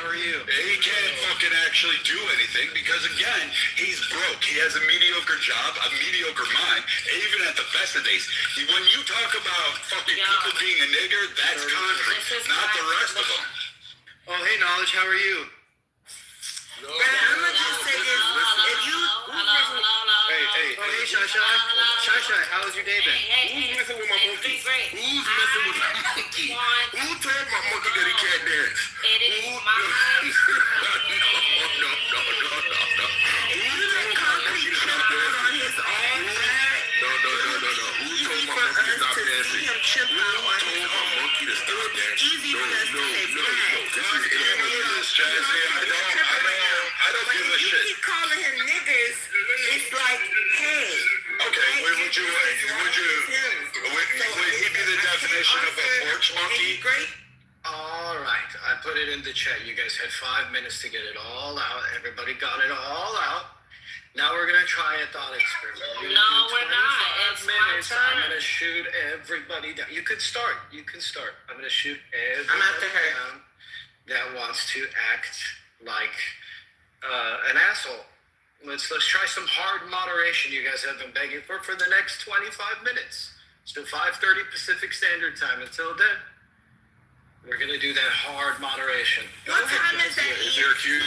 Yeah, it's Shy and me. No.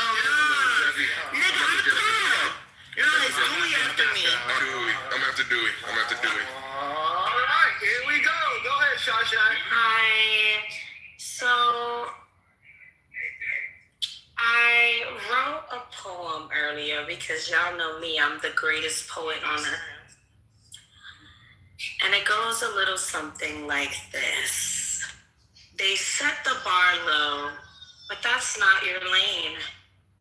Their limits aren't yours. Don't carry their chain. What they expect comes from bias, not truth. So don't dim your light or water your proof. Let your standards be high. You answer to you, not the doubts passing by. I say that to say it is not the responsibility of Blacks or minorities alike to like shrink themselves to fit your expectations that come from like your biases and your stereotypes, right? So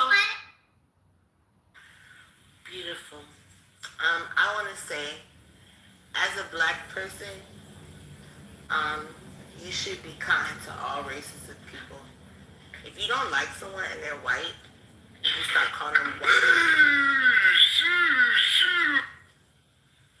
You start calling them white names. They have all right. Hold on, Jazzy. Point of moderation for the moderators in the room. Moderators in the room. Okay, well, never mind. I was going to tell you, be on the lookout. M7 and Mr. Unknown are trolls, so just keep that in mind. Someone in the chat said, do I believe you should be kind to immigrants? I'm from Miami. I have to be kind to immigrants. They kind of run everything here. Anyways, like, I don't even know why you said that. This shit's getting crazy. I know y'all don't like Brad. Y'all don't give a fuck, right? Excuse me. Brad had said I was on welfare because I didn't agree with pit bulls being non-dangerous. I think they're dangerous, and he said, oh, you're on welfare, right? And whatever. I just don't think y'all have the right to point the finger about what somebody's saying in this fucking room. Like I said, y'all say some very egregious shit in here. And you pick and choose when your jaw drops. You're like, oh my God. They talking about kids. But they was talking about kids 5 minutes ago. What, was your phone on mute? Like, did you have the volume down? You know? And I know that half of the time, that's not the case. A lot of y'all are listening loud and clear. And I cannot stand with what Brad did by calling Concrete a nigger. I cannot stand with what Concrete did by calling Brad a mediocre white man. I cannot stand with either one of them in this moment. Okay? As a black person, if I'm going to stand with you, I need you to act correct. We have to have all our I's dotted and all our T's crossed when we go to these people to complain about their behavior. Okay? That's all I want to say. And I also want to say, I was talking to Coco about the Met Gala outfits. Can you all tell me which outfit was your favorite? I personally, my least favorite was Doechii. She had like something on her titty and like nothing else besides the other titty and then the rest of her body. If she would have covered up a little bit more, it would have been cute. Who's Doechii? This black girl. Just look up Doechi. Look up her outfit from last night. Cardi B's outfit. She was trash. Okay, well he'll find it. I promise it'll come up. Cardi B's outfit was horrible. We don't know. Cardi B's outfit was horrible. You all can chime in. I mean, I don't. I want to know what you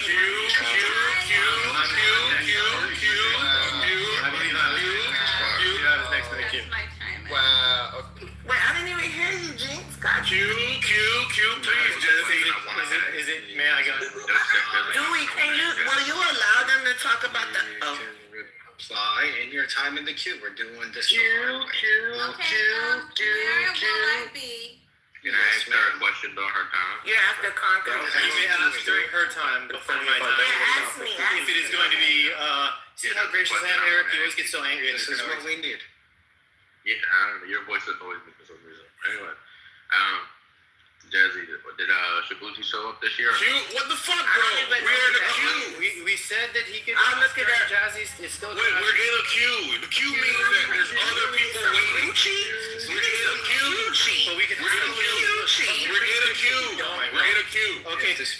If the speaker allows it, we're okay with it. We're gonna try this civility thing. Yeah, that's what I was saying. I mean, like, I'm fine waiting. It's we're all gonna get there. Yeah, but we're also in line, so you're making decisions on our behalf as well. Okay, Eric, I guess for everyone. People want to talk a good conversation on that.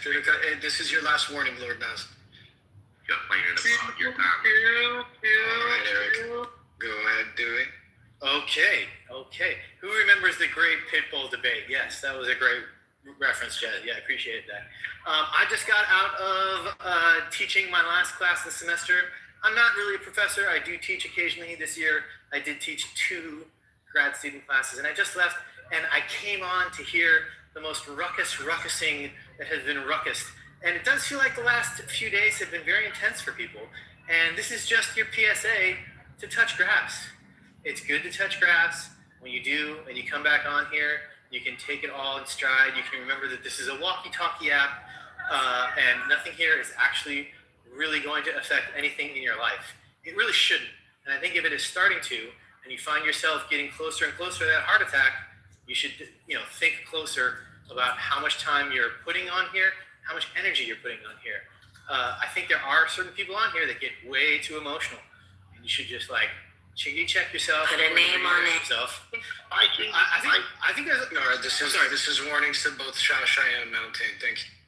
And look, that's not to say that things on here don't get emotional, and I've gotten emotional on here as well. That's the nature of having debates, talking about politics, religion, etc. But again, I think it's important to be able to walk away from it at times. Right? I think it's when it becomes too engrossing. For the last 2 or 3 days, or at least 2 days, the conversation has literally been whether or not we should kill all the Jews, and I'm fine with that. I don't have to get emotional about that, and I don't think I have. And if I can do that, I think other people can get non-emotional about whatever the topics are. I think if it starts to get personal, people start making it real personal. I don't know what the point is. And again, I say this with all respect. I like a lot of the personalities on here, but the personalities on here are not real to me. Meaning, I don't have to. I'm not gonna. If I want to, I walk away, and I don't have to think about you guys. And I say that with love and respect. I appreciate this space because it is the bar. It is sometimes you want to go where everybody knows your name. I think I've actually said that for a long time. I think I said that 2 years ago even. But you can leave the bar and go back to your family. I think that's important. Make sure you have. It might not be your actual family. Whatever your Palm Springs is, find your Palm Springs. Center yourself, so when you come back here, you can be your best self. Thank you. Goodbye.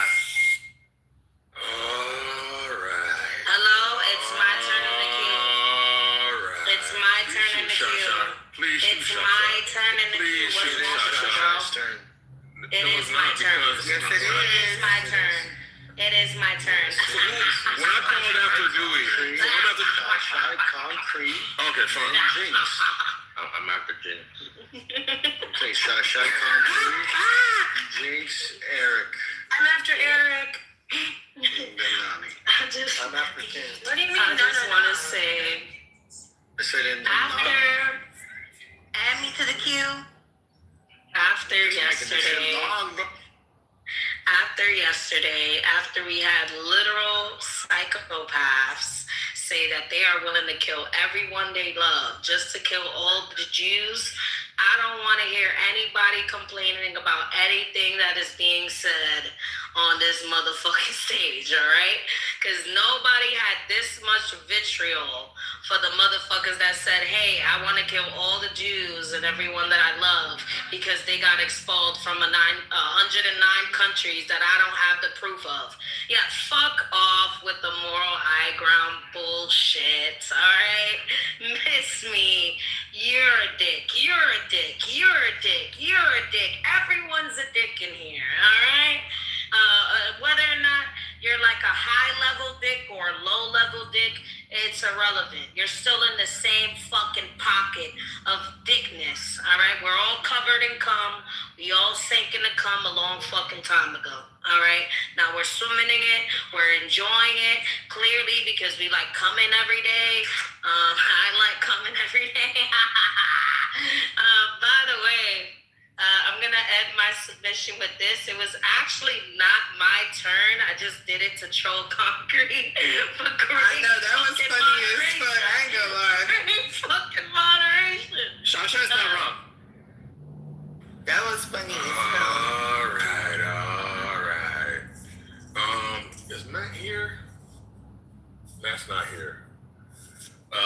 These last days have been brought to you by Matt in his extreme position. And just to set the record straight, I think he was trying to provoke a conversation, a deeper conversation pause. And Shy has used it to gain stature, relevance, importance in the room. But it is going to be fleeting, which means it's not going to last forever. So she's going to need to, of course, take the lessons learned from this engagement and then try to duplicate the process for future engagements, right? Which is just going to be her, you devise a question, maybe a thought-provoking question, and then you get the room to engage, and then you get the room to become polarized, right? And then you exploit the polarization, rinse and repeat. It's not that complicated of a scheme, but it is very cheap victories. It's very Fox News-ish. It's very feeding red meat to people who are already on the team. It is what it is. Matt made that mistake, I think, in trying to have sophisticated, thoughtful conversations in a room with, mixed company. Now, had it been a room of mature adults and not people suffering from arrested development due to whatever fucking trauma that they haven't fucking resolved yet, and it seems to be a high, I don't know if it's like, I haven't done the demographics, but it's like the women here are definitely suffering from the same pretty much trauma, the same type of outlook, and is bad. It's not sustainable, right? But me personally, I don't want to exploit their trauma. I don't want to feed into their trauma. I would hope that they get like help, real help. But I don't think that's going to happen, because I think one thing about people in trauma is there's got to be some level of denial, some level of I don't need help. I've managed so far. Yes, people are always insulting me and this, that, and the third, and fighting me, and there's always these drawn out fucking conversations about feelings and how people. Look, man, I really do hope you ladies, Jazzy, Shy, Wava, I hope that you get better coping mechanisms. This ain't it. You can't drink it away. You can't fuck it away. You can't smoke it away, right? You got to heal. And whatever that means, you got to find a way to heal. And I recommend, it's very cliche, but I recommend church. But the thing about church is so polluted, I admit, that people can't find pure water that they can drink. So become jaded. And then they just sit in their, misery. It's not good, ladies. It's not good. It's not good. And unfortunately, we see Jazzy, struggling to make sense of her, friendship with Brad, or whatever you might call it, meta friendship, where, Brad's a piece of shit. There's no ifs, ands, or buts about it. Of course, people are going to say, I'm a piece of shit. But let me tell you, I'm willing to leave the past in the past. Brad got mad because he got called out about his obsession with Mr. Finley. It bothered the shit out of him. And that's a him problem, right? Somebody, Mr. Finley, is definitely envious, right?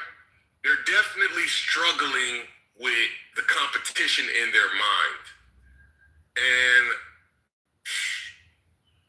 it shows. And he was triggered by me pointing that out. And yeah, man, look, Dewey, I'm gonna make this last point. Dewey, I understand your approach where, don't be bothered by the assholes. But that's not actually a sustainable plan, because the assholes are relentless. Because they're always, somebody hot micing? Oh, that's you, Alaska. You're hot micing. The assholes are always the problem. The assholes are always upset, so they're always lashing out. And then if there isn't something to curtail their behavior, then somebody has to do it, right? You might not approve of the methods, but the alternatives are that when Brad gets upset and Brad wants to overtalk, you just have to endure it. And I am more about the mutually assured destruction, right? Because I could retreat, and then, I won't be able to get to enjoy the space like everybody else. I'd have to, capitulate to his fucking bitch ass ways. Okay, cool. That's cool a couple of times. But if somebody's mad at you about you, then that means they're always going to be taking these opportunities. And we're using Mr. Finley as an example. Mr. Finley doesn't attack Brad. Brad attacks Mr. Finley. And so, since that's the case, we got to figure something out. And he's always going to attack Mr. Finley.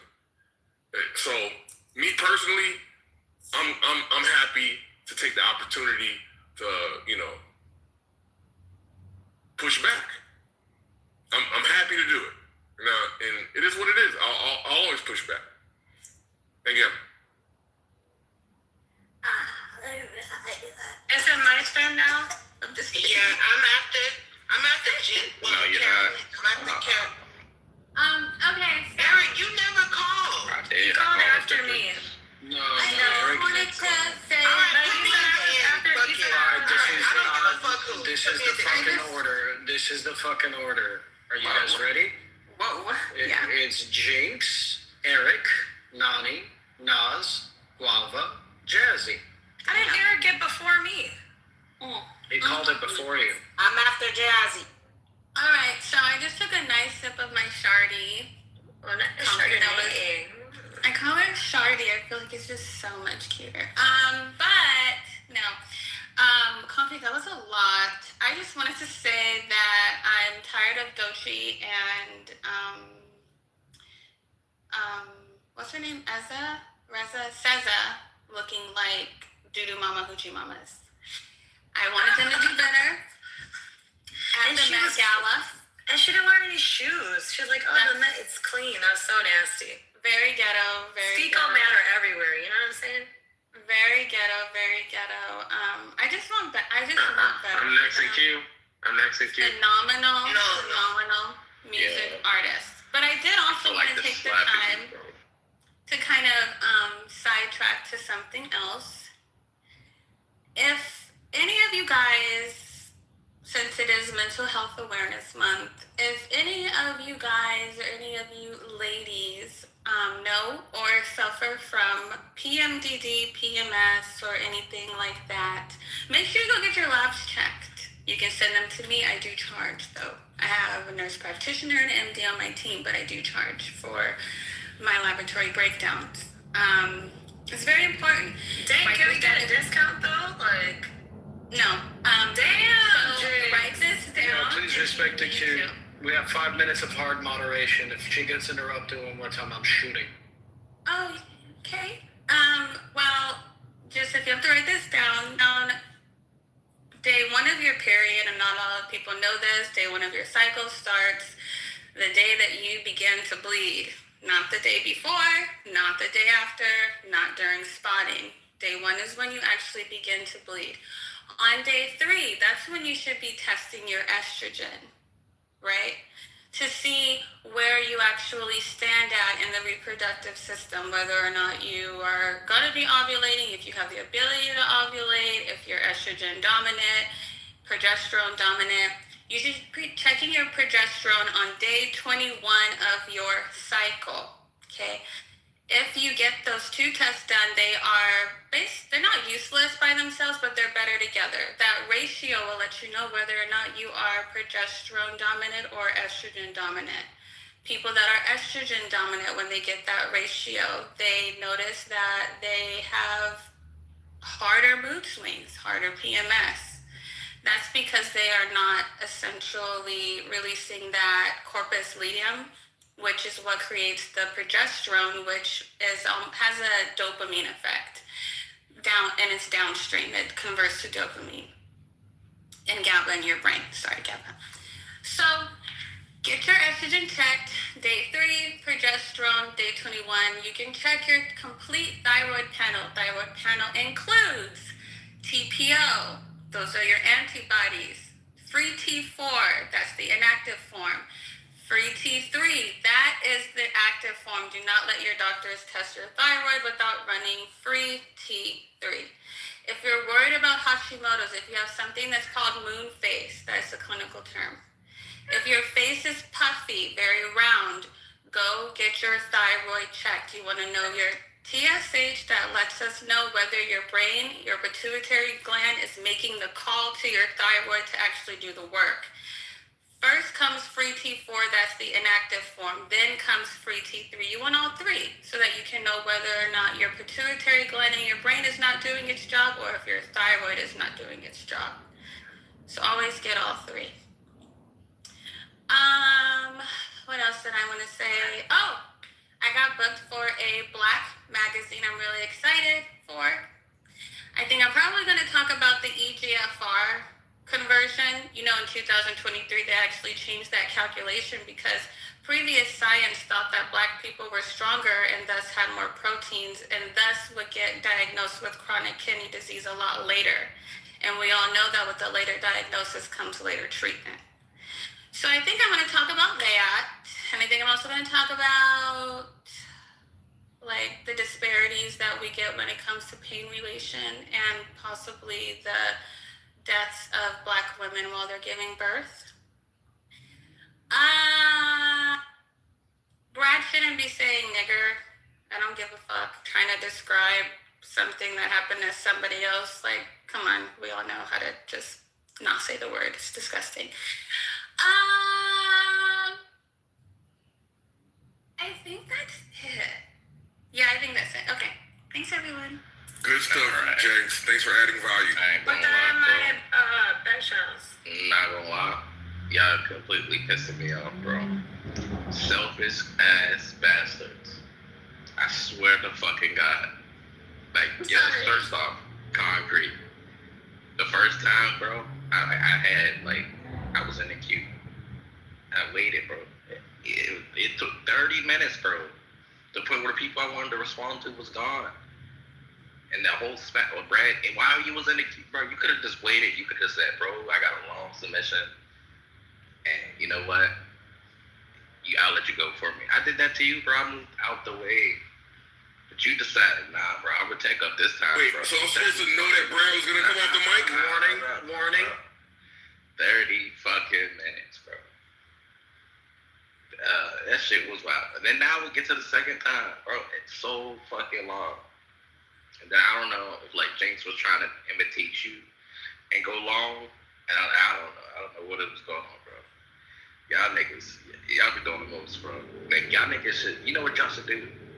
Y'all should start like an audio book. That's what y'all need to do. I think y'all will be a good job security for y'all. Because they need niggas who get to speak for long periods of time. Like, that's just crazy to me. But anyways, bro, I'm glad Philly you here. Because I wanted to respond to you about an hour ago, but you had left by the time shit had calmed down. I wanted to say, you paid $7,000, you said a year or something like that, $10,000 for healthcare. You got bad healthcare, bro. Yeah, that's my employer-sponsored healthcare. That's my pilots should, you know. How much you pay?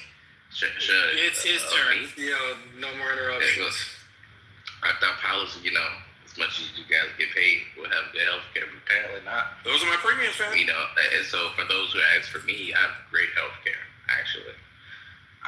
You know, my copay is only $5 max on anything.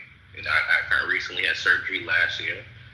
The bill was $300,000 and some change, and they covered all of it. All I paid was $5.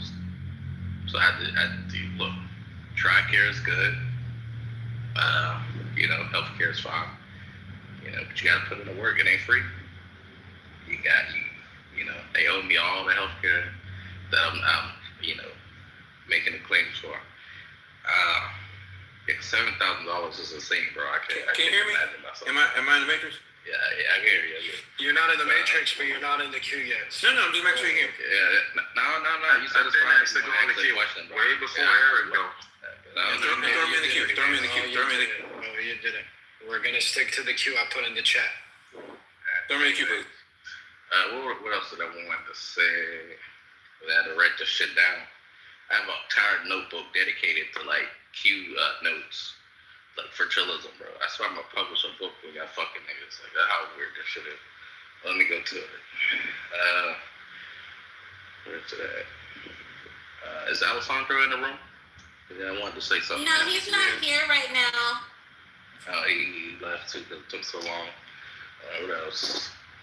Is Brad here? Brad No, here? he's not here right now. Oh, he left too. Anyways, so still in family. You know what also crazy, we're talking about the healthcare thing, and Brad was bringing up like the healthcare expansion or whatever. And this was like passed in like 2000, I think 8 or 12, almost still in office. But like the Medicaid expansions. So the state, you know, that they used to be in North Carolina, it took them until 2024 for them to pass the healthcare expansion, bro. Like, I'm talking about Roy Cooper fought tooth and nail with Republicans forever.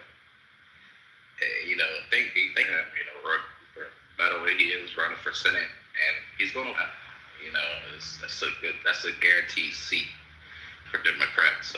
I'll vote for him. But it took them forever, bro. That shit's crazy.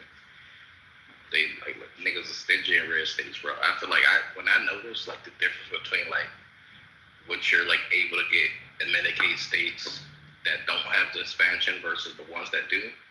Yeah, them niggas straight up like killing their own people, bro. Like they didn't provide dental. You couldn't get like outpatient care. You couldn't get like routine checkups or nothing. You had to just be like borderline dying for like cover some shit. But you know, 2024 that all changed, and healthcare is good now for those who can get it.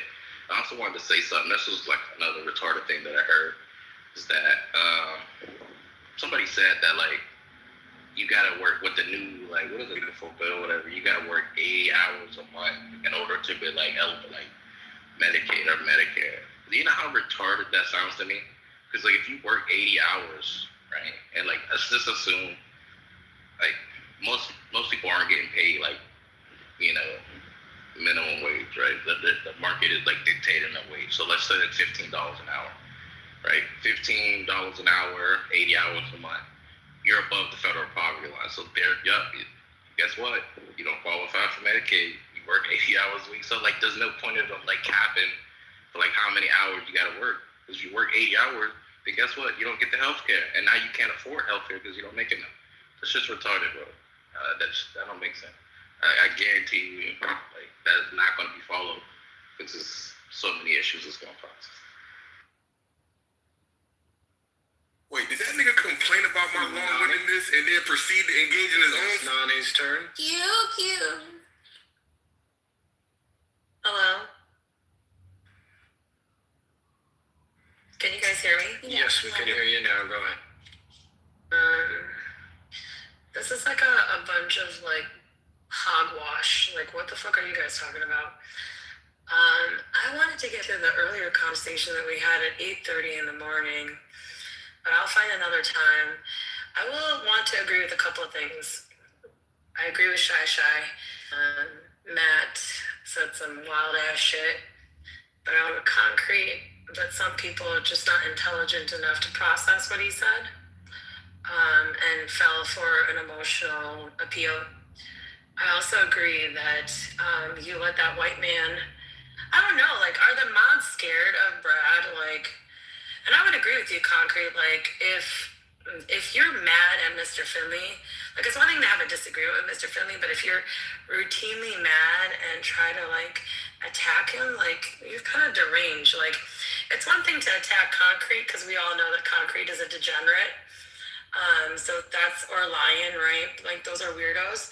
But to attack a decent human being like Mr. Finley repeatedly is wild. And I want to tangent after I left.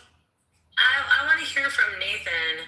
Like, why do you let Monica and Brad say the N-word so much? Like, why are you such cucks to white people? Is it because you're Caribbean? Like, is that, because, you know, some of the Caribbean people, they just be letting people say whatever they want, right? Because they're, like, in proximity to, like, Afro-Latino or biracials or something. But I'd like to hear from the mods during their turn why they allow those two really unattractive and disgusting human beings to say such deplorable things about Black people. That's all. Hi, Mr. Finley. Go Tims. Yeah, why do you allow? Am I in the queue? Why? No. Yes, you are in the queue. It's Lord Exactly. It's Nas. Guava. It's Nas. No, it's Nas Guava. I put it in the chat. I'm at the guava. So. Yes, ma'am. All right. Look, overall, for the main topic, what I'm guessing from the poll, I would choose blue. From what, based on other conversations were going on with this topic, I would still choose blue, no matter what. Earlier, a couple minutes ago, I was like, fuck Concrete, just my opinion. Seems a little bit fishy that he's able to get as much freedom as he wants while other people are fucked up. But hey, to each their own, I guess. And yeah, that's pretty much it. Guava. Only now to say the N-word. All right, you're going in the audience. I've warned everybody. Go ahead, Guava. All right. I'm actually going to take a page from out of Shashai's book. I mean, I did this before last year with Bima, but she reminded me to say things in a more creative way. And so I have two poems that I want to share with the room. And I'm not going to say who or what it's about. I want you all to just kind of figure it out. So I have two poems I would like to share. Okay. The first one goes like this. Okay. He found the button, not a throne. Just a flicker of green light on an app that crashed in his ego's amidst.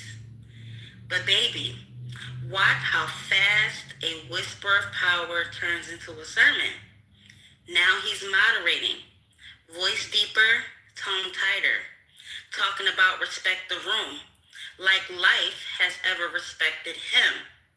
See, in the real world, he's quiet at his job, overlooked by his boss, yes, sirring his way through life that doesn't listen back. But in here, mute, unmute, remove. It's like a God complex in Wi-Fi form.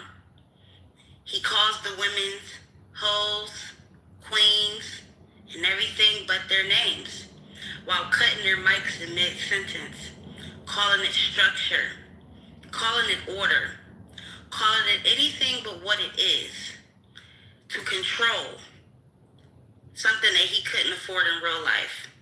And the saddest part is not even power. It's borrowed authority from an app that may not exist in 5 years. But today, he's the king of a digital cul-de-sac, guarding the stage nobody asked him to build. And you see it clear. Give a man a little bit of power without the character to carry it, and he won't elevate the room. He'll shrink it until it finally feels like something he can control. So that's the first poem. The second poem goes a little something like this. He wakes up late talking about meetings and calls, but it ain't no office. It's just his uncle's walls. talking about my business, chest puffed, chin high. Then he grabs his keys to go to the coffee shop to chase free Wi-Fi. Laptop is dead, but his ego is charged. Walking to coffee shops like he's in charge. Order one drink, sits for 6 hours straight. Loud on the phone like he's sealing a deal with fate. But nah, it's clubhouse rooms and imaginary clout. Yelling at strangers until they kick him out.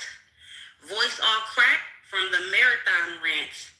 Arguing points that doesn't make sense. He's pacing the floor. The whole coffee shop is on edge. Talking crazy like he's standing from a ledge. Belligerent tone, wild and unhinged flair. The volume alone makes the people scared. Respect me, he's yelling online. But the respect doesn't come from crossing the line. He needs moderators to hold his frame, but flips it real quick when they do not play his game. 30 to 40 something years, still chasing the stage. Throwing tantrums, still stuck in a phase. No structure, no growth, just noise and pride. In a loud, empty room, something he cannot feel inside. And the truth, everyone sees it, even through the screen. The man ain't powerful, he just wants to be loud and seen. Building a world where he finally finally feels tall. But it crumbles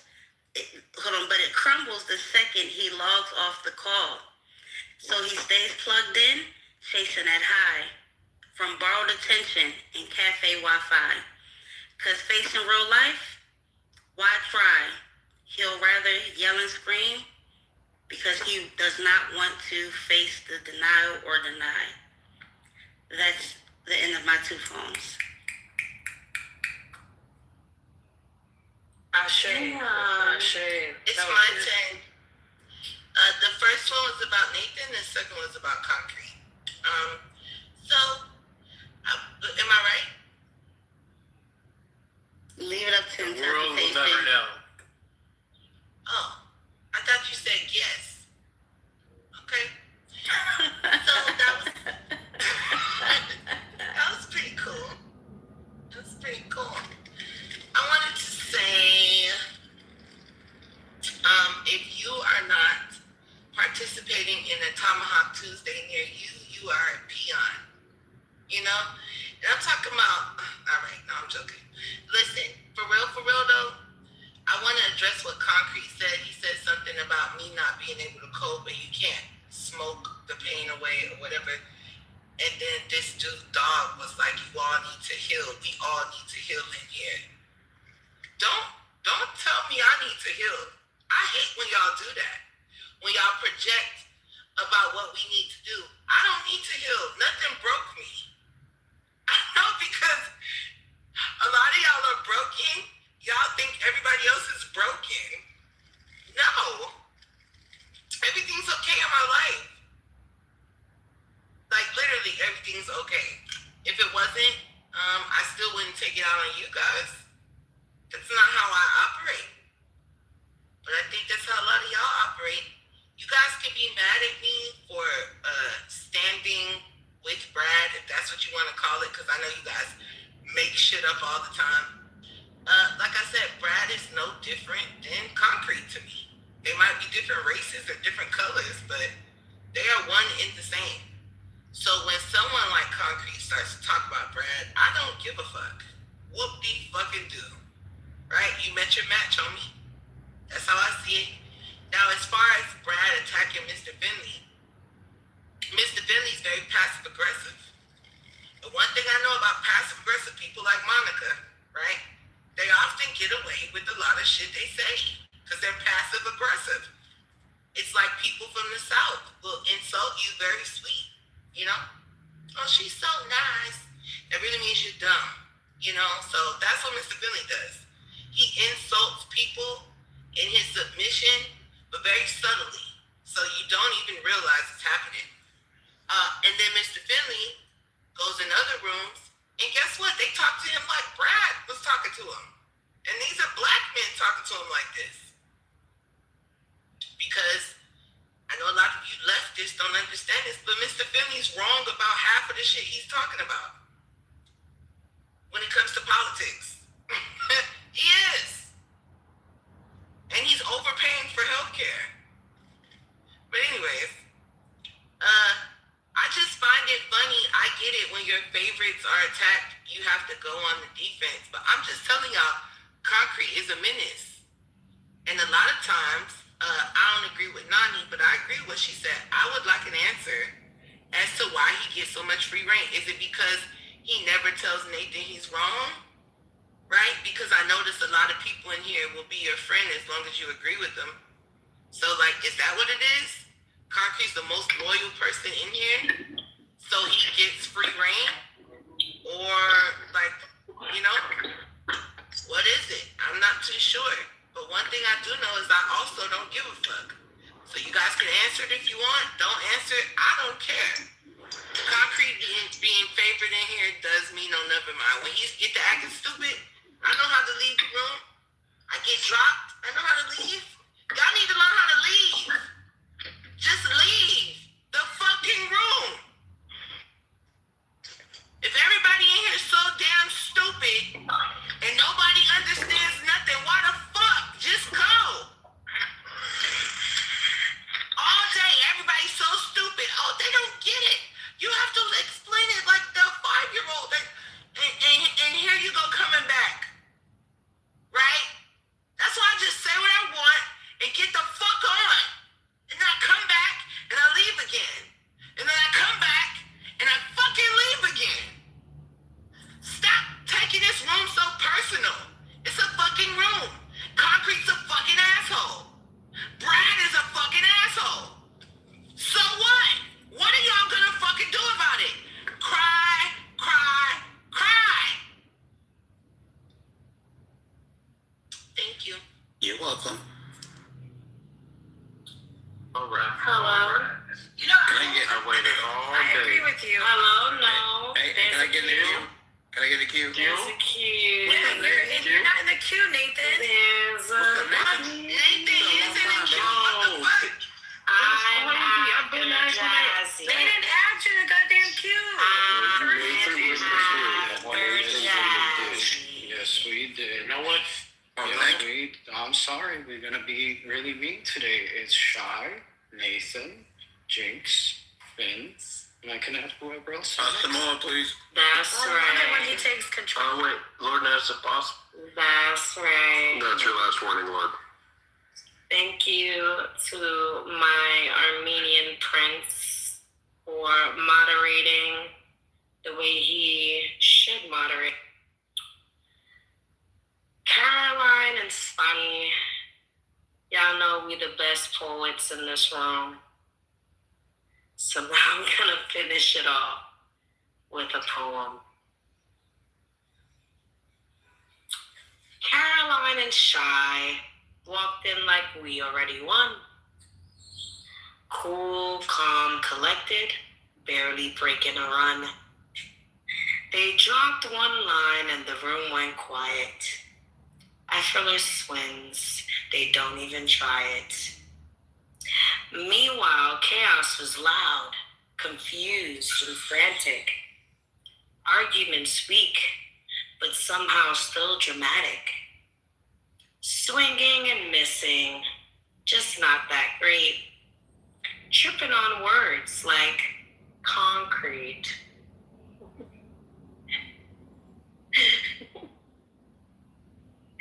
Then came the backup, thinking he'd save it, but made it worse the second he gave it.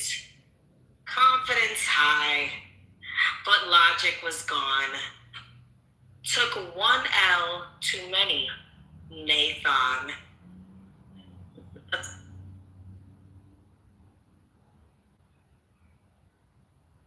Bro, that was poetic. Oh my God.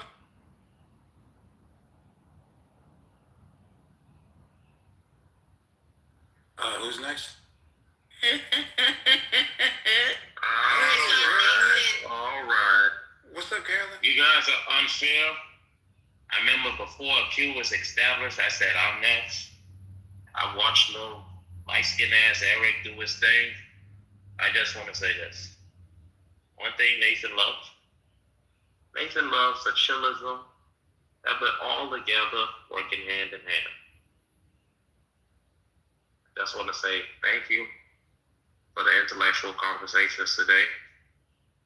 You know, sometimes we can be a little bit immature, Nani. Sometimes we a little bit vindictive, Nani. Sometimes we may be a little petty, Nani. But one thing I want to remind you, if you're going to be a king, wear that name correctly. Don't cry to me to fight your battles. Have to stop with the vitriol, guys. We're all here every day talking to the same individuals. Only one person in here is always right. And if y'all don't believe me, I'll just move y'all down.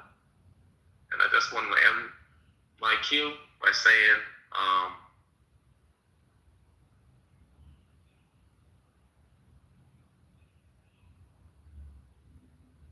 yeah, wake it up.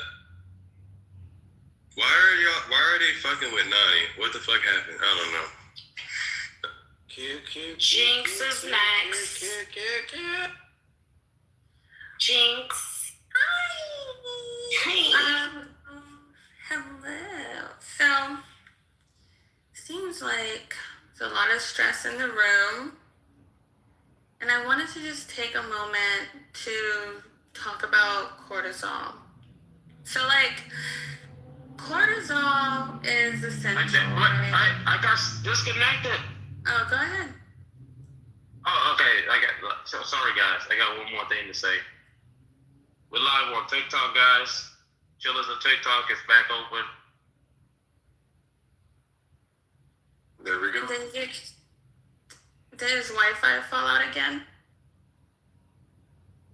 Oh, I don't know.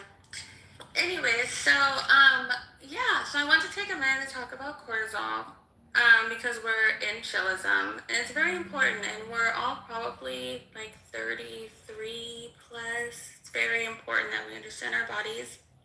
As we know, cortisol is very essential for us, and it runs our circadian rhythm, regulates our blood sugar, and controls inflammation, and manages our blood pressure.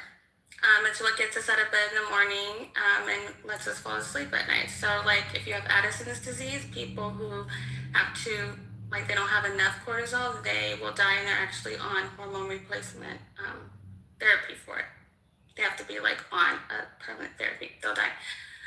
But the problem actually is, like, the dysregulation of cortisol in these highly stressful situations that we find ourselves in chillism. And I actually really have concern about with a lot of people when they're like screaming into their mics. You know, their blood pressure is very high, it's pumping cortisol through their veins. But the problem, so if you have too high of cortisol, that's the big one. That comes from like chronically stressed environment, hyper stress. That comes from like poor eating habits. It comes from a lot of different things, right? So having too high of cortisol is really, really, really bad for you because it actually steals. Did you know that it actually steals from the sex hormones?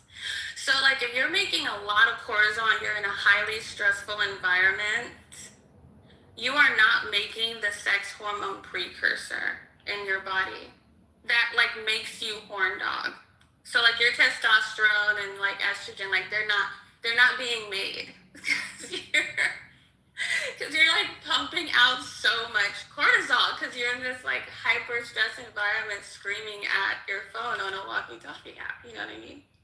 And I think that's why some people need to like shift their focus and maybe that's why a lot of people in here aren't really interested in getting laid or anything like that, because like they're in this highly stressful environment where like they're not even pumping testosterone, so they don't even feel that like urge to do that.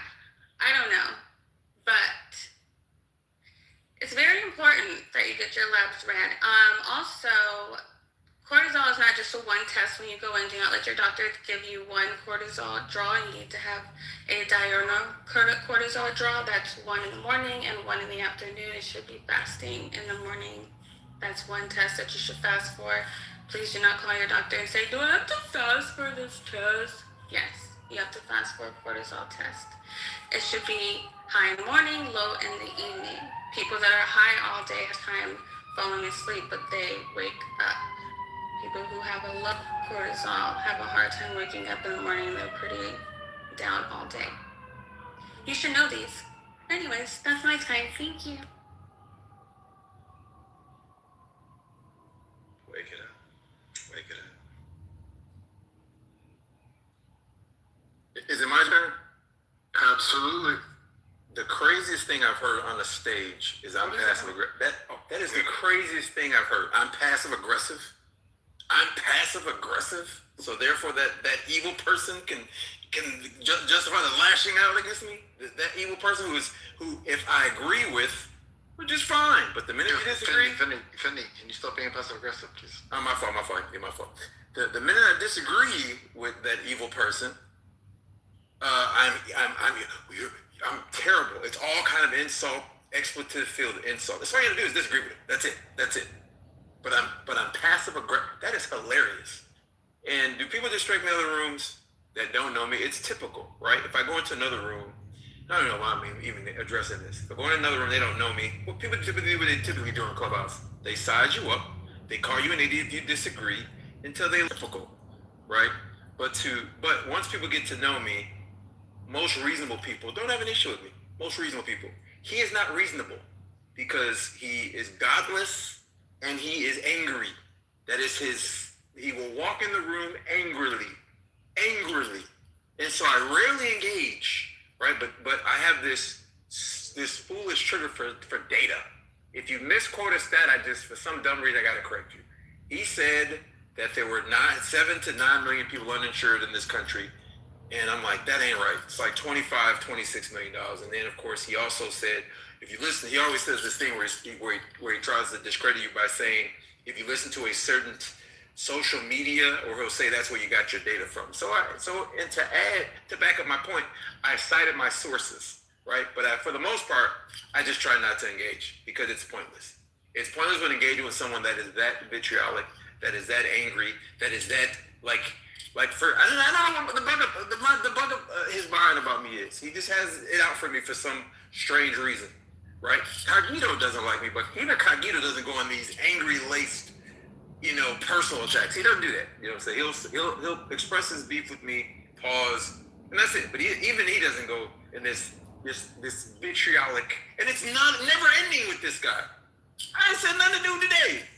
I said nothing to him. I didn't engage with him. I just corrected it. I corrected the stat. I said nothing about him. I ain't said nothing about this dude. And so if he went on this anger-laced, rant attacking me after I left, that's because he has a problem. He has a problem, and it is a personal problem for some reason. That's a he problem. That's a he problem. I pray that he gets over it one day and he moves on, but he probably won't because again, he's godless and he doesn't have any morals. His standard is you're on my side or you're the enemy, and that includes in these thought experiments and these quote unquote debates and these conversations we have in this stage, which aren't that serious. They're not that serious. They're not serious enough for you to go on these attacks. It's just silly. It's silly, right? It's very silly, especially when he does it. It's just silly. Now watch. Pay close attention. Close attention. I'm gonna say this one last time since I'm passive aggressive. We're gonna have a conversation about whatever it is. I'm going to probably disagree. And when I disagree and I express that, he's going to attack. And I ain't gonna say nothing about him. I ain't gonna say his name. I ain't gonna say the letters in his name. But yeah, that's just crazy. Jinx just wanted to say, good to have you back in the room on a regular basis. I don't take sides here. You're one of my favorite people in this room, and it's just good to have you back in the room. I said it to you once before, and yeah, that's just kind of 30 year flowers. So, nice to see you. And I hope that Louie ain't even here. Dang it. Never mind. I'm gonna leave it right. Point of moderation. Samoa's next, but Concrete got skipped in the queue. It was Himothy, and then Concrete, and then you guys fucked him. So just be It's all careful. good. It's all good. I'm gonna try to fix it. No, you're good. I wasn't in the room. Yo, Oleg, what the fuck is wrong with you, Oleg? So what do you Oleg's like doing for black people. Yeah, what was that? Oh, yeah. I just wanted to point out what Finley said about it's not that serious. I wish you would talk to your favorite, to your Yo, fellow- Samoa, why was everybody talking shit this morning? They were? Bruh. They weren't, nigga. There's a queue. I dipped out. It's all good. I defended you. It's all good. Oh, I appreciate you, bro. You know, So for the record, it wasn't everybody. It was just Alessandro. oh, well, who cares about him? But yeah, I think the online personas that take this like the most serious. Look what's going on right here. We got a person who ran for the United States Senate was arrested by the FBI for leaving voicemails threatening the greatest president that we've ever known. Then there's another congressional person here also arrested for leaving lewd comments and threats to our president. Yeah, seems like there's a lot of wackos over there. He tackled again. What happened? Tackled again. Absolutely not. Absolutely not. So what you guys are talking about is like, hey, he said he's going to do a thing, and then he didn't do the thing. And it's like, yeah, man. That's how you negotiate. You say you're going to do a thing. You see how they're going to react, like in boxing, right? You throw a feint. You see if they move. You see if their left pivot foot, or if their left foot pivots. If not, then you just factor that in, and then you wait, and then you lure them in, and then you catch them, right? Like that's how you do it. But yeah, man, I know you guys don't normally like negotiate certain things in your everyday lives, and things can get kind of complicated. But hey, man, you guys gotta love the science. You guys gotta see how this stuff is put together. But yeah, there's a lot of crazies out here, Finley, and you seen how many times the Secret Service has been shooting people in DC? What's going on with those people? Like, why are you running at our president like that? That's a fact. That is freaking horrible, bro. I don't know, man. I'm an American. You guys are all Americans. Earlier, there was some people. He running their country, fam. They upset. Bro. Yeah. Did you not see Bitcoin? Huh? We're at 81,000 right now. That's making King rich, fam. Oh, King's always rich, bro. One of the most base people, right, as far as like foundationally, if you listen to the way that King engages on every single topic, he's even keel, his cadence is smooth. A lot of people don't give him enough credit, bro. But yeah, man, Bitcoin's going up. He gave me some good advice. Inca's gonna have to pay this cash app here in the next month. And that's how it goes, man. So yeah, man. I just thought that I would bring up the FBI doing their job and arresting all these wacko lefties that want to kill the greatest president that we've ever known. Wipe your mouth. Alright, I'm next. Pretty much, last thing I'd say ultimately was... guys, what's up, bro? My bad. It's been a minute. Please, later on. Damn. Look, the point is, shit, you messed it up. I'm trying to fucking say something. I fucking forgot it now. Shit. Alright, what was it now? Shit. Oh, yes. Alright, so pretty much, yeah. Brad took a really massive dump on concrete and just fucking stroked himself in the process too. But to each their own on the situation. But at the end of the day, a lot of hypocrite shit that's going on. I believe that somehow he's just paying just to get all the free time, like all the shit that he's able to do. He's able to do all the shit that he wants to do and all like do whatever the fuck he wants to do at the end of the day. And we're all just supposed to just accept that and fucking deal with it because hey, Concrete's able to do whatever he wants freely. Well, everyone else is fucked. But love it. Thank you. I'm done. Alright. With the sentence of sorrow and dread, I'll set it perfect again and again. I love. That's what Lord Nas reminds me of. Alright. Yeah, I've been to ask you where you've been ducking it. Yo, conversation. Shut up. Wait, hold on, bro. Who the fuck you talking to? Who the fuck is you talking Shut to? up. Yo, I know what happened to this nigga for fucking days. Shoot him down. Nah, nigga, because he was selfish, bro, twice. The nigga, it took, bro, between two of your submissions a day, it took like an hour and 30 minutes, bro. Just like you talking and me waiting for you to get done. Hey, I literally, thank you for like, I just remember it. Like, I literally played a whole game of literati. Like, I beat Carolyn's ass. Like, it wasn't even close. Like, that's how long you took talking. And I was, like, still waiting when I was done. And that's like, crazy. Like, it took her 30 minutes to play. You were talking. And then we started playing. That was about 30 minutes. And then I had to wait another 30 minutes for you to finish. And then you spoke again after that. It's like, damn, gee, and you had the nerve to try to interrupt me again. But anyways, that's Huey. You've been ducking this conversation, bro. I've been trying to have with you, me and Matt, about those South Africans beating up those immigrants, bro.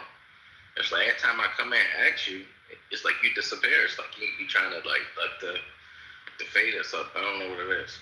You forget my baby's just learning to walk. She be hitting things, she be getting herself in trouble. But I tried to have a conversation with Himothy the other day, and then like niggas came in and kind of moved a different direction. No, we had a good conversation. Yeah, we definitely gotta have that conversation. I wanna discuss what's happening. But where else was I gonna say? Yeah, Alessandra, I don't appreciate you running away from the conversation we were having. Because that was the only reason I was in the queue was to respond to something you had said, and I feel like you should have stayed and subjected yourself to concrete and brass torture as I did to like get to rebut you. I could have just left, but I decided no. I need to rebut Alessandra, so I must have like endure this torture I had to experience, and you just left. And came back like shit's fine, bro. I had to witness that for like an hour and 30 minutes. So I feel like that's kind of fucked up. The next time, bro, you can't leave, bro. You gotta stay there. You gotta let it happen. Who else was it? Samoa's here. Yo, Samoa, word on the street, bro. You ducking the fade, bro. I don't know what's going on, but we offered you a monetary incentive. We even gave you like fair, rules. He's not here. And he still decided to duck the fade. Now, me personally, it seems like, and it's from my observations, it's not a matter of fact, that he seems scared to me. Seems scared to debate Carolyn. And that's just me personally. I think he sees the writing on the wall. She's grown since the last time they first met. All the battles, tribulations she had to go through. She's become a whole new person. Just like Carolyn 4000. It's a Terminator reference. The new and improved version. And I think a lot of you are scared. That's when she was asking y'all who want to debate. All y'all niggas was quiet. It's like, damn, ain't nobody gonna step up, bro. And there's money too on the line. It's an easy, y'all think y'all better, bro. It's easy money right there. Oleg said he had 100. I was paying 50 on it, and I was paying 50. No, he said 100. No, that's 250. 250 I'll put 50. Look, there we go right there. That's 3. I'll match. I'll debate, huh? What's going on? Look, even so look, that's 450 beans. Easy money. That's all you do if you just debate her if you think she. Wait, what y'all talking about? What y'all talking about? Low tier person. Who debating? Who? No, Carolyn put out the roll call for like challengers. And everybody was scared. Y'all pay me. You said y'all pay me today. Why are we ignoring that? Why are we ignoring that? She said it twice. No, because she already called out people earlier this morning. Remember? Were you here? And everybody was here. Yeah, they ran. But it seems like Eric is speaking to everybody. No, he's just like telling you, like basically giving you a rundown really quick. You know what I mean? All right. So Eric, you're just talking with specific people, not everyone. Yeah. The office, okay. I don't know if it's still on paper or not, but I'm just recounting, what happened. All right, my bad. But you guys comprise the office, so it's up to you, really, isn't it? You dictate it. Well, I mean, it's up to her if she still wants to choose somebody. I don't know. But nobody wanted to. Anyway. No, basically the thing that happened, Derek, was this morning she offered to debate one person, and that one person respectfully declined, right? And then she's like, okay, well, I want a formal debate. I want it to be a formal debate. So then she goes down the list. She said a couple of people that she thinks she would like to debate was Samoa. I heard that one, and Knowledge as well. But then Concrete and King came in and were saying I'm sorry, King, I love you. I'm not gonna say anything horrible. But I heard mainly Concrete and King saying oh no, maybe she should debate someone less than those people to get her sword sharper. But they didn't volunteer themselves. So then it was just kind of okay, well, Concrete, we would love to see that too, a fair debate between Guava and Concrete where they're actually able to debate on a specific subject matter, So I think that's kind of... my stance has never changed. I dispute that characterization for the record. Was that really bad? If she's still willing to do it, I'm still willing to finance it, so it doesn't matter what she does with it. All I'm saying is, to me, it just sounds like if somebody being offered, $450, and they're kind of characterized, a lot of people in this room were trying to characterize Carolyn as this low tier, or bottom tier. Did I call her low tier? No, I'm not saying you. Yeah, she is low tier. No, you guys were implying it. Hey, everything. Why did they make me do it? I didn't want to do it. I'm out of my business. Yes, she's low tier. Yes. That's the cosign. Speaking, that's why. Look, it was to the point where they even disrespect her to the point to compare her to Mark. And they're we gotta be fair. Mark is borderline retarded. That's the baseline of I did not do that. When somebody compares you to Mark, I think that's a bleed insult. That's fighting words to be person. It was Dominic, not Mark. Yeah, so the Mark is outrageous. And I just feel if that's what you guys see, $450 is easy. That's easy. Come on, you can buy yourself a new pair. It's a new pack of some socks or some, brand new. Why are they $450, bro? I just want to know why $450, bro? That's a random ass number, bro. No, that's because everybody. That's the accumulation of what people contributed together. I got any number would be random. I just like that. Simple fact is, you guys are scared. Thank you. I just want to say, it's me. Okay. You're me. Okay, I'm gonna go upstairs with you. Yeah. I'm after. No, it's in the chat. It's concrete. No. Yo, concrete after everything. Jinx's cortisol spikes. She's in fight or flight right now. I just want to say, Trump definitely did tackle on this. This is humiliating. This is another humiliation in a long line of humiliations. I mean, you gotta give it to these fucking Iranians. Wait, can you give a recap? Oh yeah, okay, cool. So what they tried to do is they tried to rebrand Epic Fury as this humanitarian mission, and what they basically said was essentially their blockade isn't really working, but many people could have predicted that. Obviously these people have been economically immiserated for 47 years. Clearly you going oh, now we're not going to let any any oil tankers leave from Iranian ports isn't going to really just completely destroy the regime overnight, given they've already been suffering these kinds of blockades and these kinds of sanctions. You sanction all of their economic partners. It's obviously they know how to deal with this, and also they have these other routes, and a lot of their tankers have been slipping through the blockade, so they're cool, they're cushy. So America tried to ramp it up, but they don't want to escalate, obviously. So they've been trying to escalate horizontally, but it doesn't really work the same way. Because like what the Iranians do is like blow up this thing and I'll blow up that thing. It's like, oh, okay, we don't like that. It's not nice. But like, so the Iranians like, hey, we're gonna hold the global economy hostage. They're like, oh, we're gonna hold your economy hostage. And they're like, oh, too late, losers. You've been doing it for 50 years. Like, you're not really escalating anything, right? So now they thought, okay, here's a new one. Here's a new like approach. Let's reframe this as a humanitarian mission.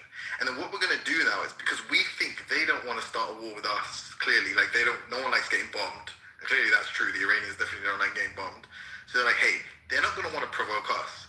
We're going to maintain the ceasefire, but we're going to start, escorting ships through the strait, and then be like, dude, we're doing this to save. So the way they frame it is like, oh, there's all of these seafarers and crew members and stuff that are like trapped in the Persian Gulf, and they're gonna starve to death if no one saves them. And but for the Iranian blockade, these people would be home now. And it's not about insurance. It's not about global economy. It's about saving these people.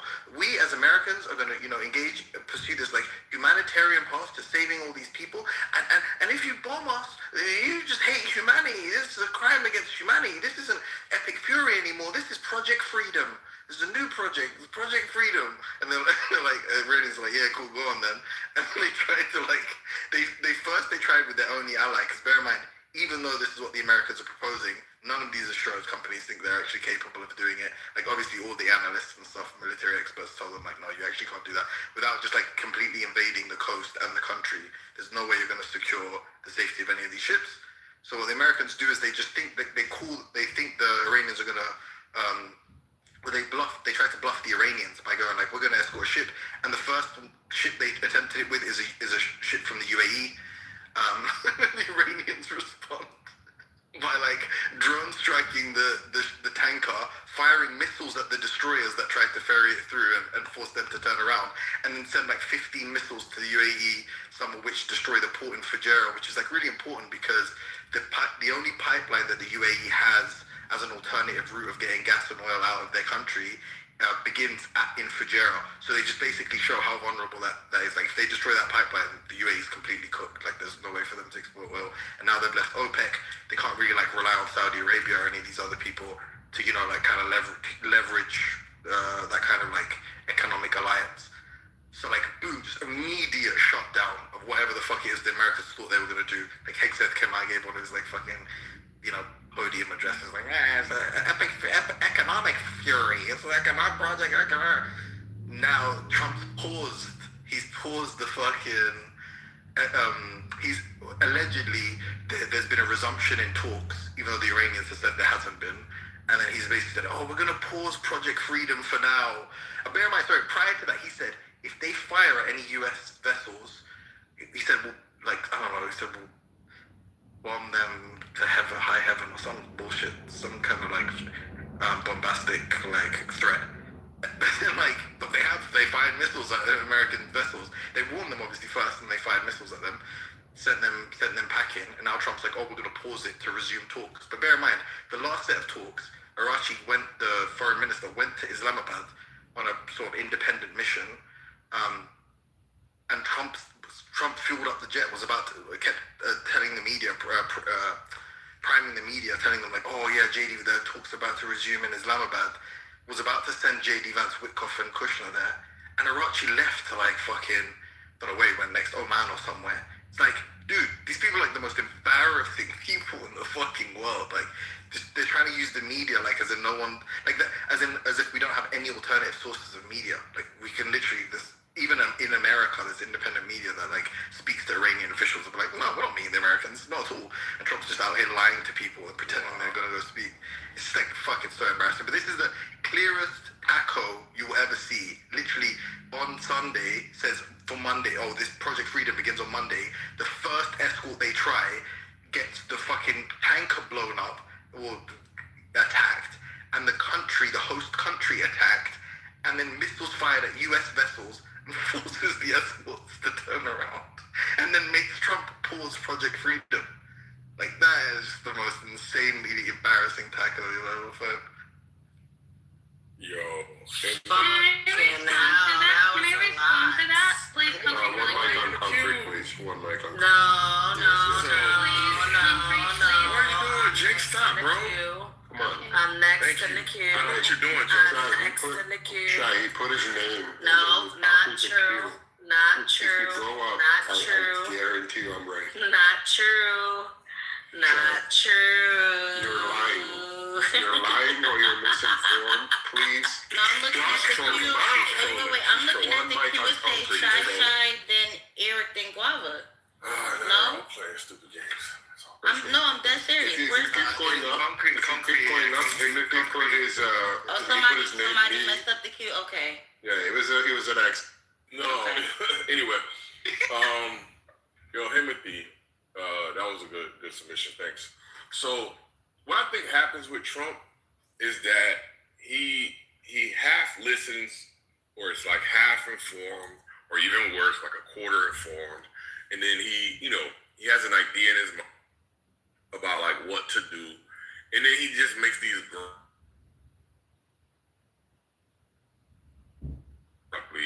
what explains like the regularity of him tacoing, or it could all just be market manipulation. Did you see did you look at the like market correlation, or like you didn't pay attention to that? No, but you're right though. No, okay. That's definitely that. Yeah, it's crazy. Oh, okay. So where was I? Is Eric still here? Yeah, Eric. So if you saw earlier, I made a quick comment because I wanted to because I saw that they were fucking around in the queue, and I was gonna make a statement. And as you could clearly see, Eric fucking seized the opportunity to be an asshole to your boy. And I get it. Eric is basically what we would call dirty macking, right? Even though he doesn't have to. And it's also like a show of force for his boo thing, right? Earlier today, Guava put in the chat, I like when Eric something concrete. And so obviously he saw it and he's like feeding into it. It's like, hey girl, you see what I did to that nigga? Yeah, I saw what you did. You see what I did to that fuck nigga? Yeah, I saw. And that's a bitch ass move. Like, come on, Eric, man. You did this before, like a couple of seasons ago with same Guava, and it's like, bro, come on, man. You gotta be able to do something else. Well, all right, look. It's basically if your girl got a problem with somebody, then you have a problem with somebody. That is the bitch ass shit that Eric is doing. Instead of saying to his girl, like, yo, just chill. I ain't got no beef with that nigga. What the fuck? She ended up, she's like, what you a bitch? You scared of him? What, he gonna beat your ass? He gonna talk down to you? So he's like, no, that nigga ain't gonna, man, fuck that. All right, I'ma show you. I got it. So what kind of high school fucking nigger shit is that? I don't know, but obviously it's doing, right? And what else? That's basically it, yo. To see a grown man get involved in like high school behavior is like crazy as shit.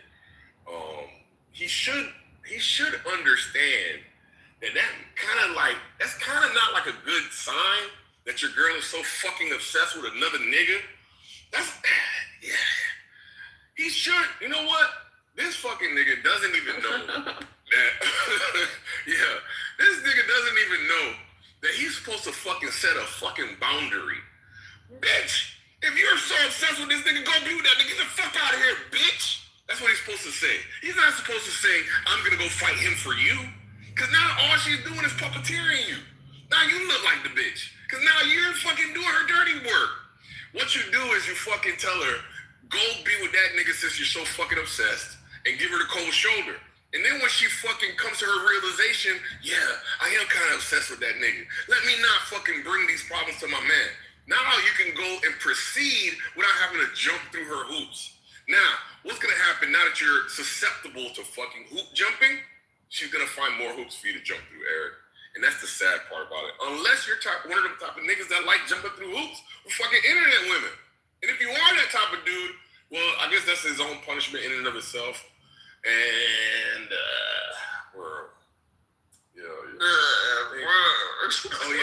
Let's talk about Shy. Sasha so much better since she fucking caught fucking I don't know what's a good word of saying, like some sort of fucking nigger infection, like not the Wuhan flu, but the fucking hood rat flu, and she has regressed, right? She used to be better. Saying that there's not. For the last 5 years with receptors and stuff like that. Those are all good things, and we need them to do that. And you know, Japan is going to start dealing arms to the world again. And they were a big arms supplier at one time. Rafi, and can they I are play my time after he's done? Shut up. They're, Is that they're, Kawasaki? There's a cube. Yeah.